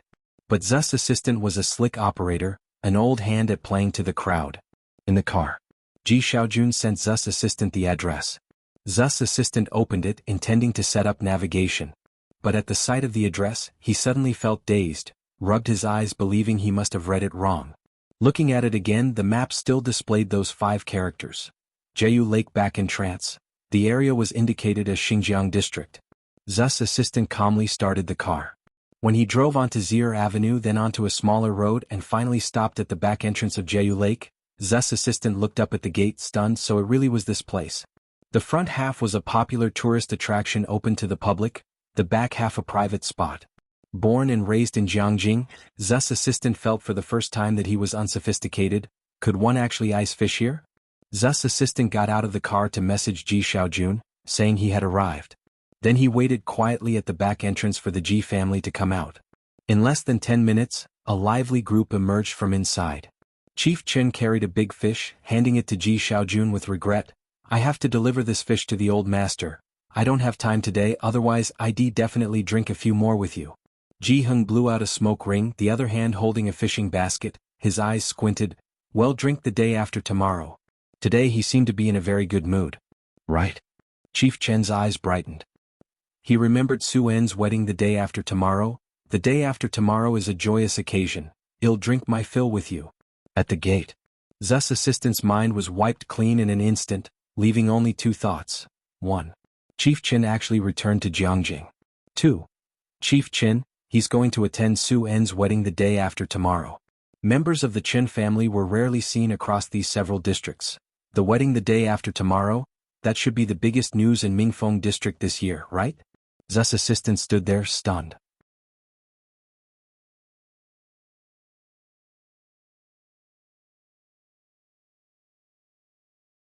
Chapter 368, The 142 Vanishing Pickup God, Honored Guest _1 Director Qin was chatting with Ji Heng when Ji Xiaojun thanked Zhu's assistant. Assistant Su, thank you for making the trip. Su En had wanted to properly entertain the Ji family this time. However, he had not found the right opportunity. As their departure was drawing near, it was only Su Wenyao who had taken them to visit a museum once, and today they had specifically asked Assistant Su to pick them up. Assistant Su said earnestly, "Please don't say that. Uncle, the day after tomorrow I'll find someone to drink a few more glasses with you." Director Qin lifted a big fish out of the fishing basket and placed it beside Ji Heng. "You can make a fish head hot pot when you get back." Their catch this afternoon hadn't been plentiful. Most of Director Chen's catch were small fish which he had released. The 2 big fish were distributed, one for Ji Heng and one to take back to the Qin family. During the New Year period, Director Qin dared not drink too much. He thought to himself that he must find someone to accompany Ji Heng and drink a few extra glasses. After sending Ji Heng off in the car, Director Qin stood on the spot, waving towards the direction of the car, standing tall and straight. Assistant Su, glancing in the rearview mirror, felt very stiff, being seen off by Director Qin for the first time. This sense of oppression was stronger than Su En pouring him tea. Of course, he had no desire for Su En to pour him tea. Only when Director Qin was no longer visible in the rearview mirror did Assistant Su let out a sigh of relief. At the entrance of Jianghu Lake, having seen off Ji Heng, Director Qin pulled out his phone and browsed through his contacts, searching for someone. Ming Dongheng could drink, but he was not around. Qin Jingyu could also hold his alcohol, but he was not up to it, and Qin Beishen could drink as well, but who dared to invite her? He scrolled through a list of people. Some could drink but had no connection, so it would be awkward to ask them. Director Qin opened Ji Shen's WeChat. "Where is Su En from?" Truth be told, Director Qin had not really heard about the Su family in Jiangjing. In the rush to return to Jiangjing, he hadn't bothered with the affairs of the Su family. After all, he couldn't even find the time to meet Miss Bai. Ji Xiaojun replied quickly, Mingfeng District? That was a bit remote. Director Qin truly didn't know many people from Mingfeng District.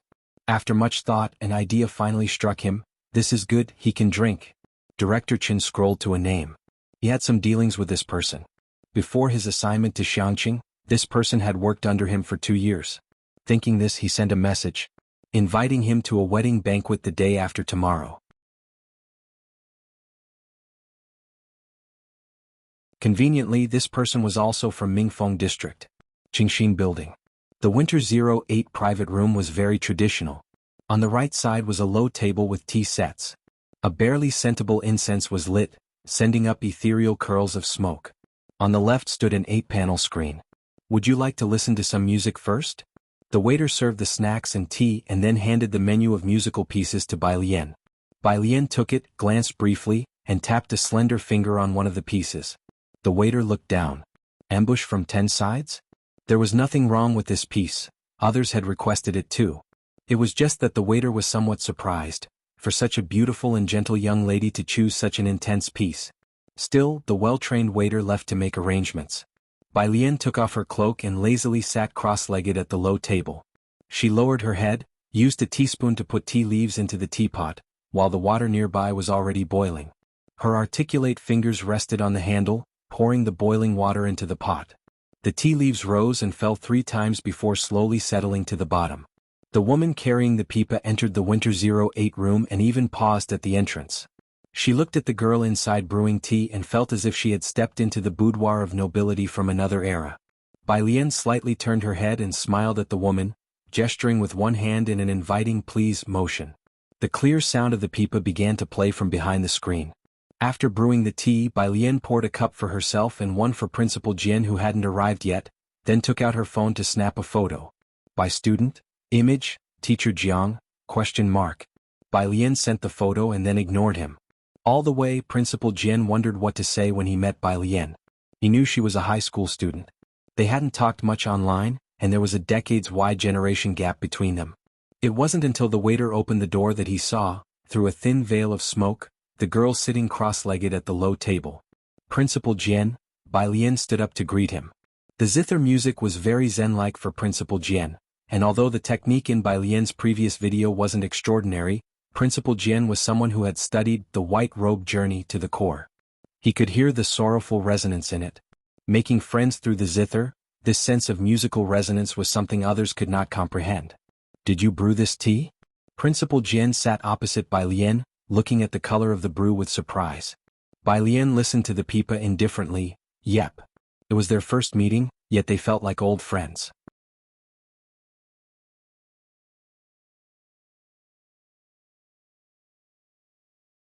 Chapter 369, The 142 Vanishing Picker God, Valued Guest What are you doing in Jianghu? Ding Jian asked her. Bai Lian sipped her tea. Advanced studies for the college entrance exam next year. Ding Jian gave her another look. You're planning to take the entrance exam for Jianghu University, and your teacher isn't saying anything about it? Ding Jian knew she must have a highly skilled teacher, which is why he never considered taking her as a student. He only hoped she would take over the position of the Guzheng sect leader. And with it the title of chief. Him? Bai Lian thought for a moment, knowing he must be referring to Mr. Qingjiu. He doesn't have the time. Because he had to perform at the imperial palace every day, cursing and swearing. Sometimes the consorts of Emperor Jianghu would insist that he compose a special piece just for them. As a result, Mr. Qingjiu had grown so irritable with the Guzheng that when Bai Lian now read about the modest gentleman that teacher Qingjiu was portrayed as in history books, it felt very dissonant. Besides, he might look at a Guzheng now and just want to curse. Ding Jian? So you're just as rebellious as your teacher, huh? He took a sip of tea and said mercilessly as the pipa music ended, Anyway, you want past the Jianghu University entrance exam. After he spoke he sneezed. Ding Jian then instructed someone to turn up the heating inside. Bai Lian had her own understanding of the Guzheng, having been taught by the historically famous Qingjiu. Most of her understanding of the instrument was imparted by Qingjiu, whose insight into the Guzheng was unrecorded by history. The more they talked, the more Ding Jian felt he had to get her to the music academy. You're from Xianxia, right? Bai Lian nodded. After some thought, Ding Jian remembered he had recently come across videos of various tourist attractions in Xianxia. It was winter break, and many college students were passing through to shoot puppet theaters, which had become a cultural phenomenon during the Lunar New Year period. Even Ding Jian had seen the videos. After his meeting with Bai Lian, Ding Jian was ready to send her back. Once in the car, the driver respectfully asked Bai Lian where she wanted to go. Wuyuan Base, Bai Lian said, opening an English reader. Before the chauffeur could respond, it was Ding Jian who was caught off guard. Where? Wuyuan Base, Bai Lian replied politely. Ding Jian, who clearly knew what Wuyuan Base was at a loss for words. After Bai Lian got out of the car at Wuyuan Base. Only then did the driver look at her figure in surprise. Ding Jian, is she really the next chief you picked? I'd like to think so, but she's not willing, Ding Jian replied as he took out his cell phone and instructed other people in the institution not to schedule anything for him in the coming months. He was going on vacation. Startled by Ding Jian's words, the driver gasped. Ding Jian was a seasoned official of the National Arts Department and a figurehead of classical music in the country. He had been involved in arranging music for state reception-level events. His skill level was high, but his cultural image was even higher. He represented domestic classical culture, comparable in some ways to the president of Jianghu University. How many in the music academy were vying to become the favored disciples of Ding Jian? And yet there were those who weren't interested? Yunshao Hotel. Jianghu delivered the fish to the hotel staff to make a fish head dish and then went on to walk through the handover process for the day after tomorrow with Su An. Ji Mulan's first wedding was an event Jianghu had not attended. Ji Xian's wedding hadn't been such a grand affair, and Jianghu had sat quietly during Ji Xiaorong's wedding. The process was quite simple. Su Shujie sat at the table next to them with a laptop, waiting for the food to arrive while working. Ji Xiaojun and Shen Qing sat beside Ji Mulan, with Shen Qing peeling sunflower seeds and pocketing 2 pieces of fruit, earning a sideway glance from Ji Mulan. Zu's assistant was discussing details with the host. When Su Wenyao arrived just as the dishes were served, after greeting Ji Xiaojun and the others, he sat down next to Su Shujie. Su Shujie, who had been buried in work, finally lifted her head. She wanted to mention something about the Qi family, but considering the presence of the Ji family members, she held back. After Jianghu and the others finished the process, they came over to eat. Su En stood up and raised his glass to Jianghu and Ji Xiaojun, speaking earnestly, "Mulan is in my care now, you two can rest assured." The group didn't drink much that evening, just a few light toasts. Su Shujia tried a piece of the fish head and was surprised. "This fish is actually quite good." The just-finished assistant beside her, "How could it not be? It's from Jeju Lake, caught by Director Chen." After dinner, when Jianghu and the others were sent back to their rooms, Su Shujia finally turned to Su Wenyao. "Your grandmother threw a tantrum at home because you didn't go to the Qi family this afternoon." "I didn't go." Su Wenyao got up, ready to head back to his room to rest.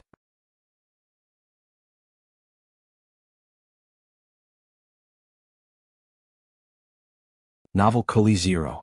WP. com/Wuxia World. Site/chapter 370. The 142 Vanishing Pickup God, honored guest _ 3. The day after tomorrow he also has to receive guests, so he hasn't gone home and has booked a room at the hotel. "Brother, you should also manage him," Su Shujia sighed. "Shuyun is a bit willful, but don't because of Ji, incur a great loss over a small matter. Do you not know how important that ticket is to him?" Su Shujia really didn't understand. If it were for some other important affair to have a falling out with the Qi family, that would be one thing. But it was precisely because of the Ji family's affair. In her opinion, 100 Ji families could not compare to the Qi family. Ji Mulan merely stood to the side, unaware of any ticket significance. But she was also aware that this was a field beyond her reach, and upon hearing Su Shujia's meaningful words, paused for a moment, somewhat understanding why recently the old Mrs. Su had repeatedly expressed dissatisfaction with the wedding. Su-en pulled out a cigarette.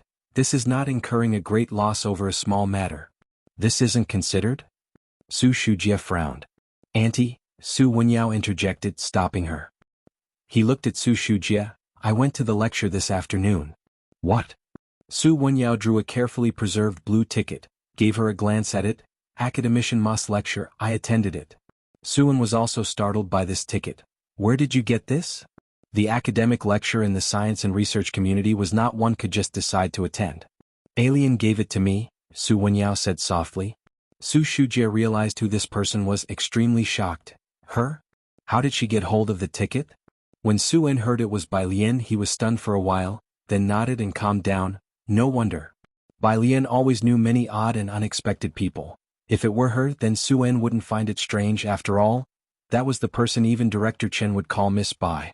Let alone getting hold of tickets, Su-en thought. Now that Bai Lian knew that academician Ma, he wouldn't find it strange either. Su Shujia felt in the afternoon that Zu's assistant had a very strange attitude towards the Ji family, and now seeing Su-en's reaction she was even more astonished. What on earth are the people from the Ji family? After she went back, she had someone show her Ji Mulan's information again, graduated from Beijing University from Xianxia. She turned it over and over but didn't see anything out of the ordinary. Su-en's wedding day.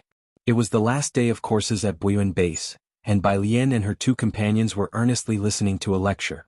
The day after tomorrow is the Lunar New Year, and Buyuan Base would be on holiday too. The wedding ceremony was at 11:18, and Bai Lian and her group just needed to arrive before 11. During the lecture break, the professor sat above.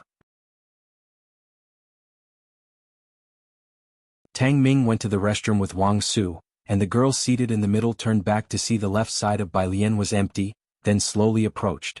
Bai Lian, with her chin propped up, was lazily flipping through a review, and upon hearing some noise she slightly raised her eyes. She raised an eyebrow at Su Jiue, both her eyes and brows tinged with indolence. "Hello, I'm Su Jiue, my brother is Su Wenyao," Su Jiue introduced herself in a soft voice. She held up her phone wanting to add Bai Lian on WeChat. Su Jiue? Bai Lian had known this name for a long time, but only now did she learn that she was actually Su Wenyao's sister. Bai Lian had a rather good impression of Su Jiue, who was quiet and unassuming. The other time she had even wanted to give Bai Lian the math modeling Liang Wuyu and others had done. Bai Lian took out her phone, scrolled to the QR code and let Su Jiue add her. Su Jiue left, excited. Another person was added on her phone. Bai Lian didn't pay much attention until she put down her phone to continue reading the review. Jiue, Jiue, sister, you're awesome. Jiue, you can actually do math modeling with senior He Wen. Jiue, #@%*. Bai Lian stared at the message for several seconds before slowly, and with some hesitation tapping on the person's avatar. The latest moment in their circle of friends was from the day before yesterday. Wild Boar shocked. JPG, Su Wenyao commented. 6. Bai Lian went back, finally confirming that the person who typed such noisy text was indeed the seemingly quiet Su Jiue. Jiue? Sis, aren't you attending the wedding today? Bai Lian, I'm attending. Jiue, my car is here, let's go together. Bai Lian, I'll go later. Jiue, okay then. Lian, sis, what's wrong with you? Tang Ming, who was talking to Wang Su about something, came back and saw Bai Lian looking at her phone. Her usually calm expression seemed a bit off, so he couldn't help asking. Song Min couldn't help but look over upon hearing Tang Ming's question. Nothing. Bai Lian put down her phone and continued to read her review paper. Tang Ming sat down next to Bai Lian, and Wang Su took a seat next to Tang Ming. He talked to Tang Ming. The math physics god hasn't made any moves for a while now. That stuff's killing a bunch of people. Don't worry, she must be busy, Tang Ming spoke up. Right, she's probably like Senior He-Wen, spending every day in the lab, Wang Su sighed. Tang Ming, it's also possible she was off brushing up on biology and chemistry, then practicing piano when free. By the way, what's your username on the app? Wang Su took out his phone, opened the app. Let's all follow each other. Everyone mostly used their real names. Wang Su searched for and followed Tang Ming and Ning Xiao. Then, after thinking for a bit, he searched for Bai Lian, but found nothing. Not there? Wang Su found it odd. In the Buyuan base publicity office. Jianghu Lai lounged on the sofa, wearing loose-knit clothing and looking completely at ease. In his hand was a black pen, and his lightly draped legs supported several documents. Jianghu was sitting on the side, fiddling with a new Rubik's Cube. Director Qin sat across from Jianghu Lai, extremely uneasy. With Bai Lian not around, he couldn't ignore the pressure emanating from Jianghu Lai. Who in Xinjiang district would believe it, that young Master Jiang was waiting here for someone after class? 10 minutes later, Director Chen could no longer sit still. He got up with some trepidation. Jiang, young Master Jiang? Jianghu Lai stretched out a hand and tossed the document he had finished reading onto the coffee table. Speak. I was thinking of helping Uncle Ji with something. Director Chen stood there. Without thinking, he dragged Ji Heng into it. They're getting married today, surely they must be swamped. If I go, I can help out with the preparations. He had dropped off Jianghe in the morning to find Jianghu Lai and then came together to find Bai Lian. He thought Bai Lian would be there as soon as he arrived. Director Chen had no idea that scam prevention had gotten so serious. Bai Lian was still in class and they had to wait for about an hour. Jianghe, out of all consideration, who dares to face Jianghu Lai alone for an hour? Go ahead. Jianghu Lai lifted his head momentarily. Director Chen hurriedly left the room. After departing the publicity office, Director Chen took a breath of relief, finally feeling refreshed as he sat in his car and fastened his seatbelt. Before driving off, he made a phone call. Shinmin, have you set off yet?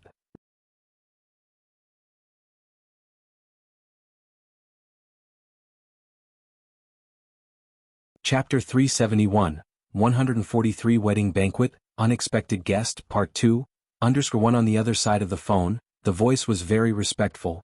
Mr. Chin, I was just about to leave.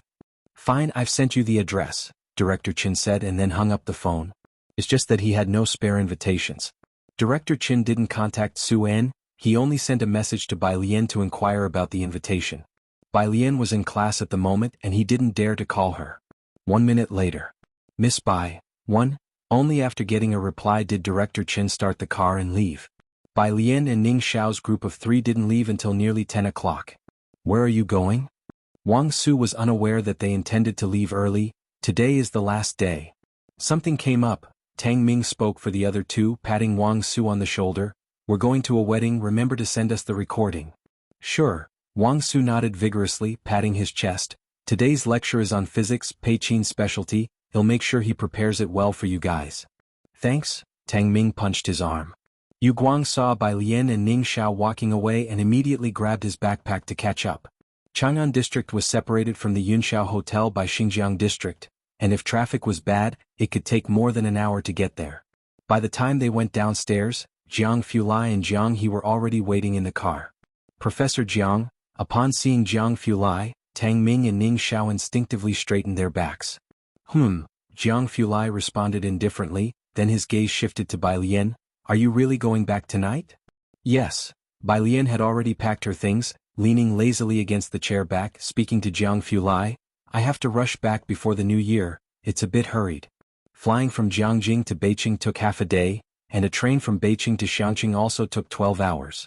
Initially, Su En thought about having the Ji family stay in Jianghu for the new year. But Ji Heng and Ji Xiaojun disagreed. Not to mention them, Ning Xiao and Tang Ming also need to hurry back for the new year, as they had no relatives in Jianghu. Today, because there were many people, Jiang Fulai had a stretch executive car brought out. Bai Lian sat in one row with him while behind them was a booth seat where Jiang He and Ning Xiao sat eating fruit. When Bai Lian mentioned going back, Jiang He, who was being fed grapes by Tang Ming, immediately crawled over and leaned behind Jiang Fulai's seat, staring at Bai Lian. He was pushed away by a finger from Jiang Fulai. Jiang Fulai's fingertips rested on a folder, though he hadn't flipped through a single page, only calmly calculating the time. There's no need to rush. But there's not enough time. Wu Yuan base also finished today.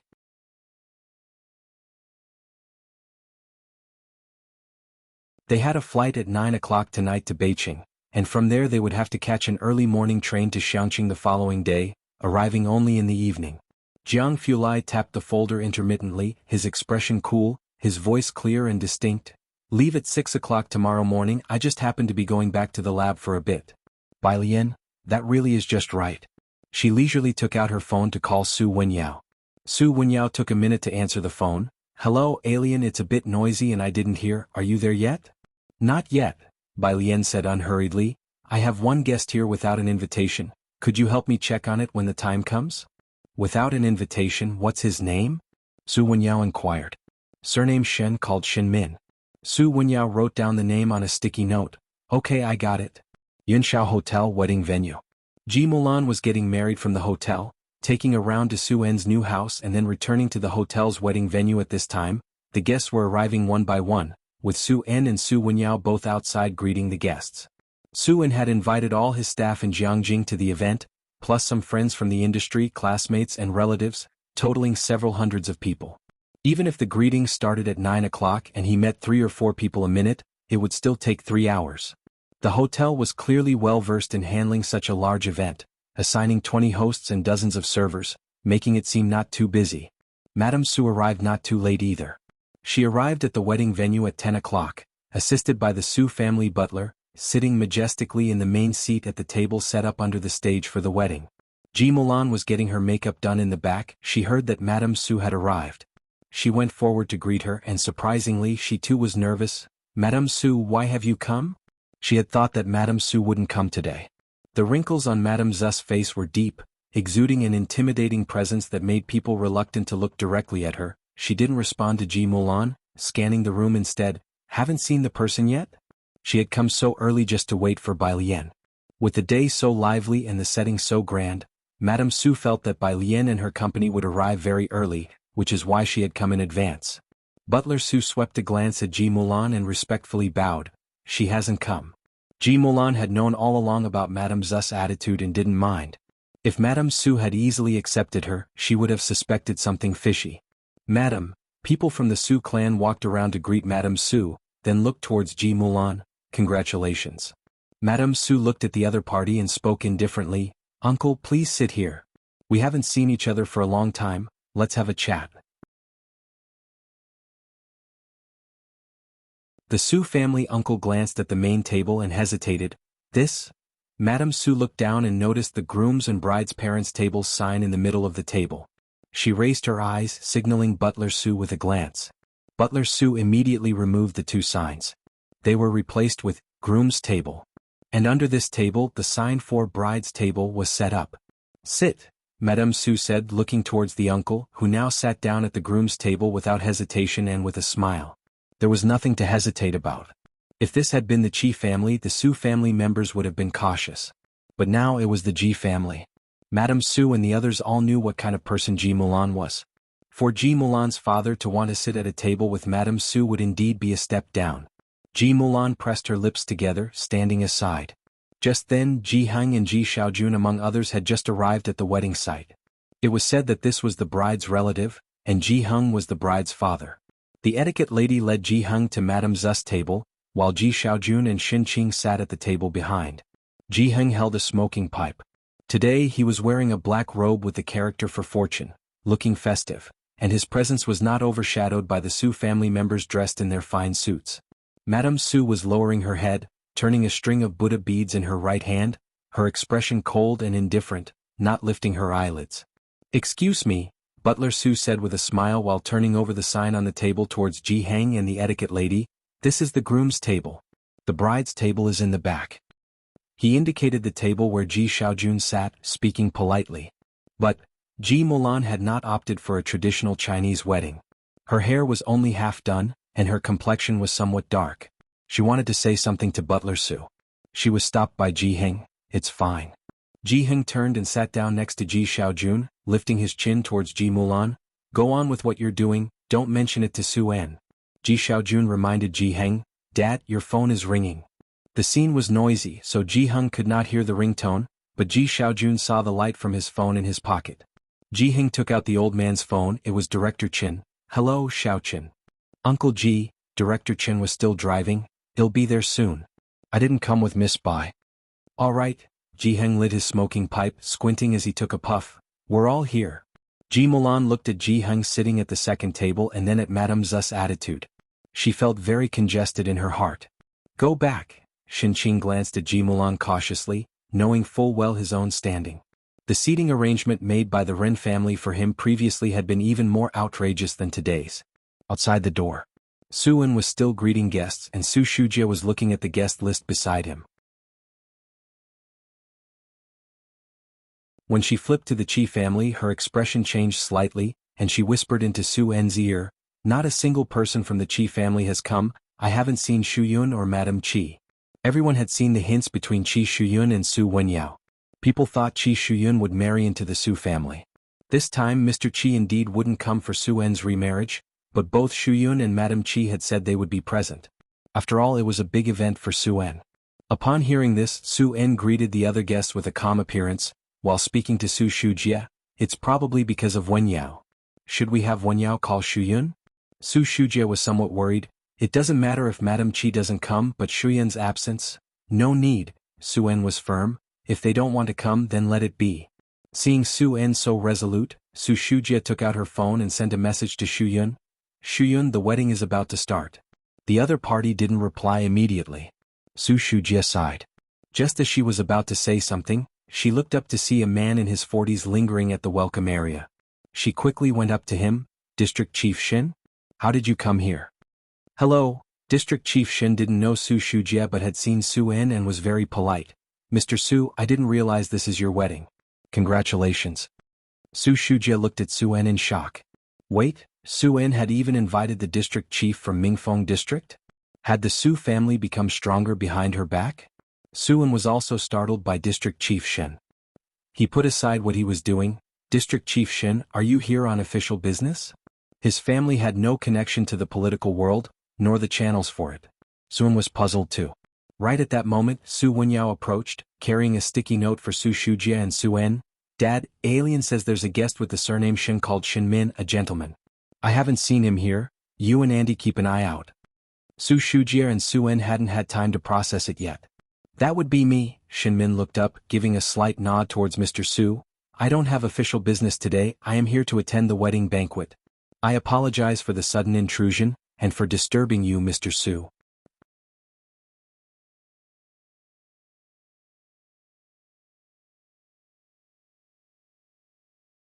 Chapter 372, 144 Chenju Gao Guangliang Field _1 Your visit amidst your busy schedule brightens our wedding banquet for Mulan and me.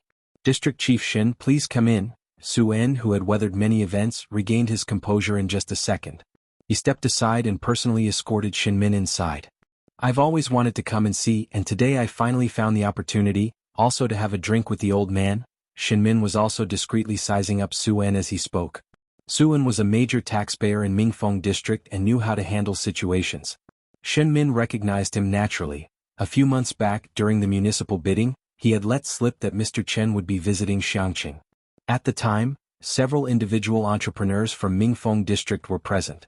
Later, Shin Min didn't follow up as he was busy with governmental affairs, and the affairs of Xianxia didn't concern him. It was not until Su En returned to Jianghu and had someone send a generous gift to him that he knew Su En had been to Xianxia.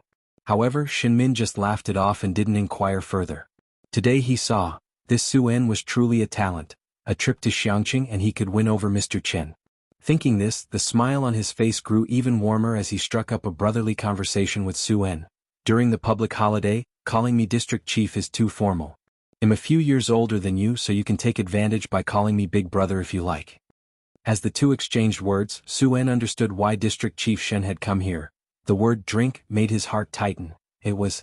The appearance of Shin Min at this event was top priority news for the Su family, and someone immediately reported it to old Madame Su. In the banquet hall, old Madame Su sat at the main table with her eyes closed, her fingers moving over her rosewood Buddha beads bead by bead. The butler, looking tense, bent down and whispered in her ear. District Chief Shen has arrived? Old Madame Zu's eyes snapped open, and the movement of her Buddha beads halted. By her side, Uncle Su, upon hearing the name, had yet to react. District Chief Shen? Which District Chief Shen? Madame Su extended her right hand, and the butler quickly placed her walking stick in her grip.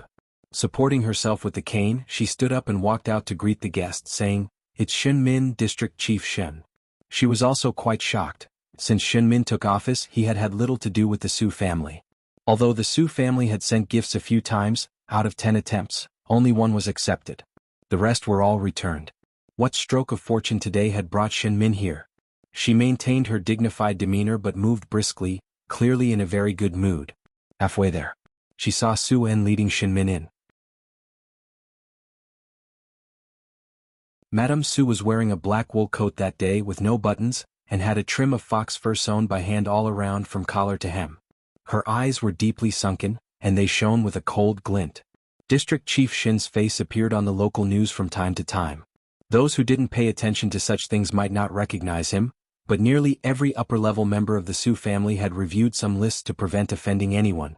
District Chief Shen, upon seeing him, both Madame Su and Uncle Su were taken aback, yet their manners were impeccable. An honored guest's arrival is indeed an honor. Shen Min, not knowing Madame Su, gave her a polite nod.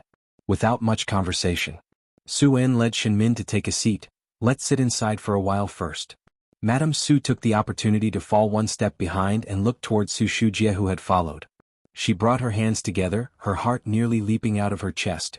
"Your brother managed to invite Shen Min over?" She naturally did not think it had anything to do with the Ji family. Su Shujie felt a momentary blank in her mind, finally catching on. She looked at Madame Su with some hesitation. "It's not brother.